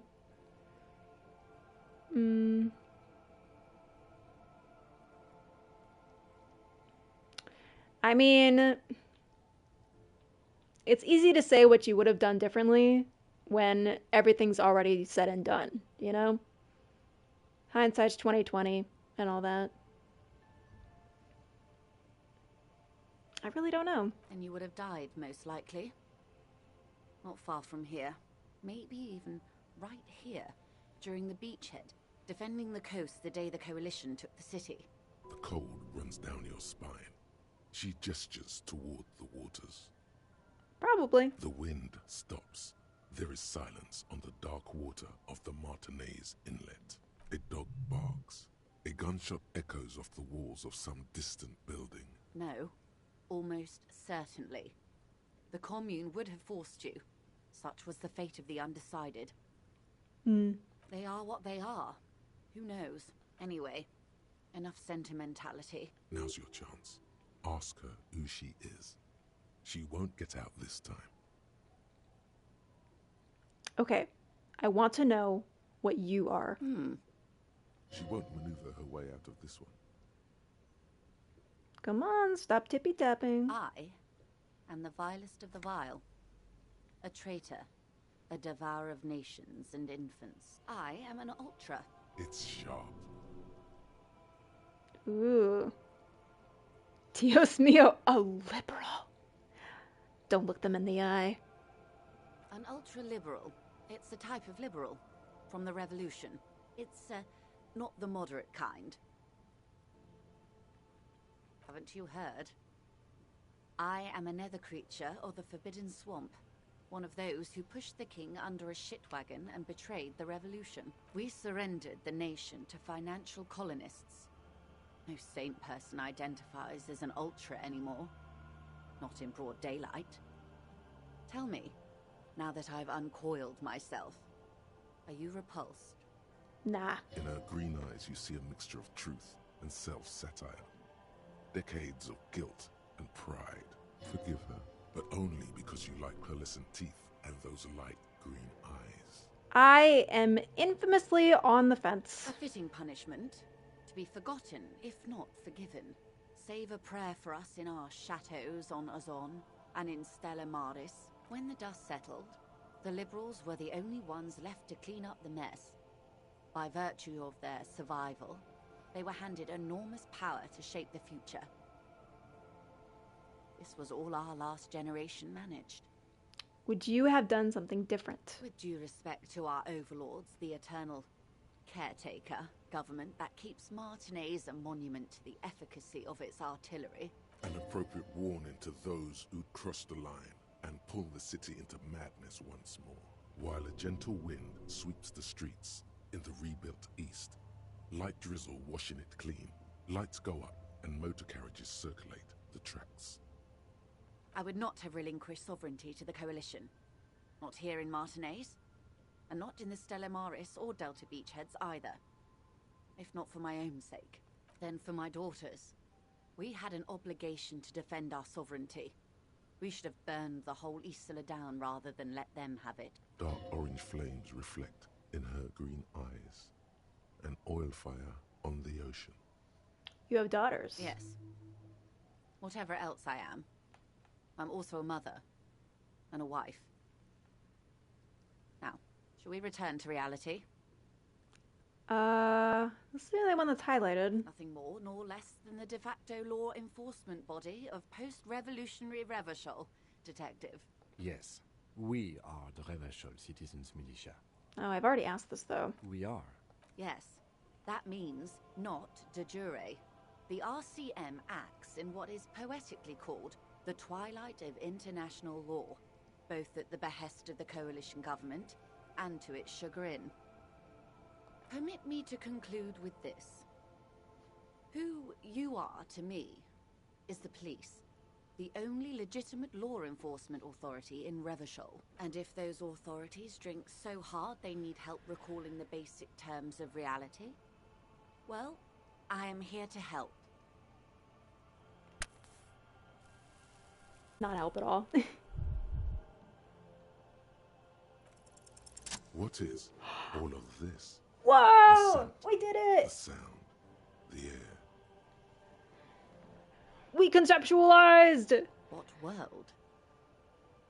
The only one, I suppose. The world of matter. And its pale antipode.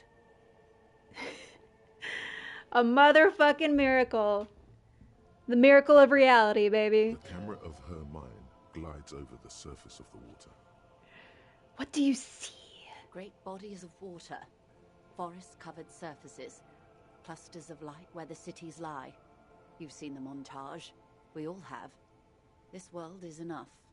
There is a term of endearment they coined for it in the DeLorean century, when humanity was high on this world, discovering more and more of it, these archipelagos included. Mm-hmm. Elysium. Elysium.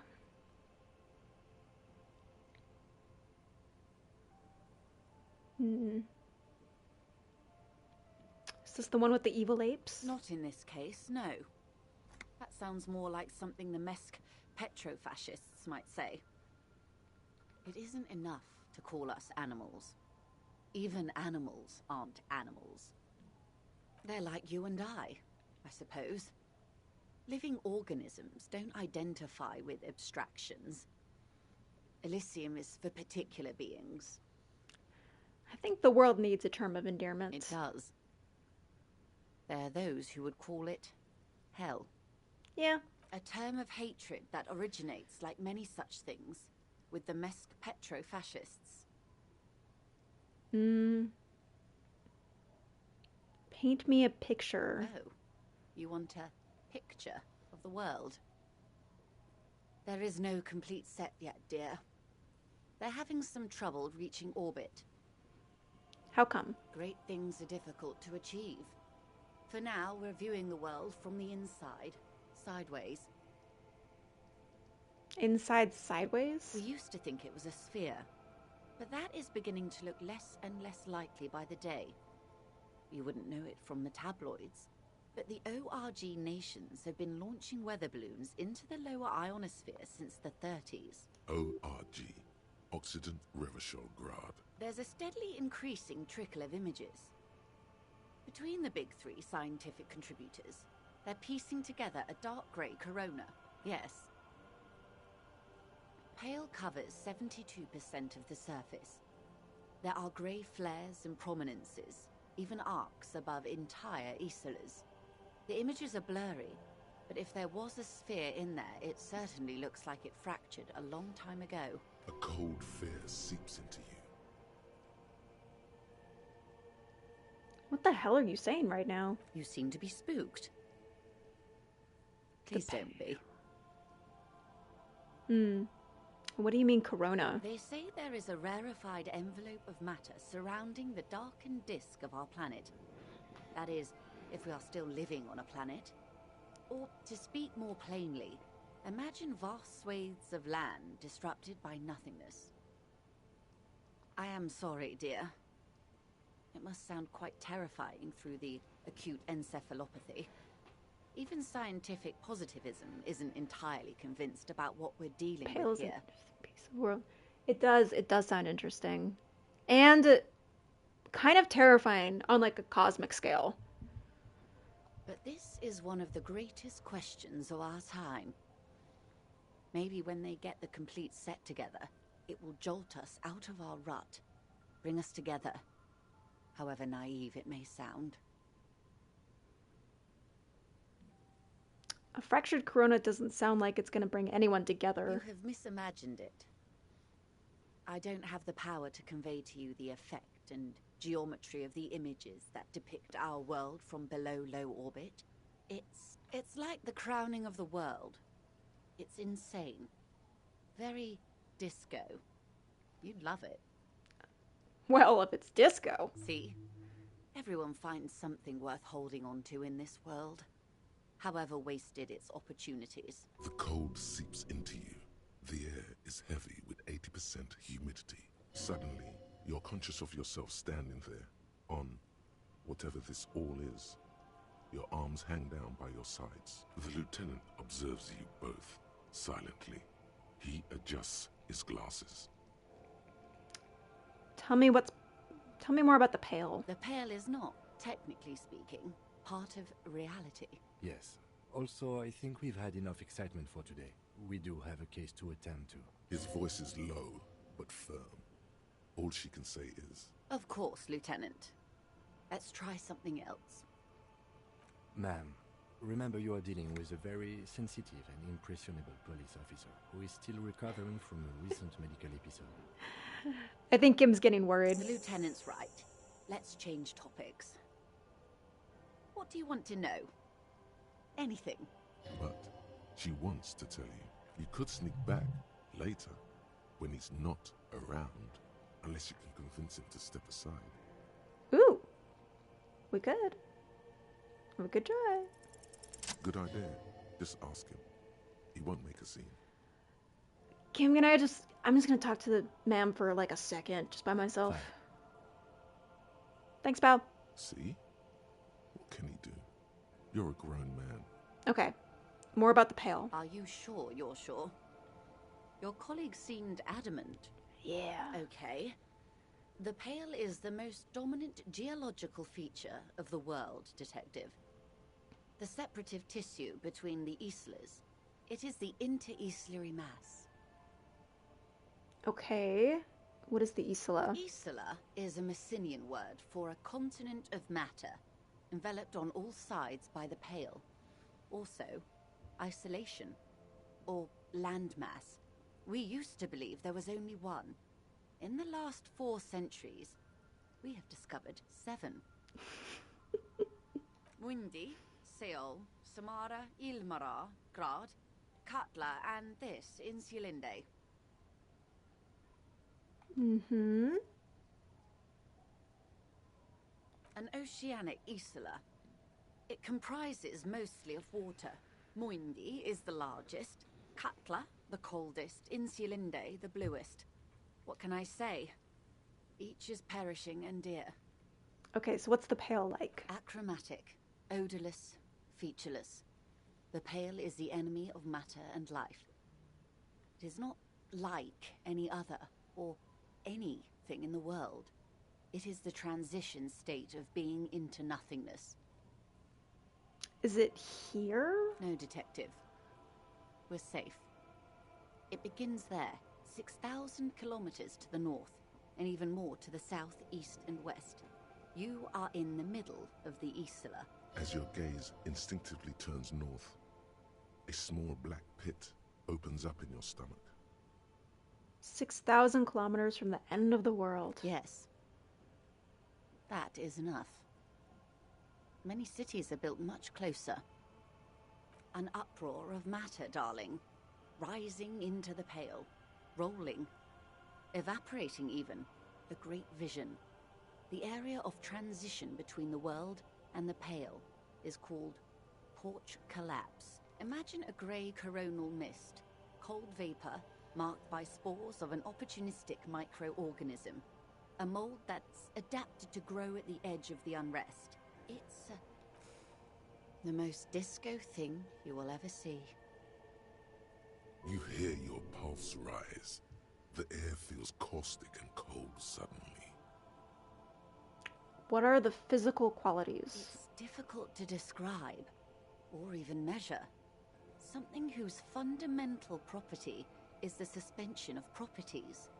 Physical, epistemological, linguistic. The further into Pale you travel, the steeper the degree of suspension. Right down to the mathematical. Numbers stop working. No one has yet passed the number barrier. It may be impossible.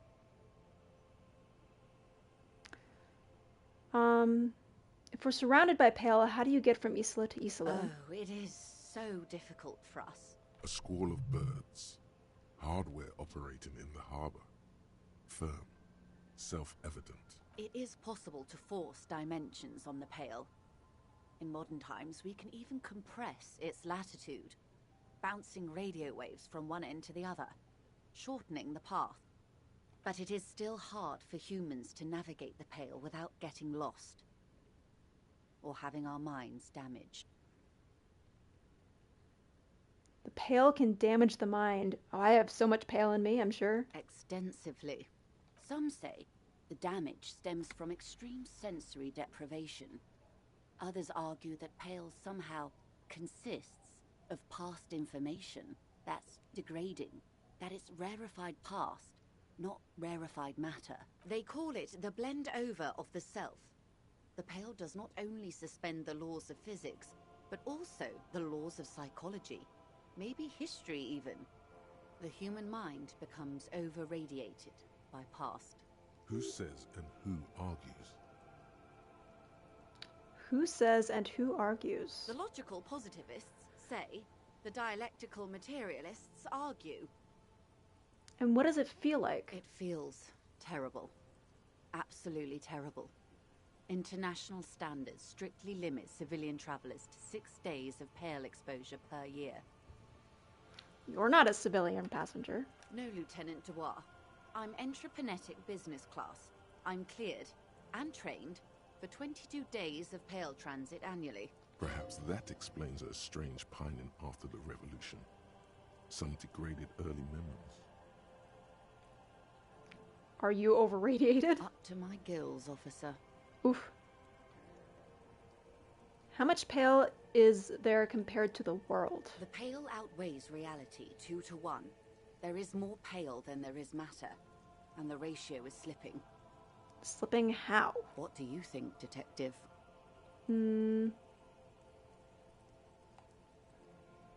Growing. One of the few measurable effects of the Pale is that it is expanding at an unknown rate. An intuitive conclusion of that development is that one day the Pale will cover everything. But this sort of talk is mostly left to extremists. That doesn't sound like you would leave a lot of room for us. Most people, and indeed most private and government sector organizations, entire civilizations and religions even, find handy ways to ignore or downplay that knowledge. I suggest you do the same. Off we go. You see the hanged man's mouth open. Off we go into the wild Pale yonder. One and all. They say Pale is death, but for the universe. Why should we just leave, and the world get left behind? That's just reality. What is entreprenetic? Entreprenetics is the scientific study of the Pale, or a recent iteration of it by way of Grad. The study of the Pale reaches back 6,000 years. The Pericarnassians called it the Western Plain. They had not traveled the entire circumference of the Pericarnassian Super E Solar. It was not merely in the west, it was everywhere, even then, surrounding them. Did they cross it? There are signs of pre-modern crossings.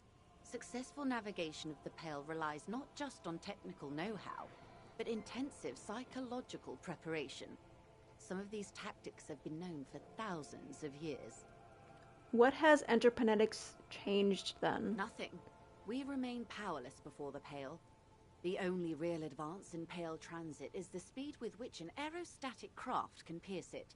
Less exposure leads to less effects later. Aerostatic craft? Hybrid airships, Detective. Conventional rotors or jet engines no longer add velocity after the point of reference for motion is suspended, once you've crossed from near Pale to far Pale. In essence, we throw them in and they come out the other end. If we throw them precisely. And if we don't? Then they don't. All right. Yes, sweet reality. But before we do, tell me, Detective, is this the first time you're hearing this? Do you really not remember anything? I sometimes sense vague shadows of my past, but it's not good. Then tell me, what do you think of the Pale? What does that say? Blow my face.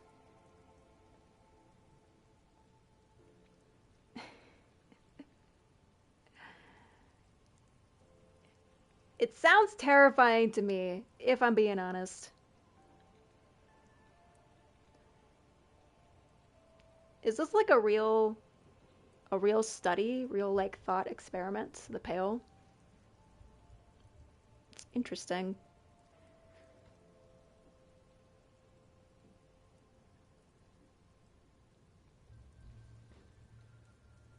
Yeah, spooky. Mm-hmm. You really didn't know. This does not spell good for the investigation, Detective. If you don't know even this, then... I got it under control. I hope so. I truly do. If I may suggest, hold on to your colleague, Kitsuragi. I ran a check on him and he is very competent. In the meanwhile... Yes, he is, and he's practically glued to my hip. So no worries there. Some of that assurance is meant for herself, as much as it's meant for you. She must have a lot on the line here. You have me. I will assist you in any way I can, even if we have to do it one basic term at a time. Good. You have not passed out from it. Perhaps I worried for nothing. Are we still on the reality lowdown, or should we do actual police work now? Nah, Kim, that was pretty fucking insane. Sad you missed it. Yes, well, the rest of us have dealt with it for thousands of years, so... You will have to deal with it, too, the lieutenant thinks. This is why I didn't want you to know. Good luck, All right. Detectives. Alright. I think we got plenty of info from her. Anti-Object Task Force. Behold, the Anti-Object Task Force has assembled. God's avenging angel, arrayed against the lower emanations of the Darkened One. Shoe racks, tape recorders, motor carriages, and doors. So many doors. You're not just pounding it all to pieces. You're reforging the universe, from the anvil of the heavens to the worms below. Indulge in it. Be bold. Have an impact on the shape of creation. Out of the furnace of your rage. A new reality. Also, you should trash your room again. Hell yeah.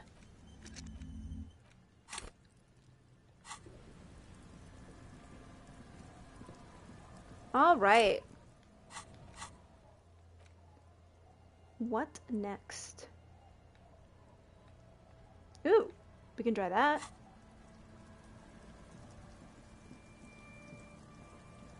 Of course, the doors. Those doors are done.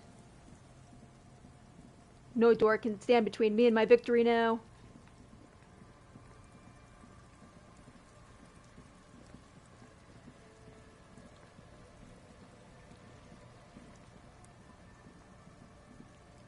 Alright, let's go to church.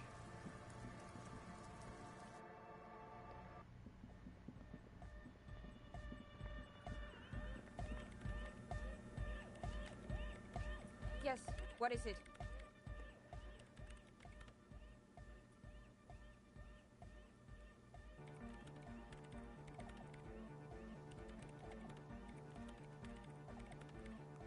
Whoop. Got the floor. Alright. Surely 2 logical miracles in a row isn't impossible. All you hear is silence in your head. Alright. That will have to remain a mystery.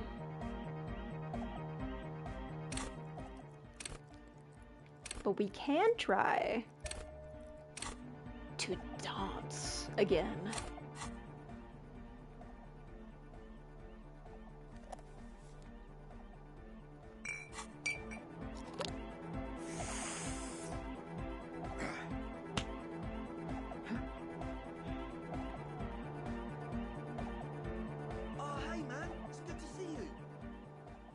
Always so low. Even with all of my savoir-faire. That gives me some savoir-faire.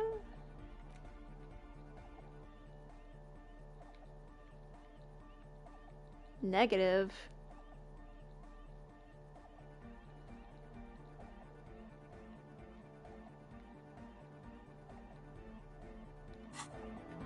Whatever. Hey man, it's good to see you. You close your eyes and dream of the shapes your body should form. But just puts a grin on salvation. Goodbye,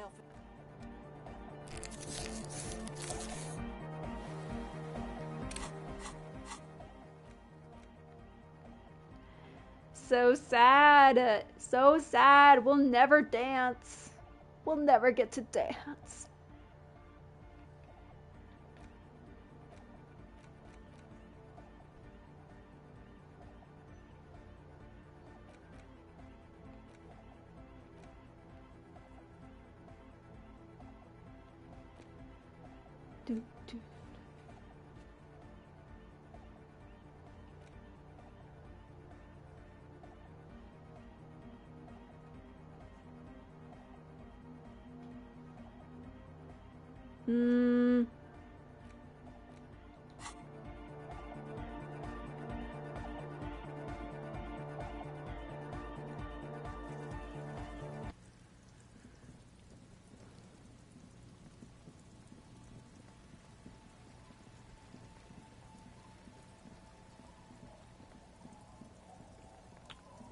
Okay.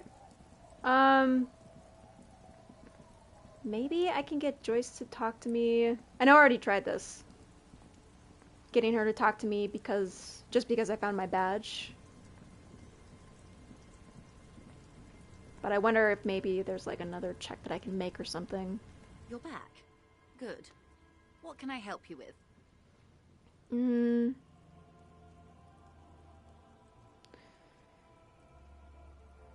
I asked her about the tattoos, didn't I? That's the man who was killed.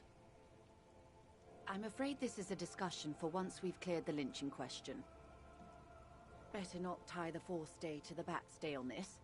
I hope there is something else I can help you with. She wants to answer the question. Protocol keeps her from it.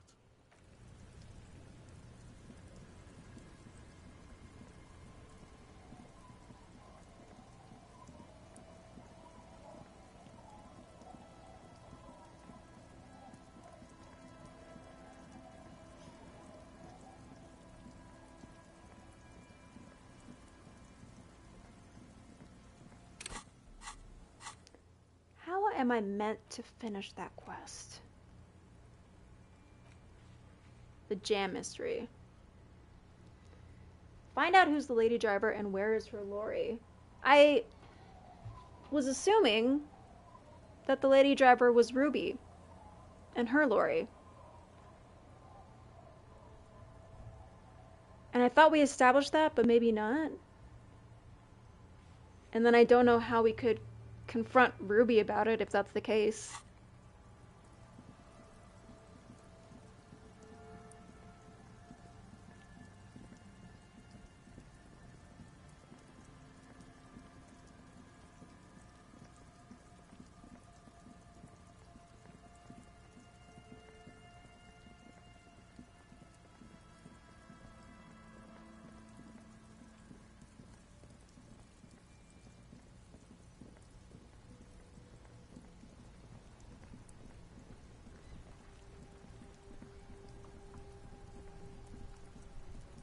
can ask the other lorry drivers about it.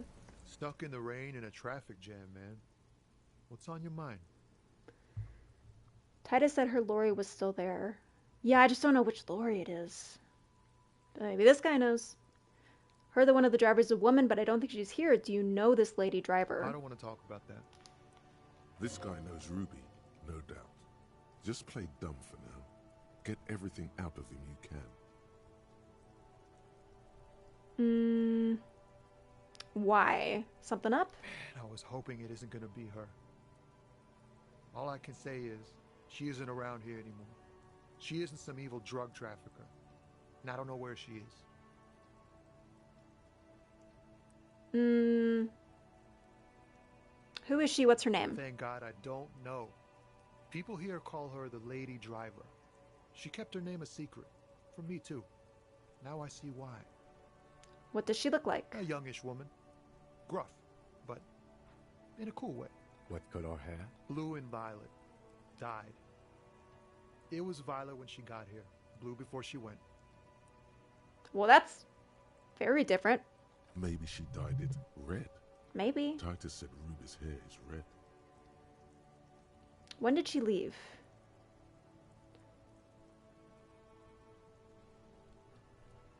Trash, you had blue and violet hair before? That's awesome. Yeah, I've had blue and violet, but not together. Well, I guess they were saying no too. Yeah, dyed hair is so fun. I miss it sometimes. Who is she to you? A friend? An acquaintance. I don't know. She was the only person in this damn jam I could talk to. She's someone I don't want to rat out to the law, okay?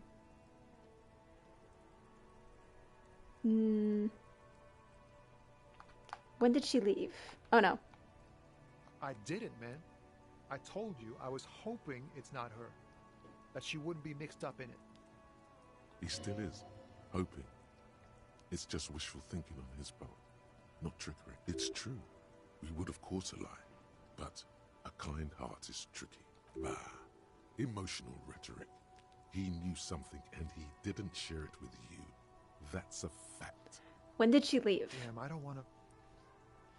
Please just let it go. Whatever she did, it can't be that bad. She's not a bad person. I know that much. We can't just let it go. It's part of a police investigation. That's how it always is with you, isn't it? All part of the investigation. The girl's troubled. If you hunt her down, she may not survive it. I can't have that on my conscience. It won't come to that. We won't pursue her on this. This is information only. I don't believe you. You should. I just can't, man. I'm not naive. What do you mean when she says she's troubled? She's got the darkness in her. That young person's darkness when you think it's all over. And you're looking for a way out. She shared this with you? Yes. Which is why I don't want to snitch on her. I'm not snitching. It's just some questions, my guy. It's snitching, man. I know what it is. I was told everyone's afraid of her, but not you? I heard the rumors. I saw the other drivers looking at me strange when we talked. And she told me, too, that she's had a violent life. But I wasn't afraid of her. More like for her. Did this violent life include drug trafficking? Tommy ain't no snitch. Well, it looks like it did now. But we didn't talk about that. We talked about life, you know? She talked about her mind. Her mind? The way it worked. The trouble it was giving her. The pain it was causing her. When she left, did she leave her lorry behind? Fuck, man. Go grill someone else with these questions, okay? There are plenty of drivers here who couldn't stand her, or were afraid of her. They'd be more than happy to rat her out. He's right. There are other options. The raceman, for one. Wait, this guy says they're friends.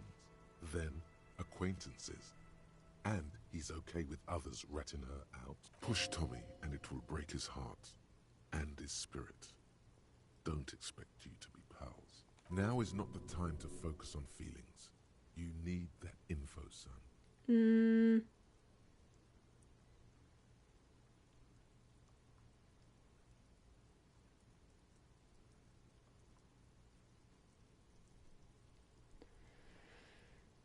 So you're alright with others ratting her out, you just don't want your hands dirty. Fine. I don't want to be a butcher. And I don't want to be a knight either. I just want to be a person who can sleep at night. A little fame wouldn't hurt too. I'll see if somebody else can help me. Thank you, friend. But if they can't, I'll be back, Tommy. Be back for you. Hey, Sway, my bro. Everything's still cool here, officer. Oh, I can't ask him? Me? It's a boring story, officer. Very cool. Well.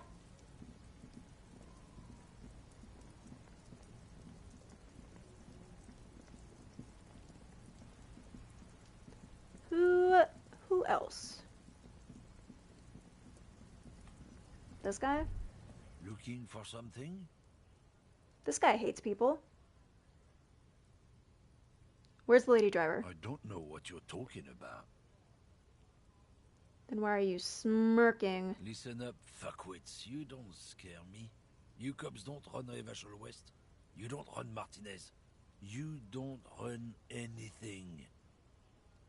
So who does, the lady driver? No. He means La Puta Madre. The name resounds like a bell in the air. A dark gong. You get a bad feeling about it. Looks like the lieutenant has a plan. Let him do this. All right, go off, Kim. Yeah, him. Then I presume you are familiar with his peonies. Yeah, they're his little bitches. He's got them all over the unions. Not just the unions. He has peonies everywhere. Some say he even has them in the RCM. Dirty fucking peonies who'd do anything for him. Multi-ethnic drug addicts. The lieutenant adopts a rodentine quality. Be cool, sire. He's getting into this. You're not peonies. You wouldn't be investigating a drug thing if you were. No, of course not. We are not peonies. But if we were, and one of Madre's drivers were to be stealing from him, then it's a good peony's job to find out who that is. He's surprisingly good at this. Not bad at all. Look at him lurching. I know. I wish he did it more often. It's not a hard job. It won't take a long time. It won't make Padre Madre angry. But a stupid fucking racist is standing in the way, protecting this fucking thief. I'm not scared of you or the mob. I'm under the protection of the Lorrymen and Carters Guild. You've seen that corpse in the ceramic armor there. Did his shitty little guild protect him? Nah, you wouldn't just leave him out there if you... The lieutenant turns and gives you a barely perceptible nod. I've softened him up as best I could. Now it's on you to finish the job. We can do this. We can do this. Men like this only respect two things. Strength and fear. Time to turn up the volume. Show me her lorry right fucking now. The lady driver's lorry. Where is it? Fuck you. I told you. I'm not gonna... Where are the drugs? There. His voice grows smaller as yours.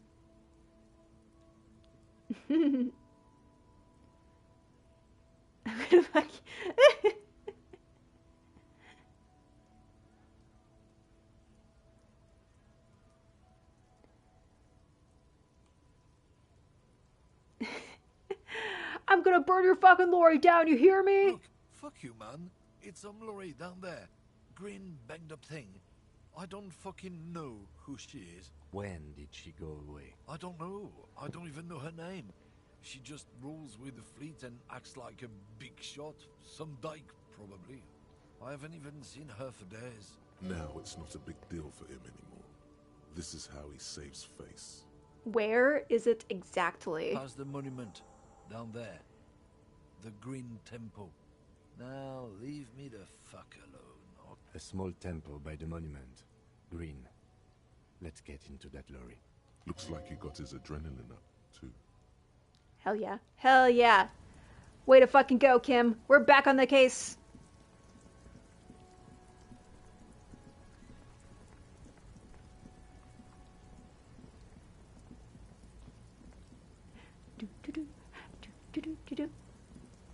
Pretty sure I know.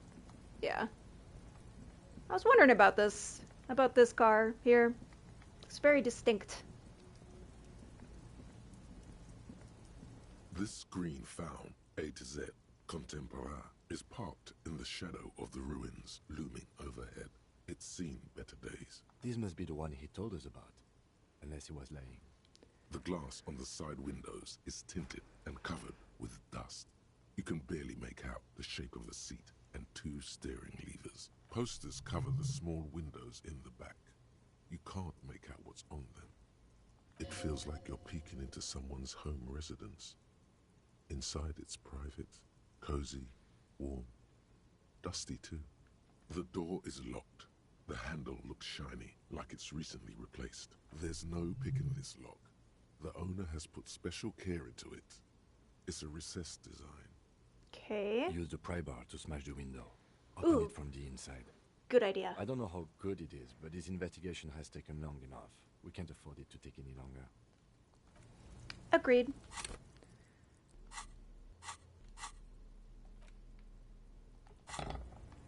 This screen found, A to Z.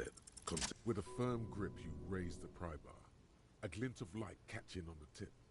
Call down the hammer of truth and justice. Release your secrets, lorry cabin. The window shatters, and droplets of glass fly everywhere, shattering over the lorry floor and pavement. Sato. The smell of cigarettes and perfume welcomes you. The cabin inside is plastered with old movie posters. Actresses smile from the walls. There's a radio transmitter in the front and a toolbox tucked under the driver's seat. Some tools lie scattered near the pedals. There's something odd about the passenger seat. The seating fabric has been pulled tight over the lower side of the seat where the toolbox should be. Voila, a stack of neatly folded papers has been stashed behind the seating fabric. You see 3 maps depicting a large metropolitan area. It's Revachol. Some of its routes and highways have been outlined with a pen. Bonne prise. Okay. This large map displays the elevated motorway called 881.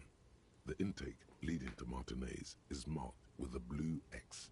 There's another X on the off-ramp at a place called the Old South. Toll booths at the intakes are marked with a circle. It looks like there are scant few ways of getting onto the elevated motorway that runs over Jamrock. And this person knows them all. There, hundreds of thousands of motor carriages roar on the 881. High above the mass of brown and red roofs, that is Jamrock. The commuters don't even look down.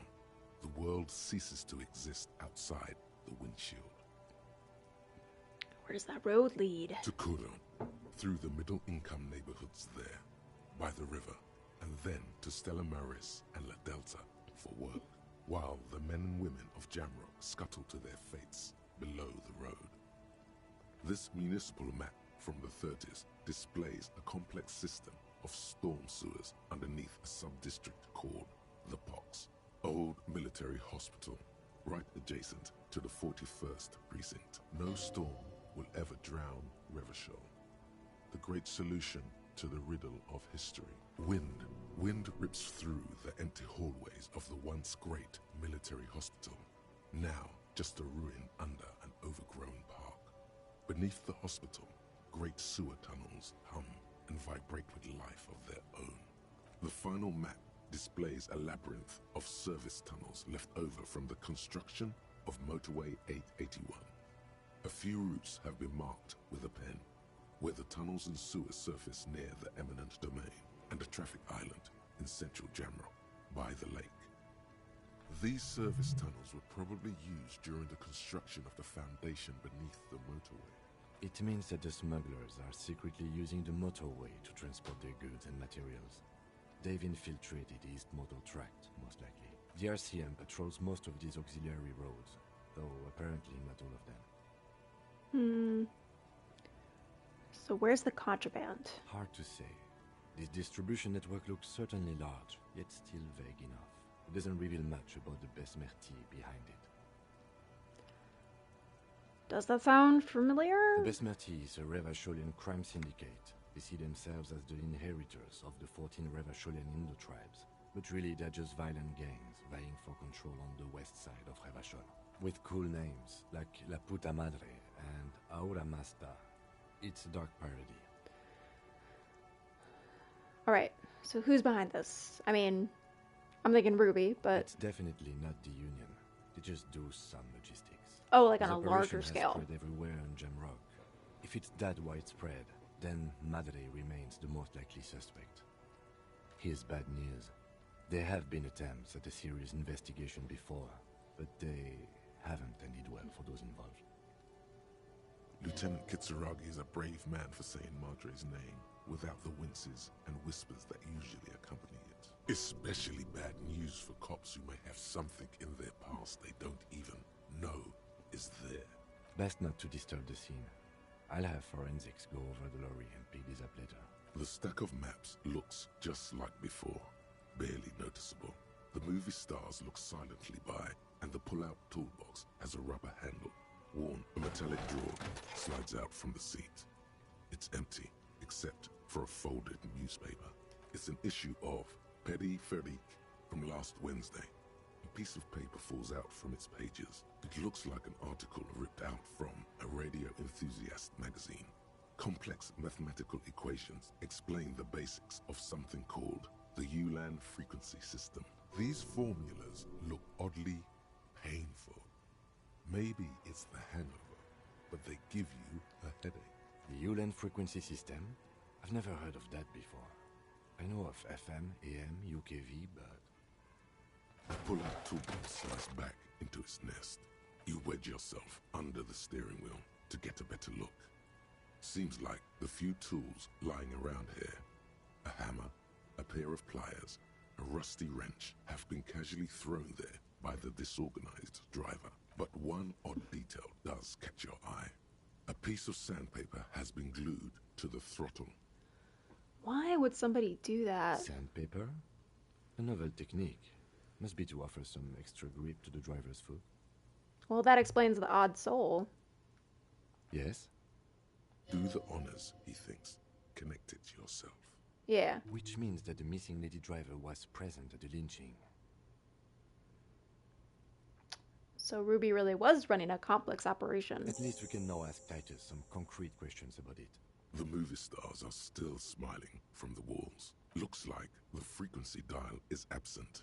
It requires a key to work, but the key has been removed. Likely by the missing lady driver. Strange. There are so many radio stations saved here. Must be over 100 at least. It has to be an advanced model to fit so many frequencies next to each other without blending them together.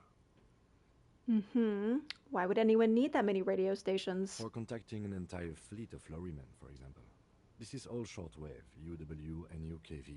Looks like we are dealing with an impressive organizational tool. The nerve center of a huge operation. With quite a range, too.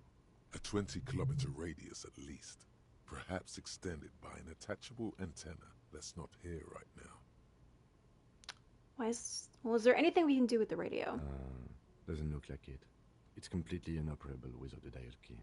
The ghostly actresses and the rusty toolbox under the driver's seat and the oddly bulging seat cover. These are movie posters featuring starlets from long-forgotten films from the 20s, the teens, even the 90s of the last century. One of them particularly catches your eye. A centerfold of an ingenue attached right above the back seat. There's definitely perfume in the air. It's spicy, with a hint of amberette, wafting through the bitter air of the cabin. The remnants of a sweet juniper-scented perfume. Probably grenade number 5. Study the centerfold. The actress is draped in a sheath dress, one of her shoulders bared. The faded remains of an autograph run across the poster. She's looking past the camera. A feeling of tenderness washes over you. A longing even, perhaps. And gentle tragedy. Wait, this actress really does look a lot like Claudia. Is it her? You've been right about this Ruby after all.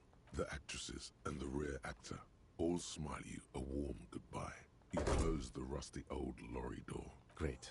I think we got everything. A word, detective? Before we return to Joyce? Yes? Speak your mind, Timothy. All right. We've finished here. Let's quickly debrief and go over what we found, so we don't do it in front of the company rep. Alright, what are you thinking? Honestly, I'm quite worried by what we've seen so far. The evidence seems to point to a rather extensive and well-organized operation. I'm especially intrigued by that radio transmitter, particularly the sheer number of stations it can connect. Looks like this alleged drug trade casts a wide net. I'm not sure what the Ulan frequencies are all about, but they may hold some significance. Perhaps it's a better way to connect between fleets while avoiding frequency bleed, or maybe it's used to tap into RCM networks. Listening in on your calls between you and your station. Ooh. A worrying prospect. Oh, and the maps we found. They reveal the geographical extent of the operation. Looks like they've used abandoned tunnels and access roads to stay hidden. This is useful info. And last but not least, it's Ruby's cabin we found. This is an undeniable connection to the Union.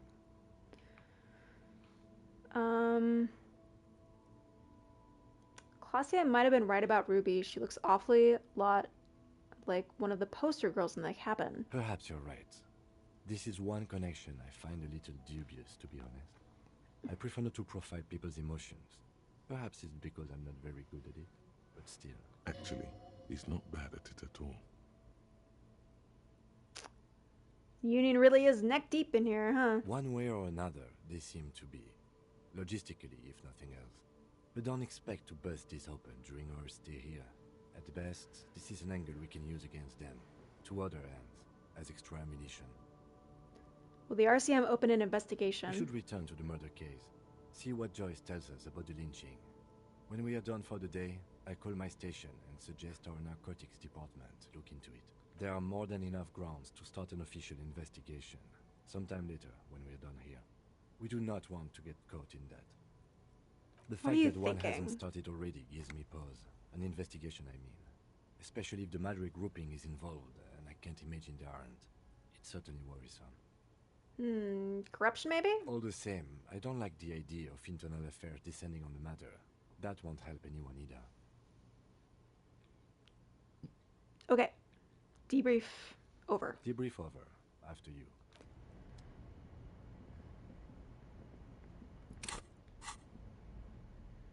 Alright, alright, alright.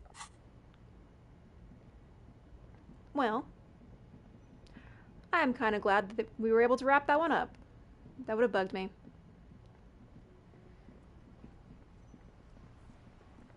So can we talk to Titus more? About Ruby?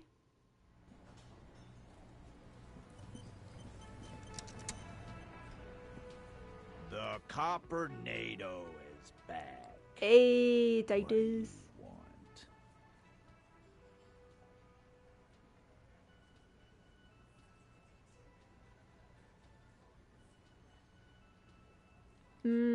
Yeah? What? Do you know what she was doing with Ulan frequencies? You know what now? I have no idea.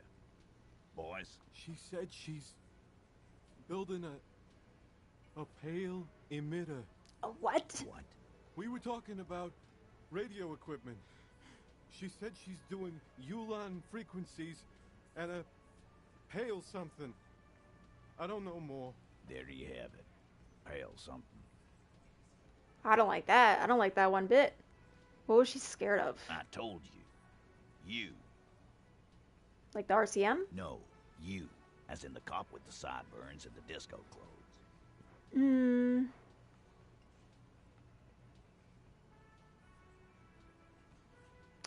No idea why she would signal me out specifically. Sure. Normal. You know, when I first saw you limping here, I thought she was paranoid or sniffing her own supply. But now I'm not so sure. What else did Ruby tell you about me? She said you have a funny taste in clothes, and that you won't stop. Can't stop, won't stop. Until you have something on her. She said she's heard of you from Jamrock, that you're a human can opener, that you play suspects against each other, open them up, like cans. Man, I really want to meet past me and see what I was like. I sound like a badass. Fucking hell. Titus, did he just open Angus up like a can? Yes, he did. Now, we can whine about it, whack him, or we can go on with our lives. I'm having a go on with our lives kind of day, Al. How about you? It's not an actual question. Silence. He nods. Anything else? Yeah, there was something else. She wouldn't tell me, though. I could see she wanted to. It was burning on her lips. This called Titus, this called me. But she was too scared. Scared? You should be, too. A strange fear creeps over you. A metallic taste in your mouth. Change the subject. Huh. Anything else you want, Cobb? I don't think so.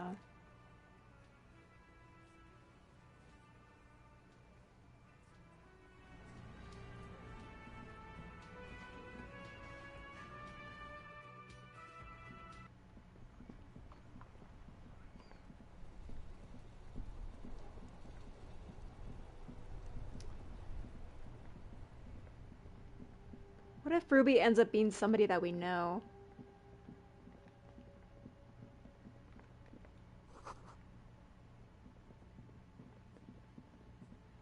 What if Ruby is Our Lady? How insane would that be?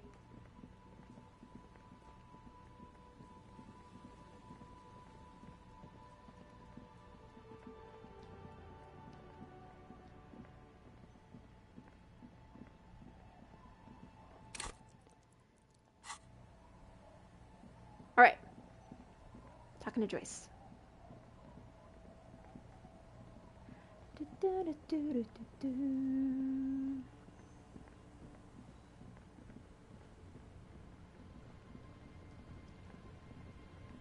You're back.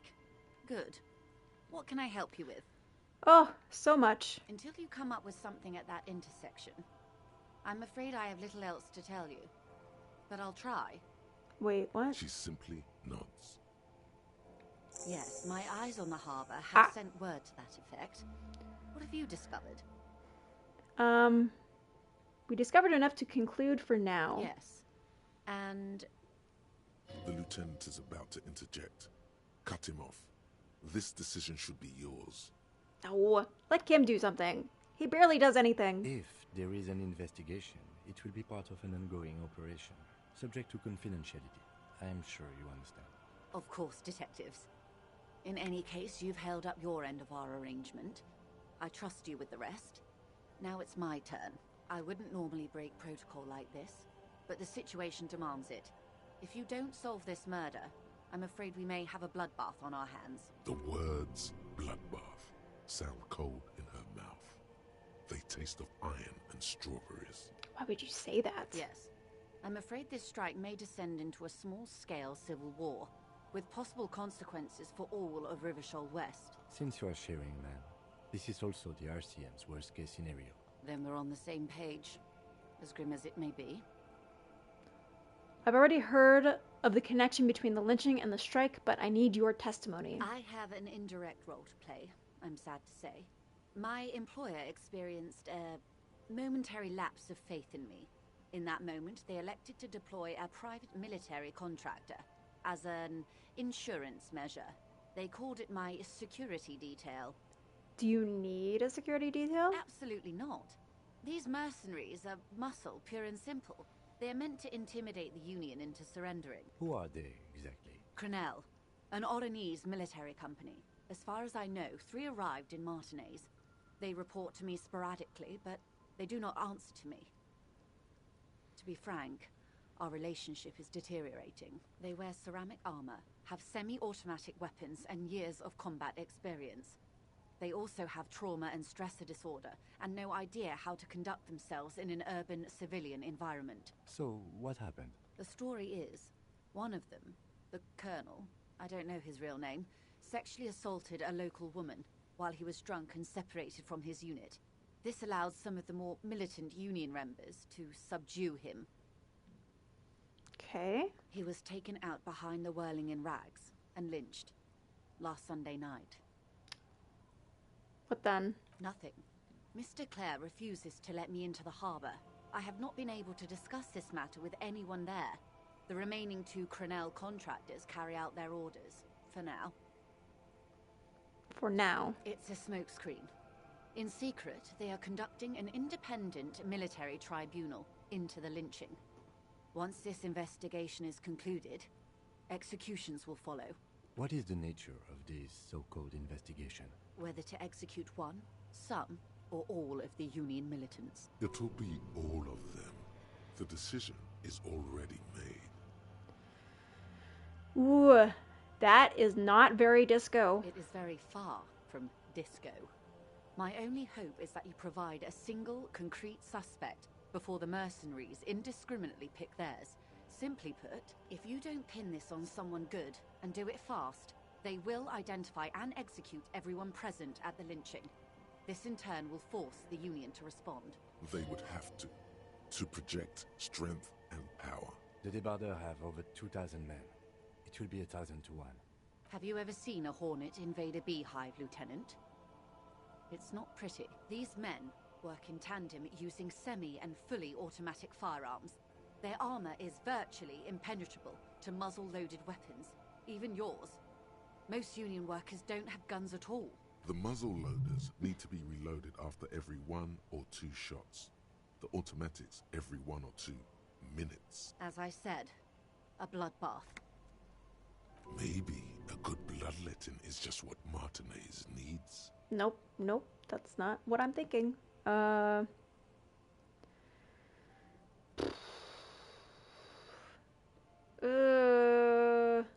That's pretty bleak. That's pretty bad. Many bleak scenarios have already come true. Lieutenant W. Frater Dubois. All we can do is keep the rest from going the same way.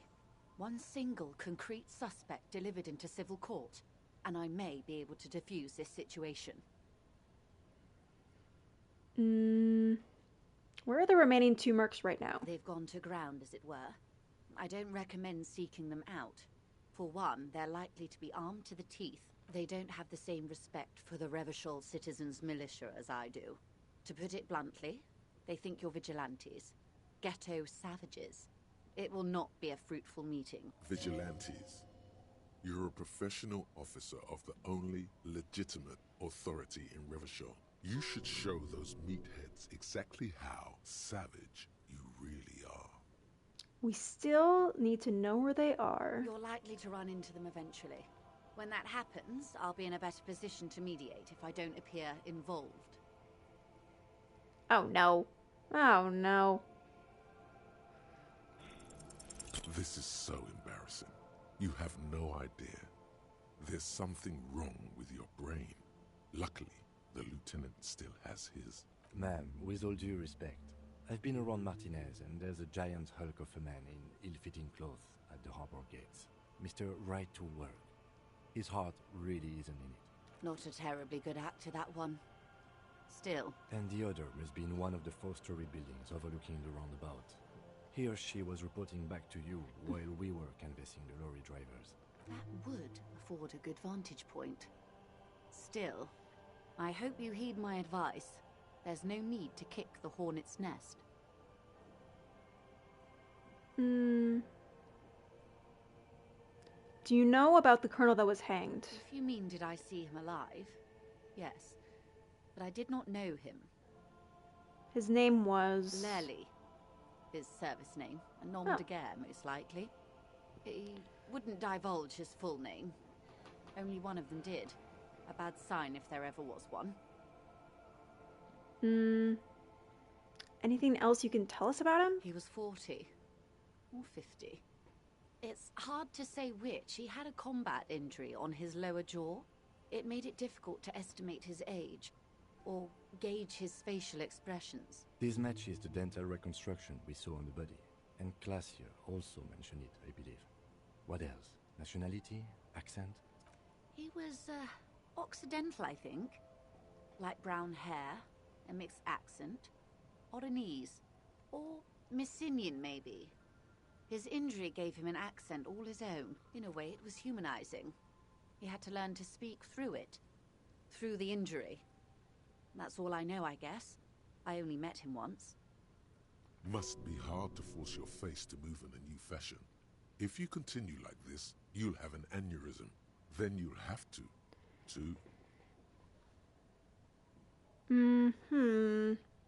How much time do we have? Until the executions start? Truthfully, I don't know. It depends on their progress identifying the members of the lynch mob, and their impatience. They don't report their progress to you? Not on this matter. I'm afraid they consider this a personal initiative. It's a matter of days, not weeks. What do you know about the deceased assaulting a woman? Or he didn't.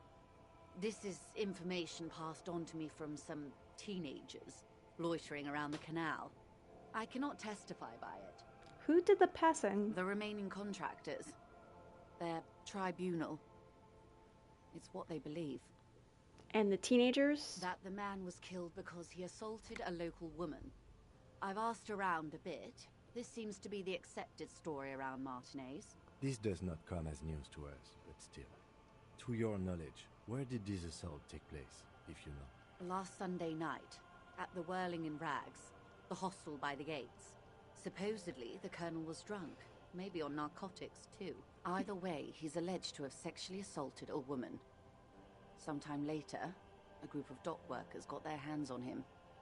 And who was the woman? That's a good question, officer. I don't have the slightest idea. As I said, it's a rumor about a rumor. In any case, it's what the colonel's remaining colleagues believe. What can you tell me about Cronell? Not much. Their public resume is relatively good, as far as private military contractors go. I believe they were once called Downwell. They boast a long list of clients. Saint-Baptiste, Welchman-Lorenz, Eintracht. A warning sign, however. The operations concerned all take place in third or fourth world countries. Guarding facilities, escort missions and such. Meaning they're used to operating in war zones. Yes. All the good conflict corridors, Supramundi, Yesut, the Seminese Islands, countries that don't have a good record reporting atrocious military conduct on their soil. Okay. Sadly, no. Before this happened, I had little interest in them. Now that I do, I don't have the resources. If you still have access to the ICP's database, you could run a better background check than I ever could. It may take some time, though. Do you know a lot about the inner workings of the RCM and the ICP, ma'am? In my line of work, it pays to do your research. I was prepared to deal with the RCM. I did not think I'd be dealing with a group like Cronell. Could you contact the company, tell them to call them off? I have. And they will. However, these orders take time to reach what is basically a rogue unit out in the field here. Until they do, it's all on us. Okay. I am sorry to have been the bearer of bad news. If there is anything else I can help you with, please ask. Look at these tattoos. Of course. Excuse my hesitation before. For about half a minute, in silence, she wears fingerless gloves. Her fingernails are cut short and fractured, like those of a working woman. It was taken with a trigger not long ago. This is the man's upper body. There were no more markings on his hands or legs. Her mouth is relaxed. The accordion lines near her mouth vanish. The pearls of her eyes move slowly on the photo's surface. What do you think? Sorry. I was trying to see if I can read the web of interdependencies between these points. The stars. I can't. But that's how you read this story. The points themselves don't have letters, numbers, anything. Their size, location on the body, and distance from each other tells you what they represent. Port cities. On the oceans. This is an Oronese map of the waterways, a sailor's tattoo worn by wayfarers of the DeLorean century. As early as 300 years ago, the sailors would mark their bodies to map their travels. Can you tell what travels the dead man made? Quite a few. Vredefort, the Oronese capital, traditionally stands on the right shoulder. He started somewhere near here, I think. What next? Revachol. Those are the two constants. Vredefort on the shoulder, and Revachol in the heart. They started the tradition of these maps right after the discovery of Insulinde, at the dawn of the Inter-Isolary Age. You said you can't read it. I can't. This man was no sailor. And these are no ports. I can understand geographic fragments, but not their meaning. In Martinez, looking into Krenel, he writes in one. Then the man puts down his pen and rubs his temples with both hands. Outside, there is a siren. Distant gunshots on the streets of the Jamrock Quarter. Is that all? Do you know who could tell me more? His platoon members? The other contractors. Though I do not suggest you go and show them that picture. This man was their friend and comrade. Challenge accepted. I say we do it.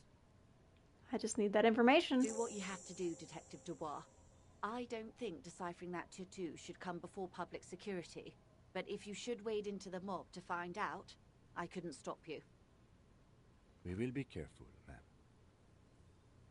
Is there anything else I can help you with? Okay, so I'm thinking...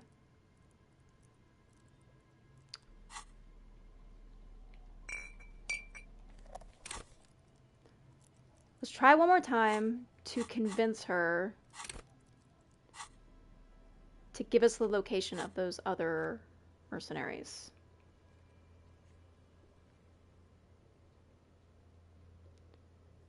Which was...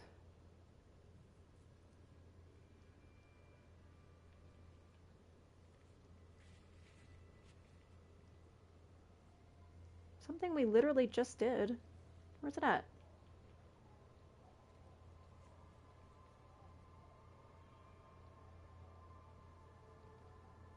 Unless I can't actually do that again. You're back. Good. What can I help you with?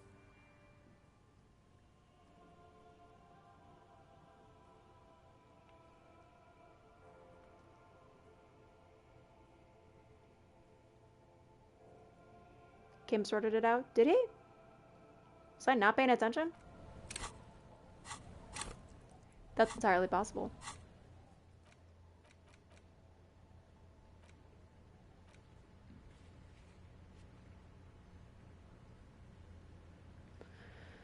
The so-called scab leader at the harbor gates. It won't count as one of the people informing you about that tattoos. Oh, like... Kim had sussed it out before we even brought it up in conversation. That's what he meant? Okay. Too smart for us, that Kimberly.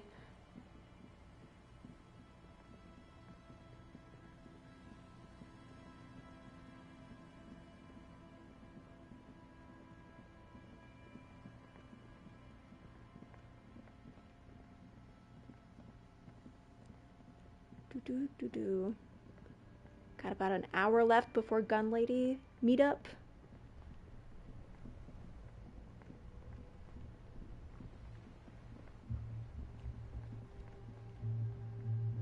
So this guy over here? Past the gate? Not past the gate, but in front of it? This guy? Right to work! Right to work! Shame on you! Are you a mercenary hired by Wild Pines? Hell no. I'm just an honest scab. I won't have talk like that around here. You understand? His neck muscles tense up. The veins on his neck bulge. Is there a tribunal being convened? Fuck. You hear a tiny rattle. A small radio. Cracking somewhere. Ooh. An earpiece. How about you fuck off now, huh? Okay, of course. There could be weapons aiming at us right now. Somewhere above, in the buildings. The other merc. Don't push this. He's thinking. This is not the time. The man's breathing steadies, but his eyes are still narrow. Slowly, he's trying to get his right-to-work dance back on. It's hard to do that when you want to beat a man into a pulp instead. Ooh. Spooky. Spooky. That definitely gave me, like, in the middle of the Hornet's Nest vibes.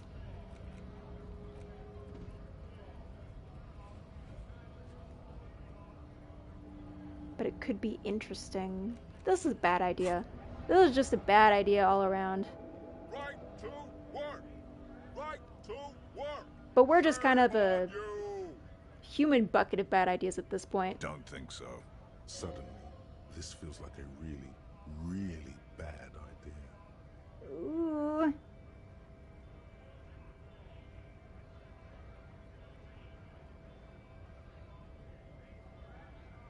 They were on the body of the man hanged behind the cafeteria. Silence. He takes the photo. Grey eyes dart back and forth on the glossy surface. His face is unmoving. You see dead flesh in colorful rivers of polychrome, melting skin and hair. Fucking loincloths. Really did him in. What was that about loincloths? Yeah. He's clenching his teeth. There is silent pressure behind them. What do the tattoos mean? What it means. I can tell you what this one means. Only one. You want to hear what happened here? Sure. Our colonel is deep in the bush here. Deep in the fucking bush. In Benital, 41. Monsoon season. He's on a reconnaissance mission. He spent a month behind enemy lines, scouting kept villages. Nothing but fucking bugs and snakes for fun. Men are getting restless. There's talk of switching employers. With some strange emotion, this is about to get really graphic. Last moment to back off. Our boy, he's only a captain then, but he knows how these men think. If they don't see action soon. His voice gets strangely quiet. A long, long way from right to work. His gaze pierces the paper. At dawn, he comes upon two kids, breeding in the bushes by the river. Or maybe they weren't breeding. Maybe they were just making eyes at each other. I like to think they were breeding. We shot the boy. He was useless, but the girl, she was nice. A little fat, you know, but not too old. She was quite the entertainment for the week she lasted. Expired in the hands of Sarge Mason, the kind of guy who'd make Chief there shit his pants and cry like a bitch. God, Mason couldn't let go. Cut the tits off her cold body and fucking ate them. Said primitive spirits were watching over him now. Drowned in a creek a week later. Spirits my ass. Something stirs in your stomach. There's a word on the tip of your tongue. Colorless, odorless. It's... evil. You bet it was. Were you there? No, I was somewhere else. That's just a guess as to what this one little star on his belly might mean. I'm just a bouncer. That made my stomach curl up. That was awful. You're not really a scalp leader, are you? Fucking mask is getting sweaty. I want to take my mask off. He's under orders, and orders are orders. Can I have that back? Go ahead. All right now. Free commerce! Keep the goods flowing! Oof. Oof.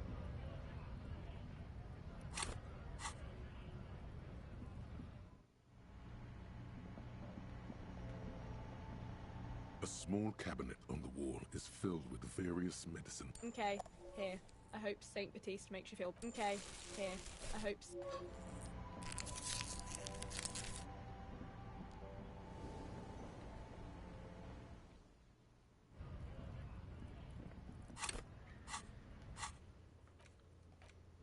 Well, that was a fun soiree into something absolutely terrible.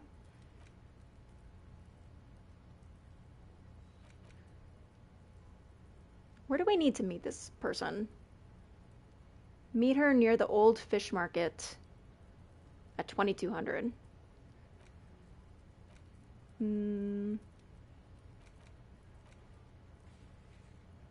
Let's see.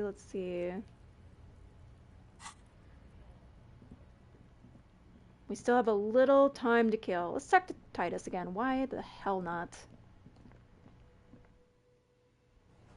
This could be our last chance to have him be super pissed off at us. The Copper-nado is back. What do you want?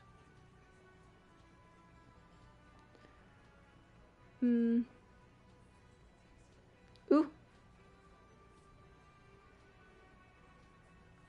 I talked to Joyce. The merc you hanged, his friends are coming for you. Yeah. By friends, you mean his squad mates from Crenell. Yeah. Wouldn't want to beat up his grandma. Nervous snickering. There's a rush of adrenaline present. They're forming some kind of tribunal, and I hear they're fucking insane and coming for you. This is what happens if you take the law into your own hands. Other people start doing it too. Let them come. The Hardy Boys are right fucking here. You might be fucked, Hardy Boys. You heard the man. Right here. We're armed. We got the whole district behind us. And Glenn. Glenn is fucking crazy. Yeah. A well-oiled murder machine. The mood is on the rise. They're feeling confident. Ready to punch out the whole merc platoon. I hear they got automatic weapons. We got weapons of our own. We got Ister 50s, Zeelagers. Glenn's got a knock cannon at home. Will they pierce ceramic armor? I guess we're gonna see, aren't we? Ooh, I hope for your sake that you're right. Right about what? That a 50 caliber bullet goes through shit? Yeah, I am. It's bad news, my dude. So are the local gangs. The fucking Barmy Army and the Madre scum. You've been out there. Seen any around? Yeah. Where are they now, huh? Sent back to Madre in an airtight cargo crate. These people are trained military professionals, special forces, as you said. They're not a gang or a Barmy army. No, they're not. They're uncoordinated and drunk. Don't forget, we're listening in on their communications. Their shit is way apart. Joyce said they're rogue. No one's controlling them. Big fucking surprise. They hire psycho scum, arm them to the teeth, and let them loose into city. What do you think is gonna happen? He's really prepped himself up for this. He has to keep the fear in check. Okay. What do you mean, okay?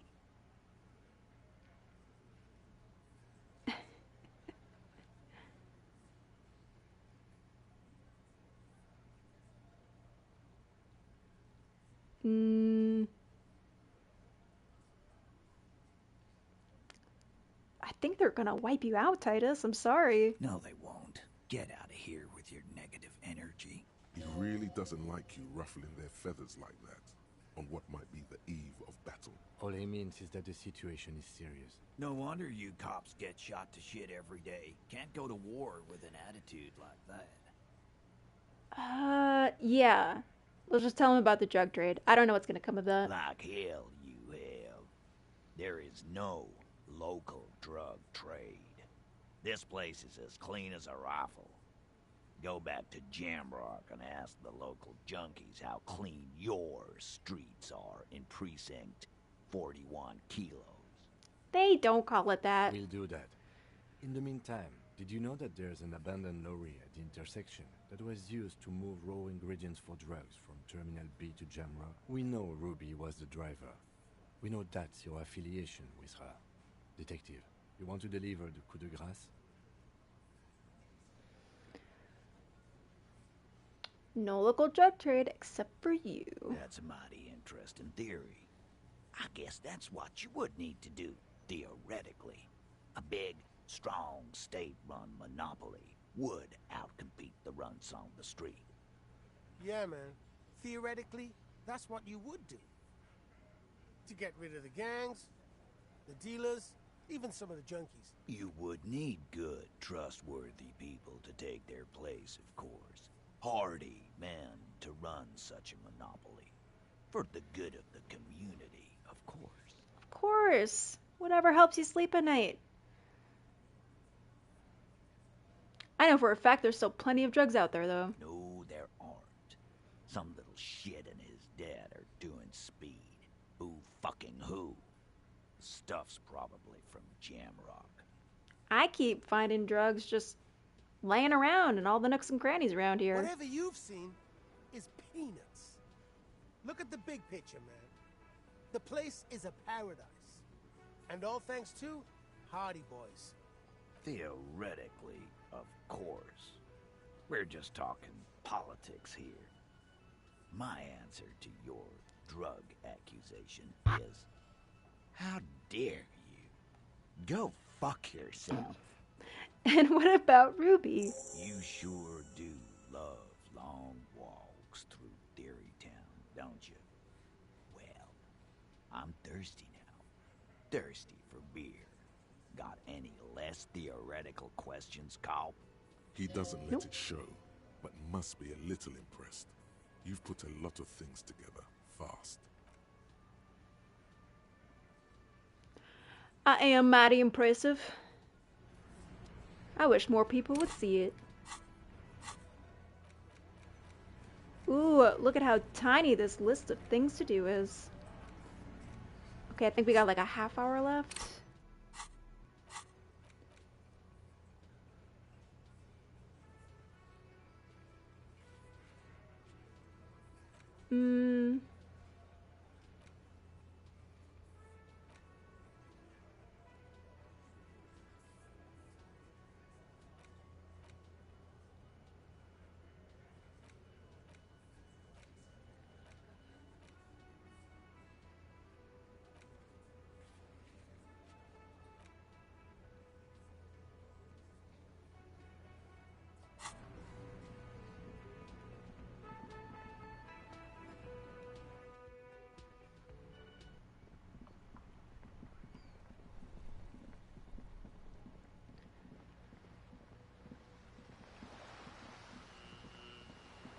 Alright, gang.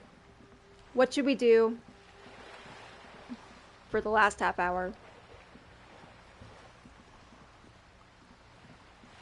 The truck driver? Which truck driver?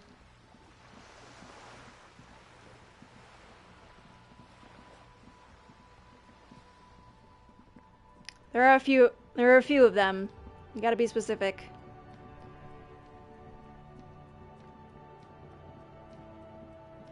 Tommy? Oh! Good eye. I totally missed that. I, saw you poking around in Lady Driver's lorry. She in trouble? Hi, this Chicanary. I'll check that out once we're done talking to Tommy here.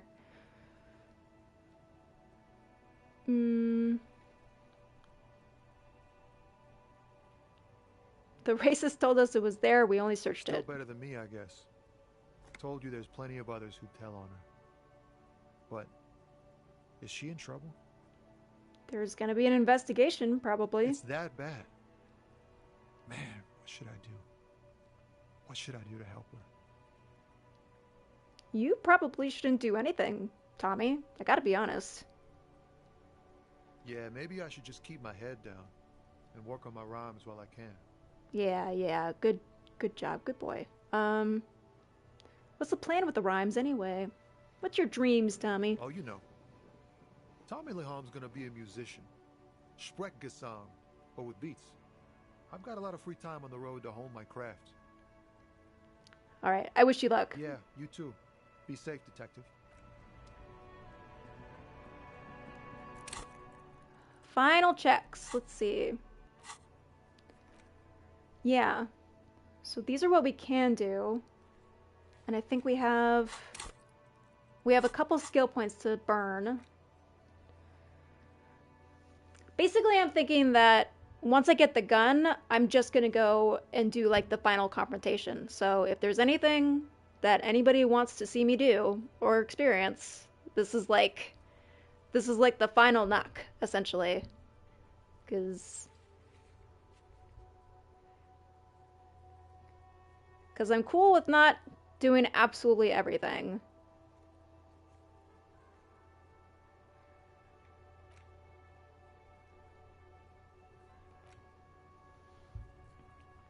And I'm kind of running out of ideas. Did you talk about reality with Joyce? Yes. We got the whole lowdown about reality with Joyce, about who we are, what we are. We talked about the Pale a lot. That was crazy. So, that information. Stained glass window and computer woman. What was the stained glass window thing? I am interested in yeah, the Suna thing. Go back to the church? Yeah, we can do that.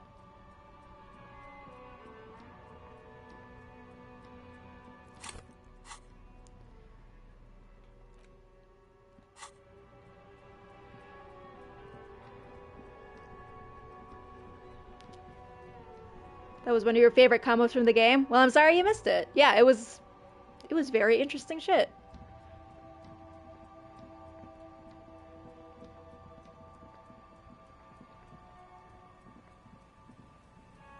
Alright. So what are we doing at the church? The computer lady? I do want to pass that check, but probably don't hold your breath because it's a logic thing, and we're so bad at those.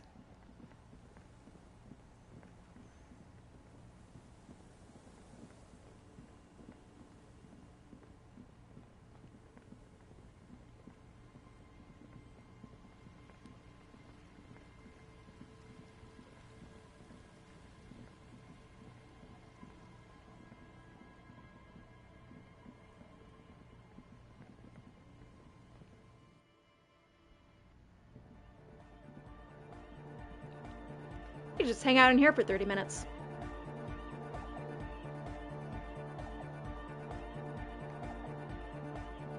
I think it is. I think it wouldn't have showed up on our list otherwise. Humanism stands above you. A Yeah. precious and complex wax painting on a single pane of glass. A crack runs across the length of her body, her face oval and sad. It's all intellect, yeah. It's all our worst trait.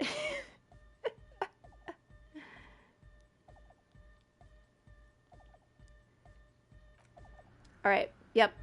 I have 2 skill points to spend, so I'm gonna spend 1 on this one.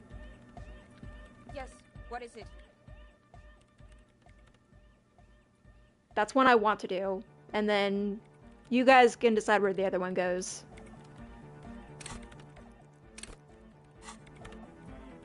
I literally just looked at the trait and I forgot. Yes, what is it?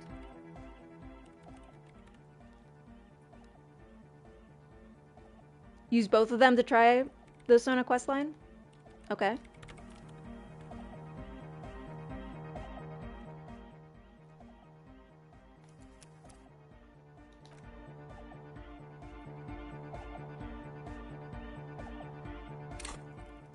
Let's check it out.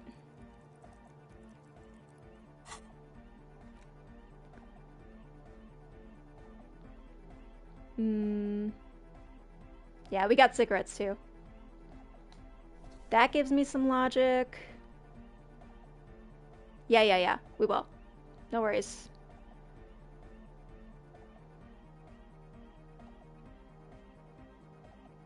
Unless I can't see some of this stuff.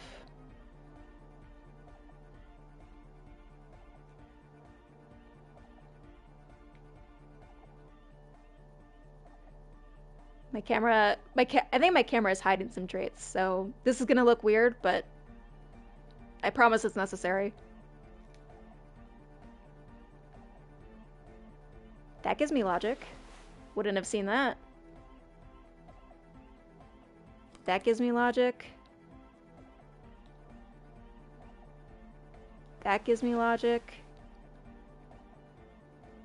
Look at us, so logical. That gives me 2 logic.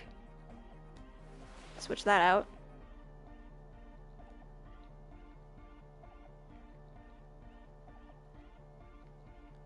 Okay, I think... Hardcore!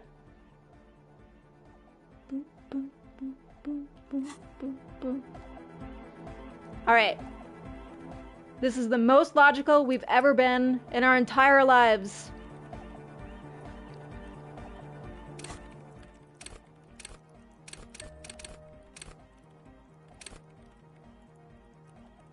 Oh, can we not upgrade it again, though?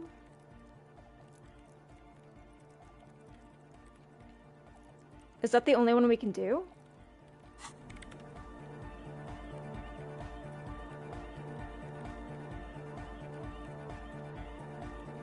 You can do it after smoking? Okay. Awesome.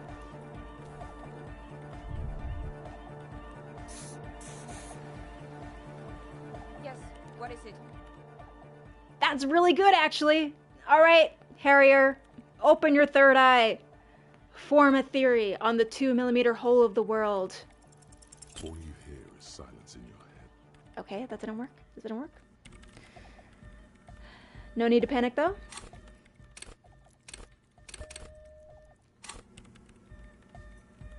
Yes, what is it? 72. This has got to happen. You don't have to. Let's go! A long time ago.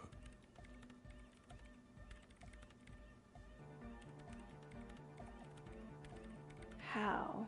The origin of the Pale? These thoughts formed in you somewhere, in a long-forgotten discussion, behind the kitchen table, in the evening light, drinking coffee and smoking, with a friend and a woman. She was there too. Her hair smelled of shampoo as she was smoking. Sona, is this the origin point of the Pale? What? The swallow, it's how it starts. It's baby Pale. But Pale isn't here. We're thousands of kilometers from the edge. That comforts her.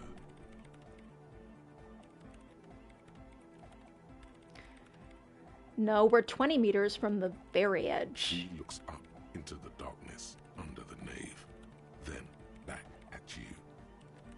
The Pale is only in effect a transition between the world and that. Then what is that? It's nothing. No, it's less than nothing. No. Less than nothing. The final rest state for reality. Imagine if all of this never was. Then the Pale is... simply a gradient. But the gradient, it clearly hasn't started yet.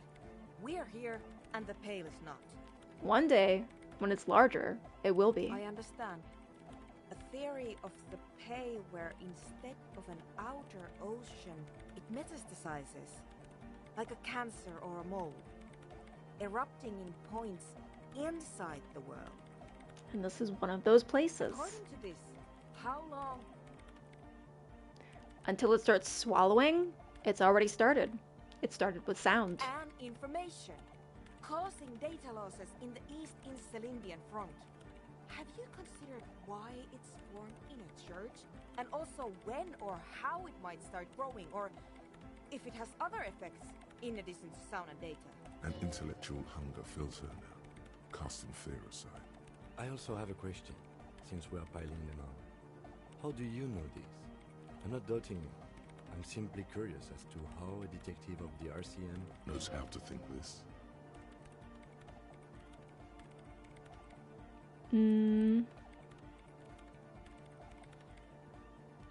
I think I've had the thought before. That's how I know it. An amateur anthropomedic police officer.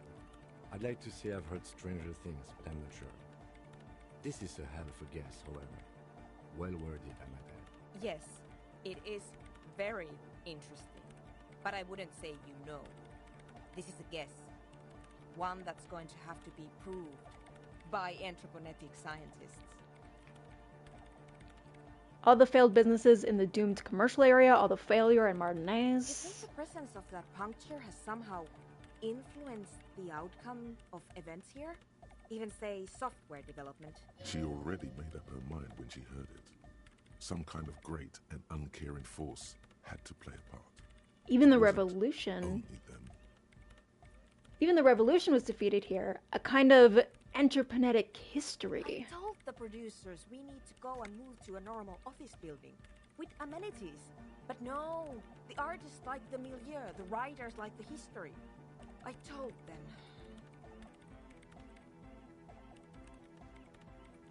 We should tell everybody. You mean Plaisance and the Dice Maker? There was almost no one left when we packed up. Just the Dice Maker. I don't think Plaisance would survive the knowledge. Then go tell her.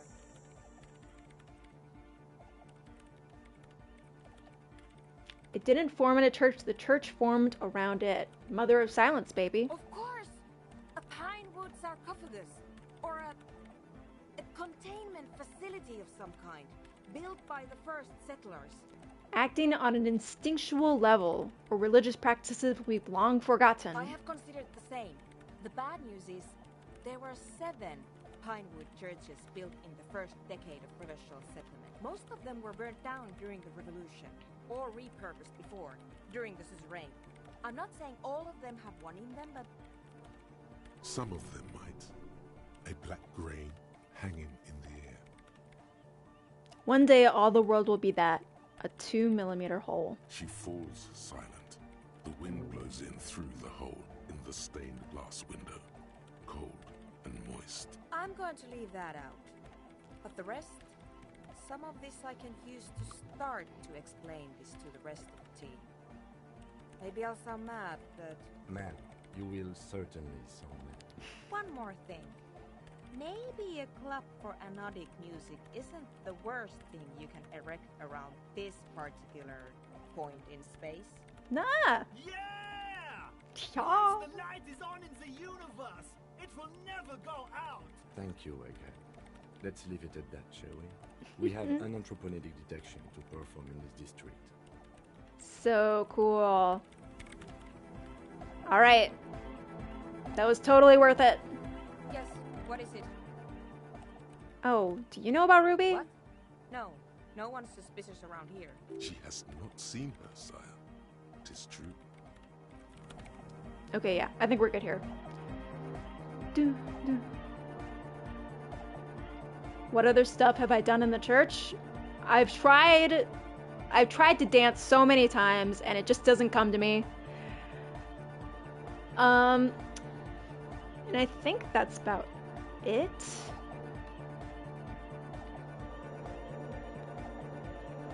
What's this stuff around here?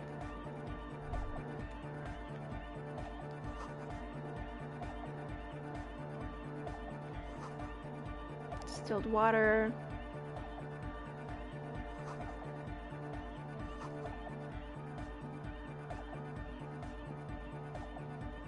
I mean, I feel like we examined everything. Obviously, we did the whole nightclub quest. Looked at this, tried to dance, but we don't have any more skill points to waste on church stuff.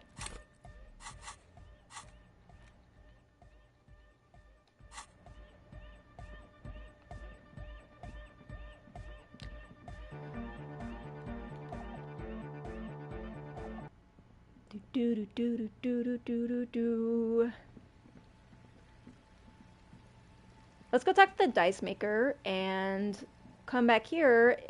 It should be about the time to meet up with the gun lady, I think. That sounds good to me, yeah?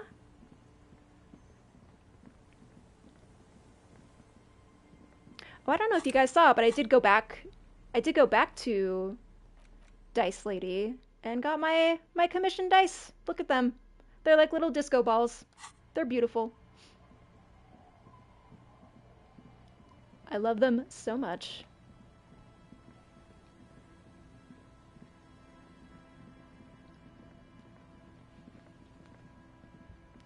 And even when the pail swallows me whole, I will still be here with my little disco ball dice.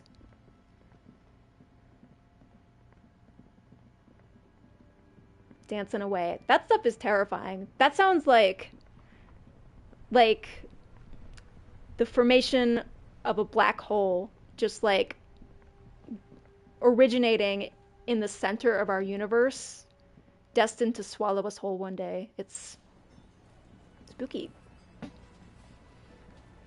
I'm not going the right way.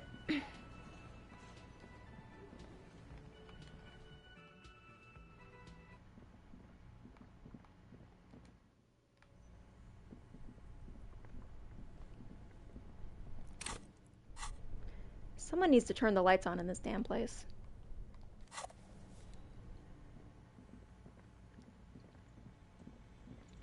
Somebody other than me, because I've done too much work around here already.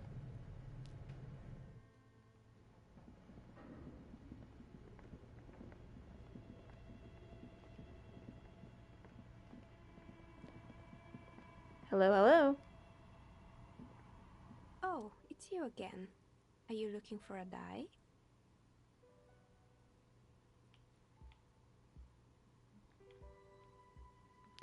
I think I found the source of the curse.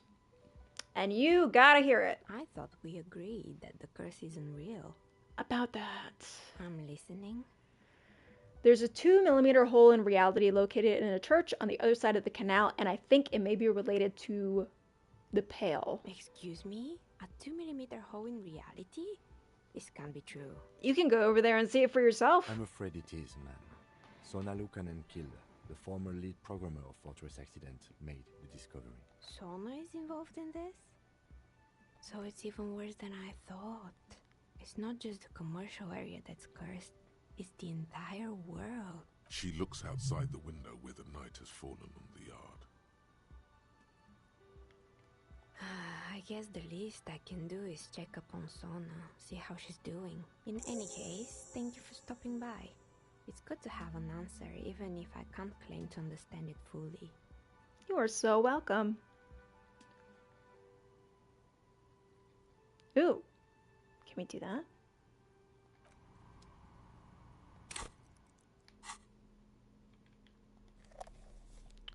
We also got one more skill point. Just saying. Any ideas? Blub, blub, blub. Oh, it's you again. Are you looking for a die? A gust of cold air sweeps through the chimney. The stones and minerals on the shelves rattle as though agitated. For a moment, it almost feels as though you're outside the building, exposed to the atmosphere.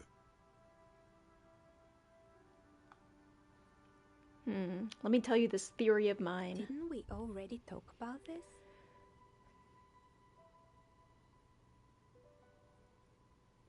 Because you're not in the same building as the others? Wait, where are we going with this? What are you talking about? No, the old coal plant that used to be here was subsumed into the new venture. Its ruins swallowed up, yet it has a different address in the heart of the city. This used to be a coal plant. You were in a chimney of another building. This doesn't make any sense. Nope. Are you saying my business was spared because of a technicality? Where is this coming from? I'm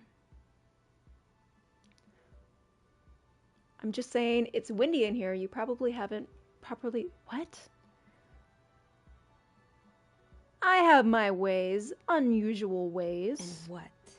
Does it mean that I'm safe from failure? None of us are safe. Don't let her become complacent.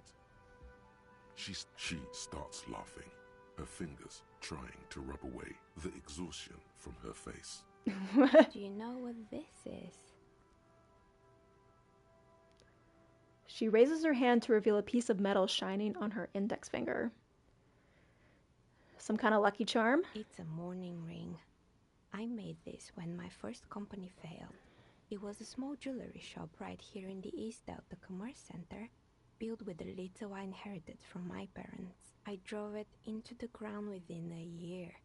I didn't have what you would call a viable business plan. So the curse is real. No, you're right. I didn't. It wasn't just the jewelry shop either. I always thought that it was just the world that you were supposed to try again and again until you finally succeed. And now you're telling me what? That it was all because I didn't run my little shops and ventures from a dump inside an abandoned chimney? Coincidence is the only thing that safeguards us. Yeah. Or maybe it's the entire world that's cursed. It's such a precarious place. Nothing ever works out the way you want it. That's why people like role-playing games. You can be whoever you want to be, you can try again. Still, there is something inherently violent even about dice rolls. It's like every time you cast a die, something disappears. Some alternative ending or an entirely different world. But anyway, thanks for sharing your theories, officer. Well,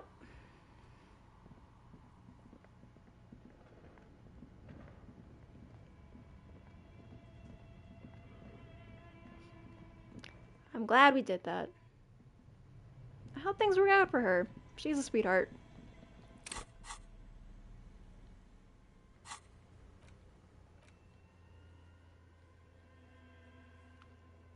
What did I want Kim to do? Yes? Why did the 41st send me? Look at you. It's because you're a failure. They sent you to Slight, Precinct 57. That doesn't sound right to me. Just think about it for a second. You're a raging alcoholic who showed up 3 days late wearing piss-stained disco garb. You weren't sent here to win. Kim, hear me out. I know this is going to sound crazy, but maybe my precinct sent me because they think I'm like a fuck-up? I've considered it. What? Why wouldn't you say something, Kim? It would be immensely ugly of them, not to mention unprofessional. But I also think it's somewhat unlikely. Why is that? I checked the records. This jurisdiction dispute, who polices Martinez, reaches back to the 30s. It's as old as my station. And all this time we can't decide who gets Martinez? I think, yes, both stations would prefer a win.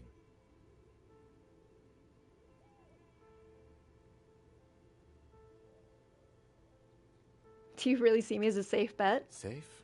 No. But you're old. You've made it this far. Something has brought you through. We've only just started working together, so I don't know what it is yet.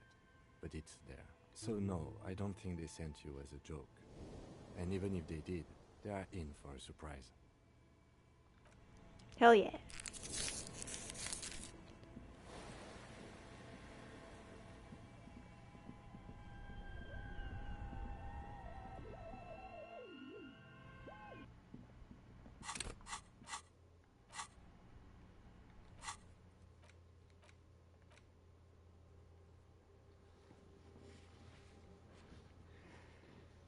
Hmm.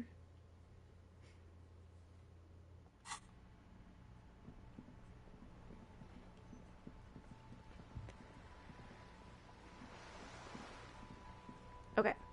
Let's actually hang on to that skill point in case we need it for Gun Lady. And let's go meet Gun Lady.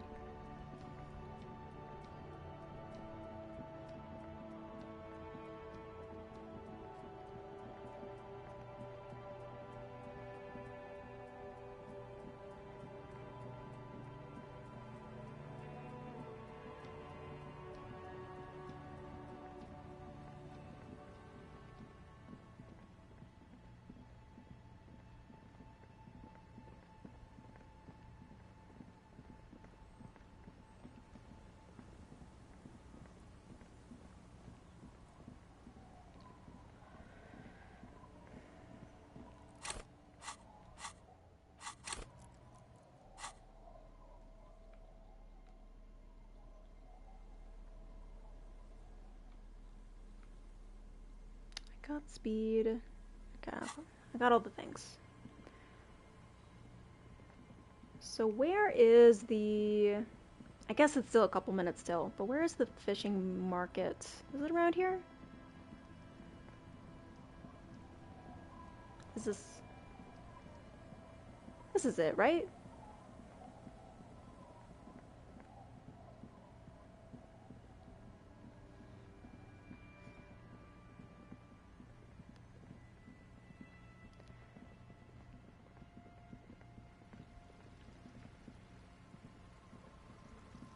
Where the body of the drunk man was? Okay.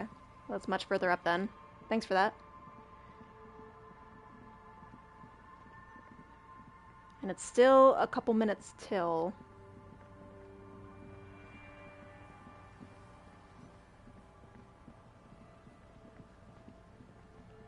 I passed it.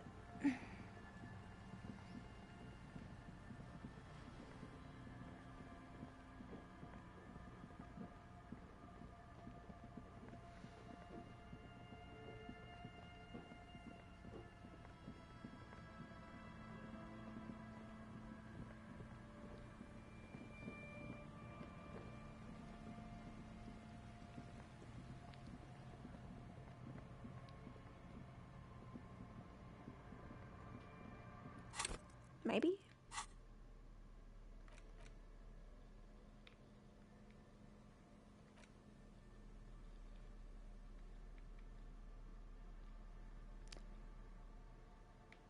I guess this is a book. The face of King Fleecell smiles at you.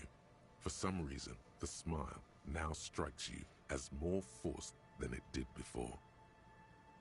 It takes a moment, but gradually it dawns on you that Kunst und Kultur must mean arts and culture. Why they decided to title this one section in Volda is beyond you. Obviously because it's cool to drop random phrases in foreign languages. It evokes a sense of recognition and fellowship among those privileged enough to understand.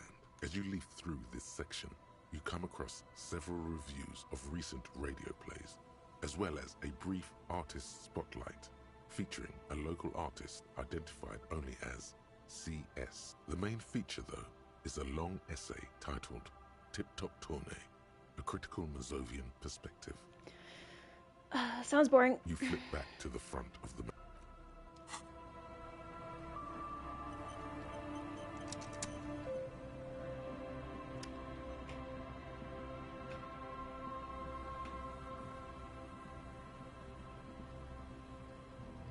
over there.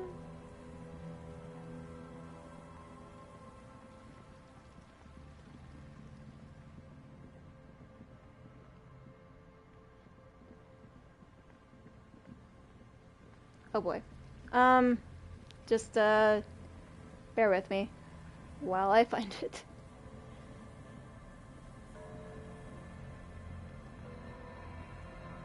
Over here. It's over here.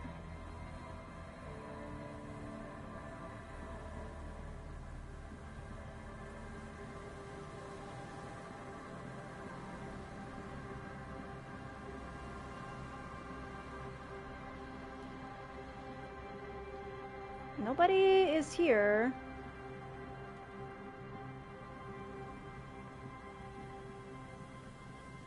Unless I pass them by.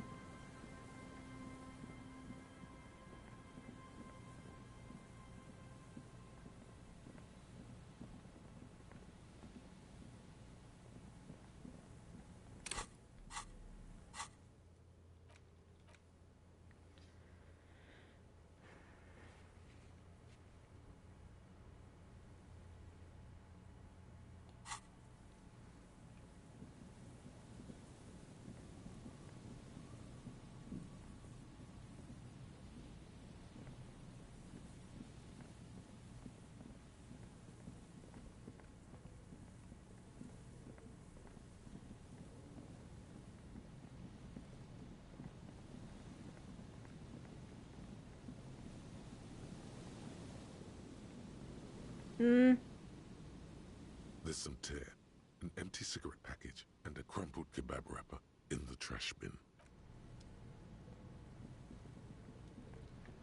Do you know what is happening? Is there a way to fix it?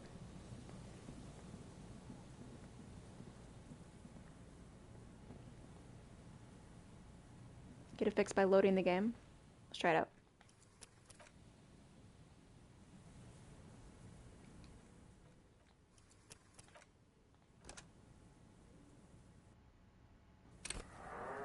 Jesus Christ. Oh my god, that scared me. You're so loud. Show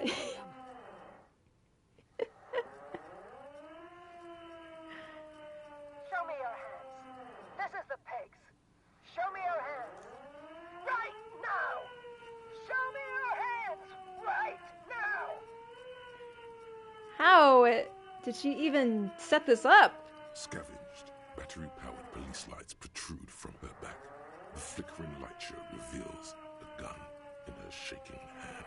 Her hand is trembling from some sort of neurodegenerative disease. Madame, please drop the firearm immediately. I literally had to use an old save and redo like an hour and a half of conversations. Boo! Sorry to hear that's the chicanery. And I'm glad that didn't happen to me. You shouldn't be here. Something's very wrong with her. She's completely out of control. Take it easy, ma'am. Failure to comply. Suspect is displaying aggression. Officer, under duress. Officer, under duress. I am the police. Don't move. Don't move. Hands on your head. Suspect is armed and dangerous. I'm not moving. Suspect is on the loose. Suspect at large. Officer, administer street justice at our own peril. That one extra lick with a baton or extra knee strike above was what was actually required. Suspect is under control. Suspect is under control. Be careful, detective. Don't do anything that might set her off. This is dangerous. You're 70% certain you always leave your gun loaded. 70%, huh?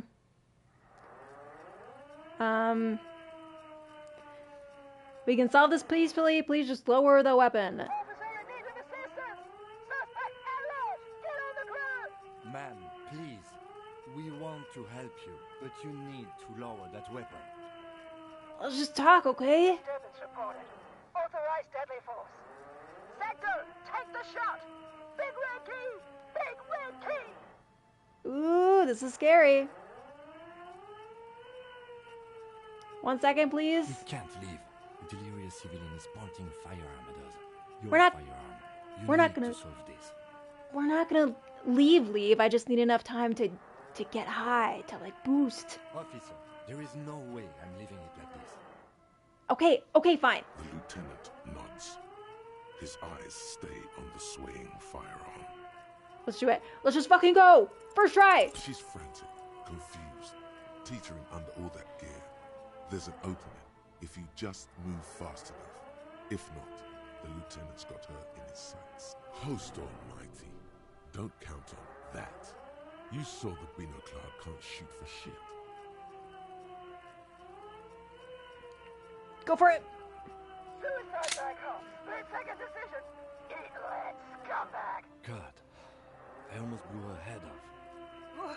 What is this? This isn't police issue. Police weapons have bullets. This isn't real. Police gunfighters have bullets. Ah, my gun. What is this? Why did you sell me this? She looks devastated.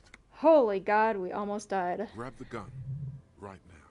Yep. This might be your only chance. No one ever cares anymore. Why would they treat me like this? Oh, we need to figure out what to do with her now. Nobody's ever around. Nobody ever comes to visit me.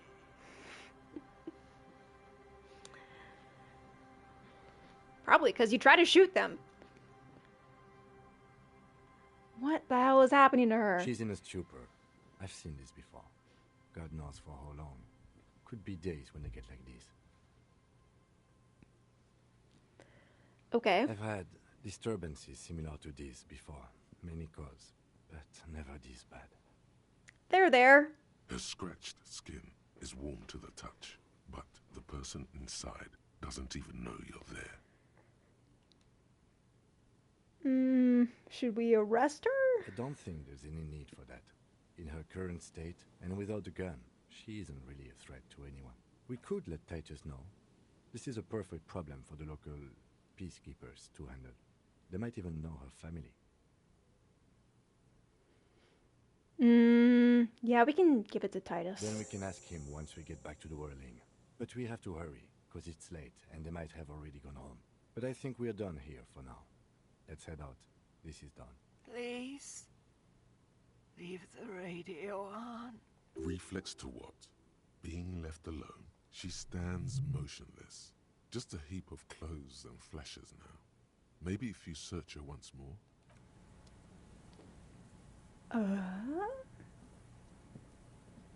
The woman stands slumped. Is one of those things a police cap? She doesn't even flinch as you reach out and disentangle the familiar-looking lieutenant's cap from her mountain of RCM paraphernalia. Oh, is that yours? Probably. It's hard to say. It's been so long since you wore yours. It's your hat. Hey lady. The old woman doesn't react to your touch. Wow, okay. That was nuts. About my hat, though. Oh, yeah. Superstar sunglasses. RCM. Jacket. We're looking like a genuine police officer.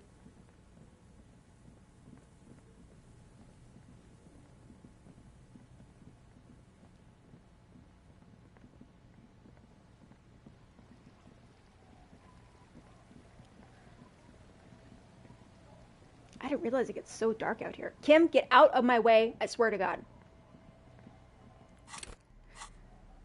So we have our gurn. Thank God. We don't have any bullets, though. Never mind. I have 2 bullets. Look at me.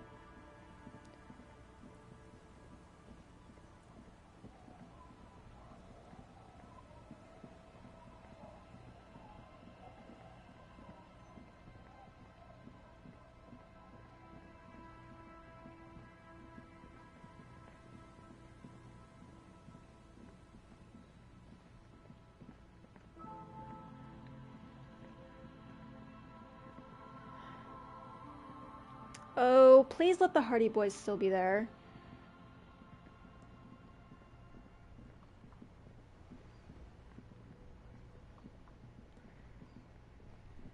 I really want to tell them about the lady, but I also really wanted to finish this today. Hey, Titus. The Coppernado is back. What do you want? So, there's an old catatonic lady in the old fish market on the other side of the bay, and she needs help. What's that, Copper? You want us to help little old ladies now? You're local law enforcement, aren't you? Helping troubled civilians should fall under your jurisdiction. Yeah. We'll send someone out. Who is? Wait. It's the pigs, isn't it? Yup. God. Poor lady. Don't worry. We'll handle this. I think she got some family in Courant or something. Bastards left her alone when she got sick. We've been getting complaints. Hey, wasn't Everett's B team looking for her the other day? They said something about her, I don't know, finding something? Yeah, I think you're right, Gene. She have something of yours, Pig. Whatever you do, do not admit to these punks you lost your gun. You will suffer if you do. Nope. Nothing of mine. No? Well, whatever then, Copper. No. They totally said what it was. What was it? Anyone remember? No. I don't remember. I was fucking drunk. Let me know if you figure it out back there. Now, anything else we can help you with? Oh, what's her name? Auntie LaPlante. We always called her. Something LaPlante. Marianne, amigo. Marianne LaPlante. Anything else you wanted to know? Do you know where she got all the cop gear? Dunno. She lives by the water. Shit washes up all the time on the beach. Police paraphernalia doesn't just wash up on the coast, people. It's not like we dump it at night. She bought it, collected it. Station 41. A man carries a crate of rusted, unused badges. You think these would net us something at the annual auction? A balding detective drags a comb, futilely across his head. Shit, who'd want those? Just dump them into the river. Thanks for the help, Titus. No problem, old cop man. We take care of our mentally ill here in Martinez. Ain't that right, boys? Sure enough, we're the real heroes on these streets.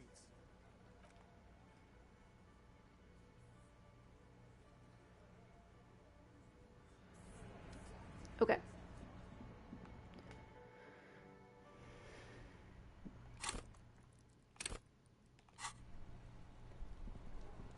I think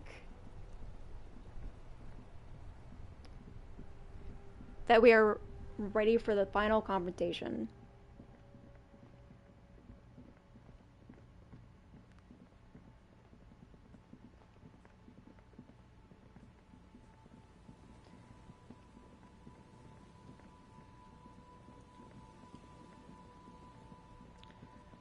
I think that we are gonna make one more pit stop on the way,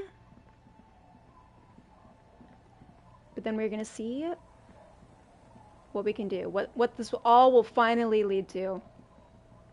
Oh, but if I go in here, will Kim leave? Alright, no pit stop. No pit stop, just action.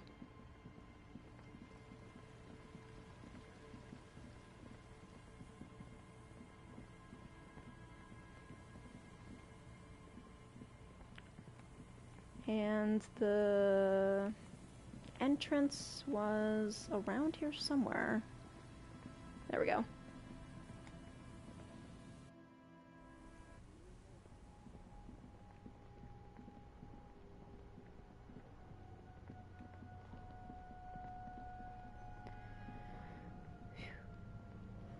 Okay.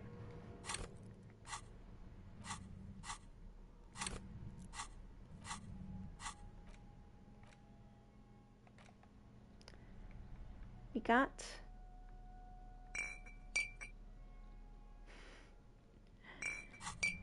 we're gonna get a little fucked up.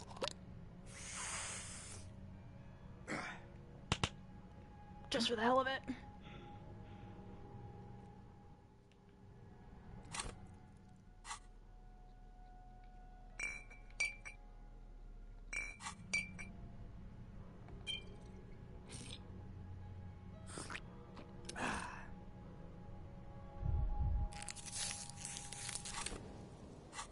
That's the good shit.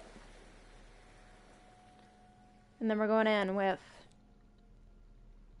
a light in one hand and our gun in the other. Holding the gun feels natural and satisfying. It's like an extension of your arm, the polished wooden handle almost fusing into your palm. I think my hand recognizes it. It reminds you of the day you first held it, with fear and respect, hoping you don't have to use it in vain. The sun was out in Jamrock. It was so long ago. But this is your gun.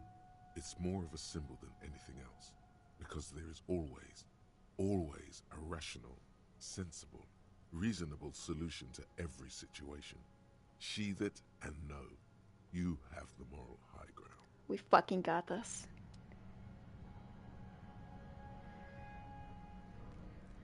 And I guess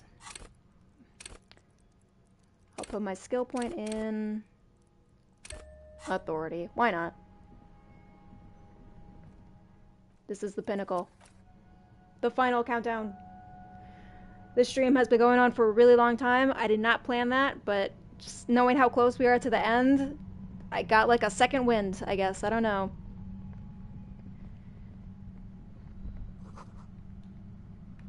Yes?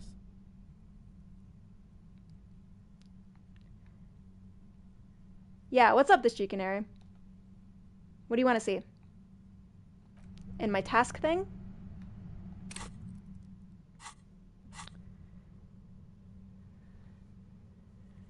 What are you looking for?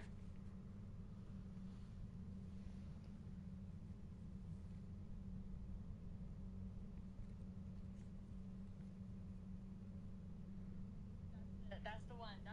Oops. The number's at the left.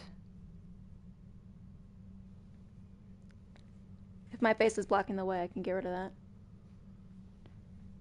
At the right. Yeah. There you go. Look at how much of a frickin' superstar we are.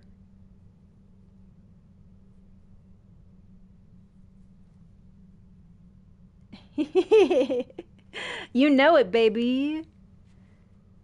Baby. Surely we can't fail. Not with those superstar numbers. Your entire body is paralyzed. Whoa. Aggressive white noise fills your skull. A strange pain, like you've never felt before. Through the static, you hear a woman's voice. Oh my god. Is she using the pail right now against us? It's like 1,000 radio stations are being blasted into your head all at once. But her words are the only ones you can make out. I know you're feeling pretty uncomfortable right now. Don't move too much or fight it. That'll just make it worse. Can't say it's a pleasure, officer. I was really hoping not to make your acquaintance. But here we are. The voice coming through the whirlwind of pain is not malicious. She doesn't want to hurt you, but she has to. Doesn't wish to hurt you, not according to your ear canals. Wait, no, not even your ear canals. This is going directly into your neural pathways. I don't think covering them's gonna do anything. That's an awful decision. Why would you not want to shield yourself from it? Sorry. It's an entirely new type of experience. Way worse than all the previous ones. Don't focus on the pain. Focus on doing your job. Tell her she's under arrest. You're under arrest! Really now? Check this out. You're overwhelmed with a new surge of violent static. It feels like a blood vessel exploded in your brain. Kim, help me! I'm using a pale latitude compressor. You and your partner have been caught in its field. The explosion of static you're hearing is the ULAN frequency, blasted from that pale emitter that Angus mentioned. But Angus said you had a pale emitter. That boy's really gotta learn to keep his trap shut. And it's not a bloody pale emitter. It doesn't emit pale.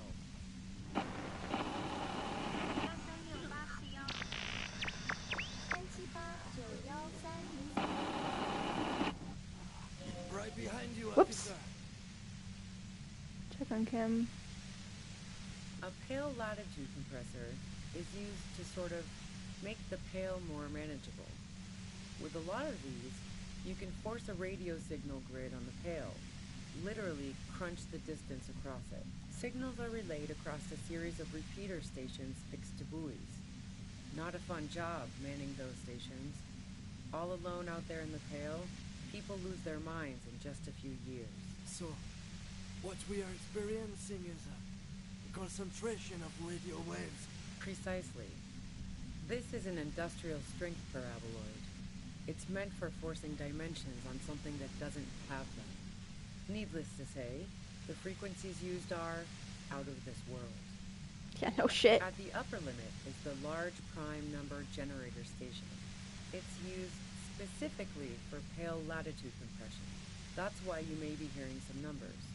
But you might also hear, or think you're hearing, local radio chatter. She's been holed up in here for a while with no one to talk to. Keep her talking, and you just might get an opportunity to break me loose.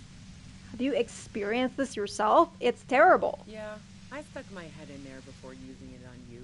It seemed like the ethical thing to do. Can't say that I enjoyed it.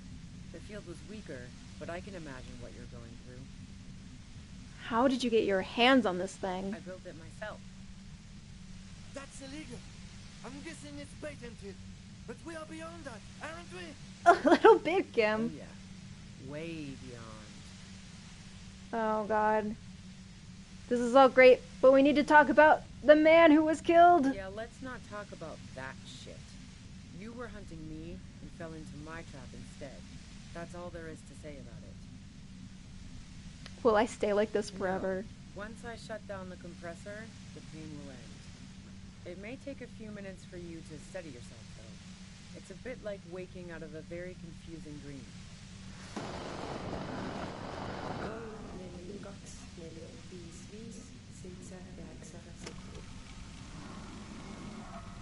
If you've got something really important to say, you can do it through the white noise.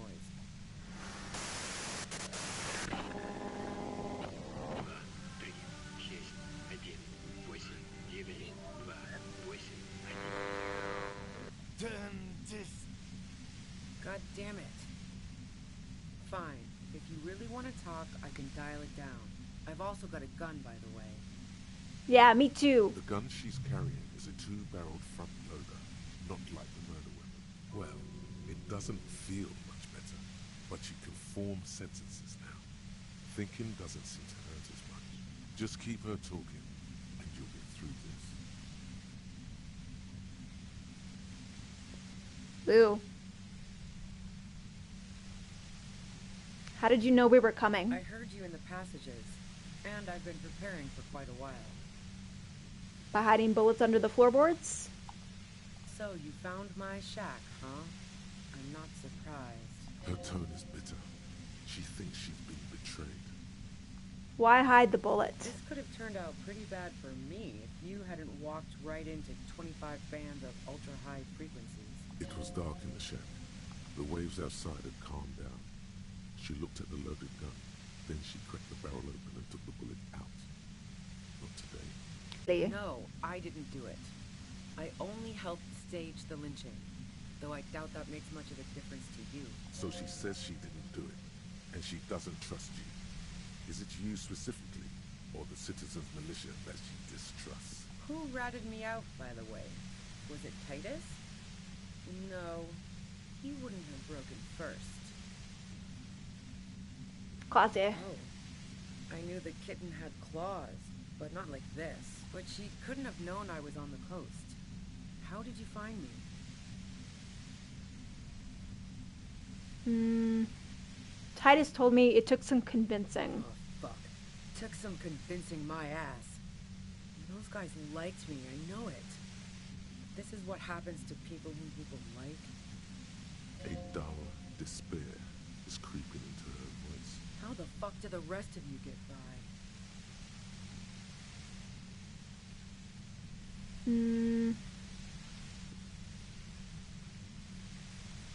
Asking questions? Like what? I already told you I didn't do it. You have a gun. And? And he was shot. It's a front loader. Do you have another gun somewhere? Sure don't. A breech loader? No. This is such a wipeout. Where did you get it? The gun store. Trigger Happy Jacks. What? Doesn't sound like a real store. What did you think? That I'm going to squeal on my gun supplier? Sorry, I'm not that kind of gal. What kind of gun is it? A knocked way 80 front loader. 2-barreled. Not really what you were looking for, I'm guessing. That isn't it. And you don't collect, like, old rifles or something? No, they're not practical. Break too often. A doubt creeps over you. She sounds so sure of everything. So, not guilty. This is what I was afraid of. Yeah. Evidence. Do you like to hang out on rooftops by any chance? Who doesn't? Oh, you probably mean Claudia's rooftop. Sure, I've hung out there. She's got this great antenna. What's so great about it? It's very powerful. I used it to tune into RCM frequencies. That's how I knew to be prepared for your arrival.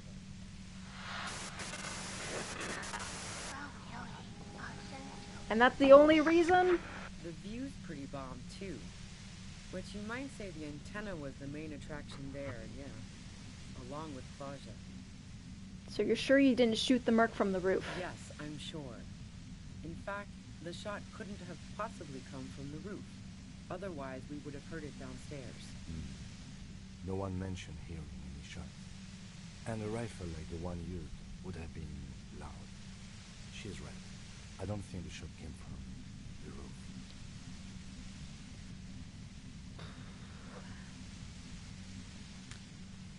This is what I was saying before, Cam, and you were like, nah, I think it's probably the roof. I see how it is, Kim. I see how it is. Would you say Lele was a likable person? I didn't like him. Hardened mercenaries aren't particularly likable types. I'm listening. But you liked Claudia. I considered her a good friend, yeah. Are you a girl liker? What the hell, man? Yeah, why not? I've gotten worse. So you want to be more than friends. Oh, so that's where you were going with this. Like maybe wanting to run away with her? That's a very sentimental way of putting it. We both had pasts we didn't want to catch up with us. And we enjoyed listening to music together. Why not go on a road trip? The lieutenant watches her expectantly, occasionally shaking from the pain. Okay, fine. I was into her. Claudia was into me too for a time, I know it. We even fooled around once. And yeah, after that I thought maybe we could make a go of it. Then what happened? She rejected me with some wishy-washy bullshit about how she was confused because she felt so close to me and valued my friendship so much, and how guilty she felt for leading me on. I knew that wasn't the whole story, but thought, fine, I'll take it and move on. No ill will then. It wasn't a problem for her. Claudia said you got angry when she started seeing Lele, threatened her. Yeah. One time when we'd both been drinking, I said some heated things about how dangerous her patterns with men were. I was a little worried she'd blow it out of proportion in her head. All the drugs she was doing can make you feel like you're living in a DeLorean tragedy. And despite that, you helped her by staging a lynching. Yeah, the girl seemed terrified. The merc was beyond caring what happened to his mortal coil. It was a no-brainer. Is peeping a hobby of yours? I'm not following your clever insinuations, Detective. There was a hole in the wall that you could see into Claudia's room. Just saying. Look, I'm not aware of any hole in Claudia's wall. And if I had been, I would have told her to get it sealed. That's what friends do. Nope. Look, she has an effect on people. That je ne sais quoi that makes it impossible not to look at her when she walks into the room, and very difficult to look away. But travel enough and you realize, for the same reason that she's everyone's type as an object of desire, she's not irreplaceable. Okay. Go ahead. And mine too, he thinks. Sorry. But keep on. This Sorry. must be done. You must have an alibi.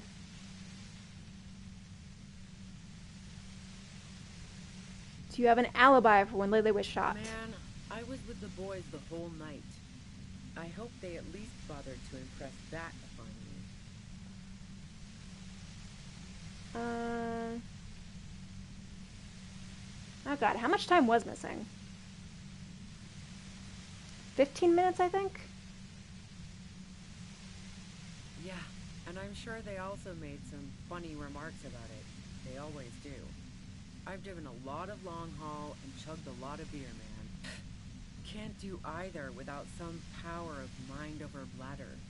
And anyway, that wouldn't have been enough time. Actually, it would have been just enough time. Wow. Now I'm curious. Please, explain. Perhaps like a secret way from the first floor to the roof. Don't know it. But also, the shot couldn't have come from the roof. Or we would have all heard it downstairs. She has point there. That didn't go super well. You've got to lay something better on her. I don't know what else we got. I really think we're missing something. That sucks. Flowers? No. Gifts of flowers and candy aren't really my style. Nope. I never did understand why, when someone dies, a hothouse's worth of flowers has to die too. Alright. No, I did not.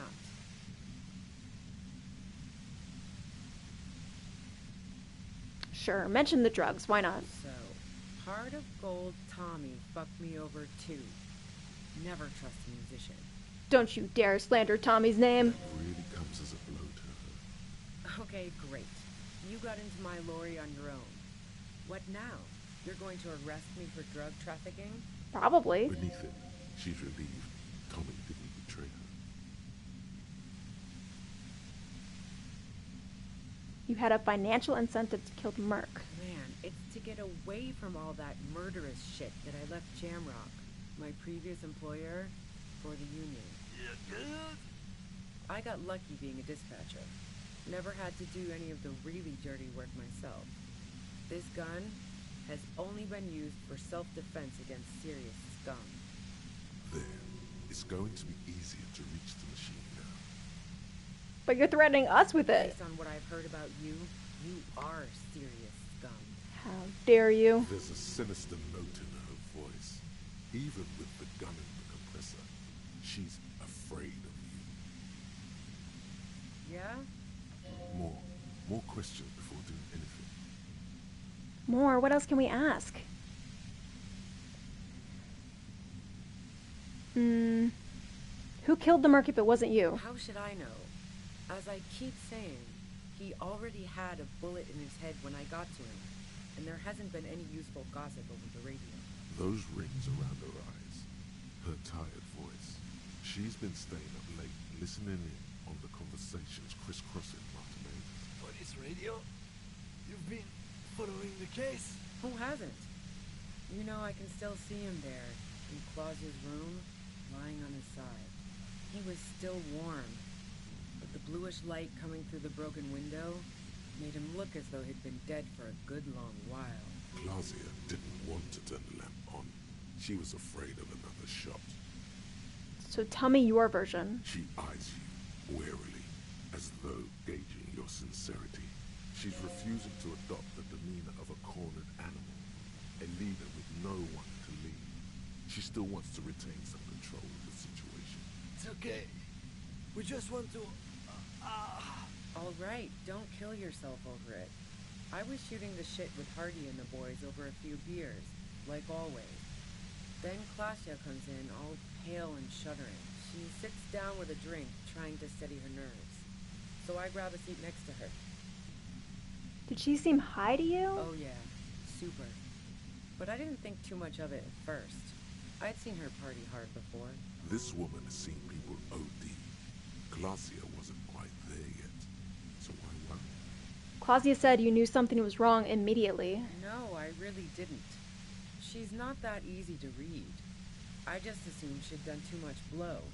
It wouldn't be a first for her. But no such luck. She was in some deep shit. She asked me to come upstairs. The Merc she'd been going with was lying on the bedroom floor, dead.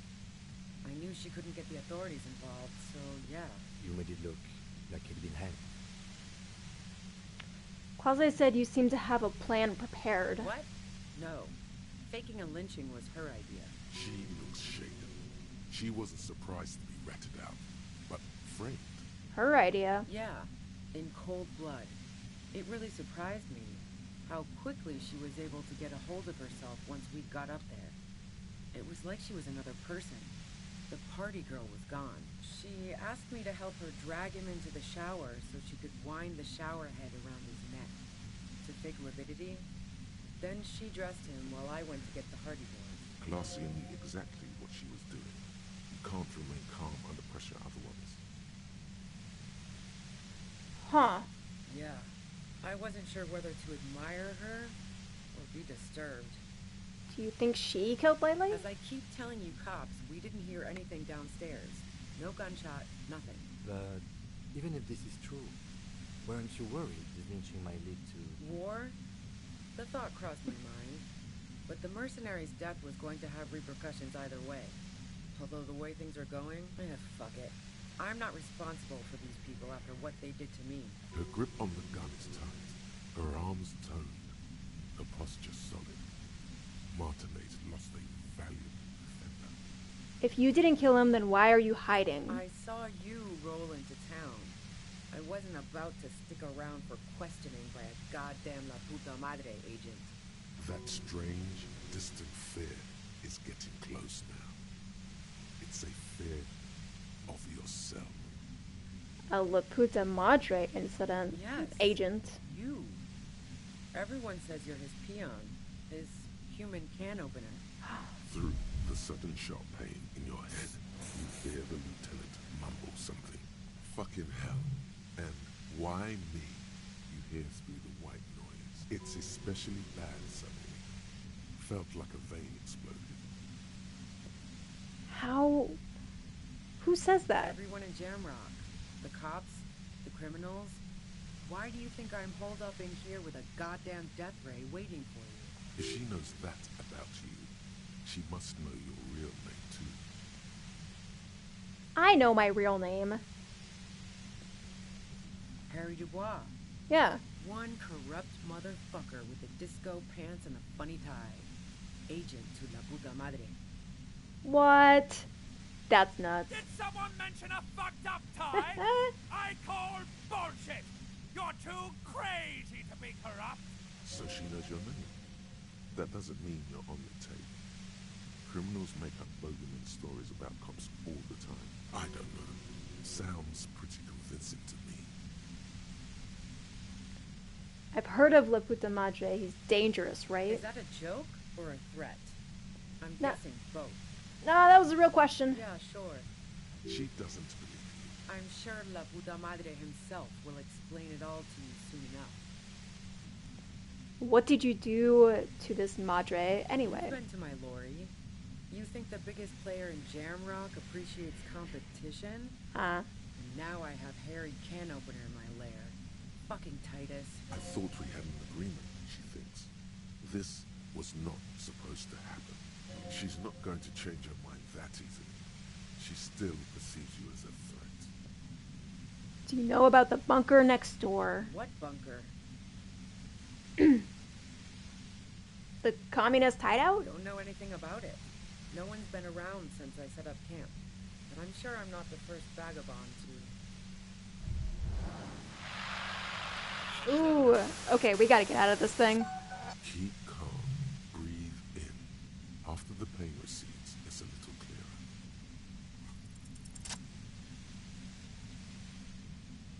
Fuck it up, Harry!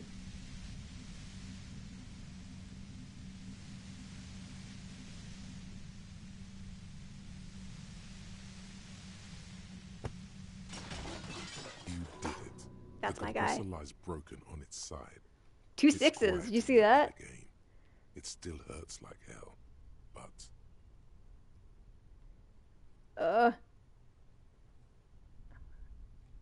You okay? You okay, Kim? All good, officer. She looks at the machine, assessing the damage. Her hand trembles. Oh, fuck it. No! No, no, no, no, no. Oh, no. Problem solving. Ma'am, put the gun down.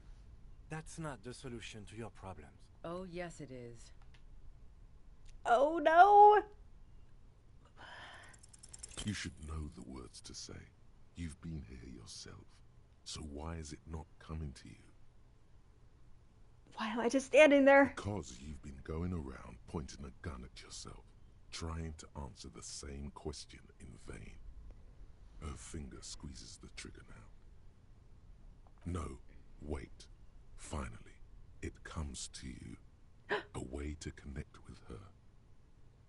I know your pain. I've been let down by women too. That doesn't sound right. Yeah. She flashes you, an incredulous grin. Then she exhales sharply. shakes her head, and pulls the trigger.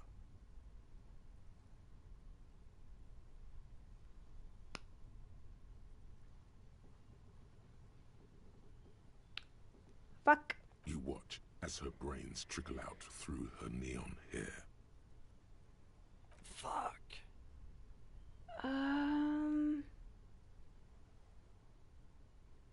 Okay.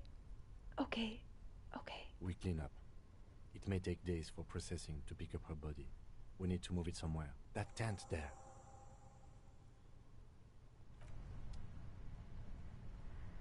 Oh no. Oh no.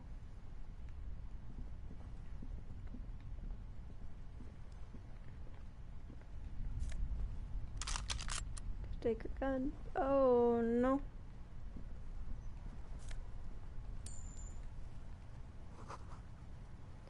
Cooking utensils. The plain red tent stands by dispassionately. It was pitched by practiced hands. She was used to camping out. You see a rolled-up sleeping bag and personal belongings. We should put her in the sleeping bag, so the rats don't get to her. The lieutenant nods.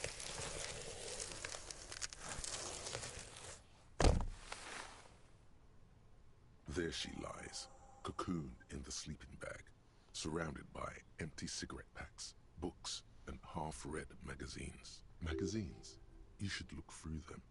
Assorted soft covers, mostly pulp horror. A motor carriage lies buried in the snow on one cover. On another, a ghost airship. You also see a collection of radio enthusiast magazines. See anything? Rager Monthly, Journal of Material Science. More Technological Digest. One of the magazines doesn't have images on the cover. It's not a magazine, it's a leather notebook. A notebook? You pocket the worn brown leather journal. She watches by, motionless. We should read this immediately, like right now. Yeah.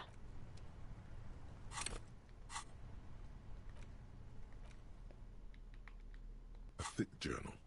The cover is worn like someone used to carry it around in their back pocket. The journal falls open. About 2/3 of its ruled pages have been filled. It's a mix of logistical notes, diagrams, and personal reflections, all dated. We could learn a lot from this. Let's see. What kind of logistics? Hard to tell exactly. It's mostly noted down in code. Looks like contact information, quantities, directions. There could be useful information about local operations in those notes. We have a junior sergeant at my station who's good with codes. I can give this to her after we finish this. Professionalism is his coping mechanism. Diagrams? Esoteric radio technology. The most recent ones probably pertain to the latitude compressor, sketches, calculations of distance and density. You make out a familiar spiral shape. Anything personal? Short, wry observations of people and places. Probably a way to pass the time on the road. Also, what appears to be attempts to sort through some difficult decisions. There are a few passages with many questions in them. Staff issues. Always tough on the leadership. You smell traces of betrayal. How far back do these entries go? The first entry is from August 2nd of last year. It reads simply, I know my position is precarious. All I can do is make myself as useful as I can while looking for a way out. Remember, no one is indispensable. Anything about La Puta Madre? That name isn't mentioned as far as you can tell. Okay. What about this M? Could this be La Puta Madre? Here, March 9th and March 15th. Great. M's peon is coming to town, no doubt to investigate the lynching. But also, I feel it in my gut to finally put a bullet in my head while I'm napping in my lorry or on a smoke break. Well, I won't stick around just to twist my own neck by constantly looking over my shoulder.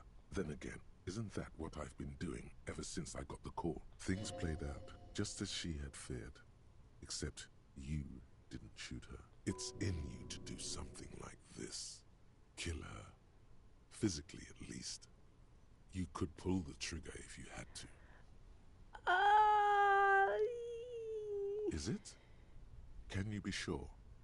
What if you are secretly being manipulated by La Puta Madre as you pursue this investigation? What if he wiped your memory on purpose? I don't know. This is the first I've heard of him in the entire game. Been holed up here for 3 days now. I'm used to being alone and all, but I don't know when I'll be able to leave, or if I'll be ratted out. They will rat me out, of course. I've made it a point to believe in the best in people, the boys, for example. But experience tells me, did M feel truly betrayed by me? I was feeling threatened. He'd have to know if he threatened people, they'd take measures to protect themselves. Even I know that. Economic measures first of all. Gotta make a living, right?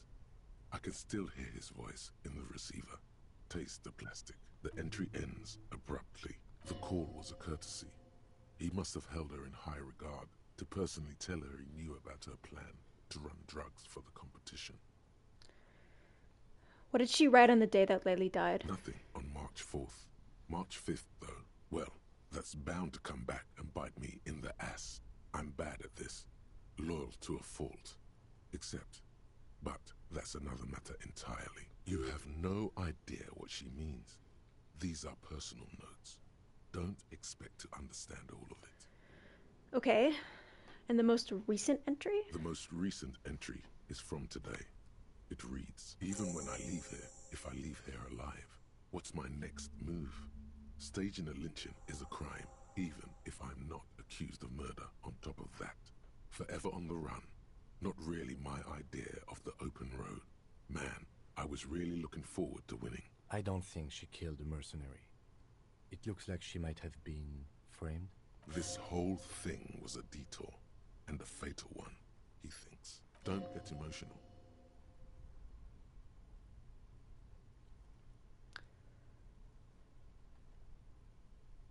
She died for nothing, I think.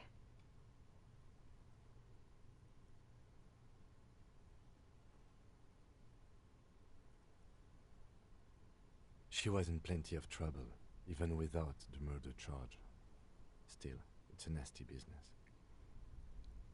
Do you really think I'm a La Puta Madre's agent? No, I don't think you are. Ask someone in your precinct if you want to be sure. Uh-oh. Okay, so who do you think killed the merc? Claudia was the one who pointed the finger at Ruby. Perhaps she was trying to steer us away from herself, or... Nobody heard the shot, though. Maybe she had an accomplice. Either way, we need to keep an eye on her. One thing is for certain. We have business back in the whirling and rags. Questions to ask. We should get to it. Oh boy.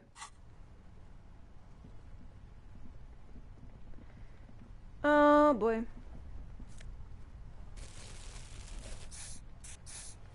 Boy, I needed that.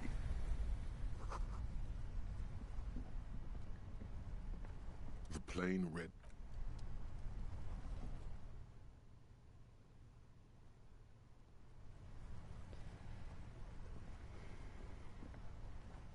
Alright, gang. Here's the deal. I've been streaming for like 7 hours now. I thought we would have reached an ending by now. So, like,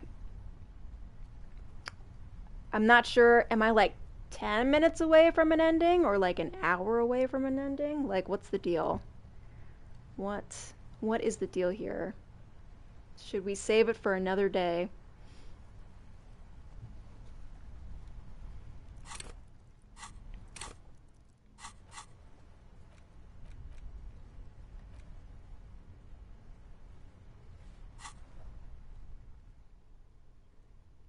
Couple hours left. Okay, yeah. Okay. We're gonna do a new save. And I think we're gonna leave it on that very climactic note.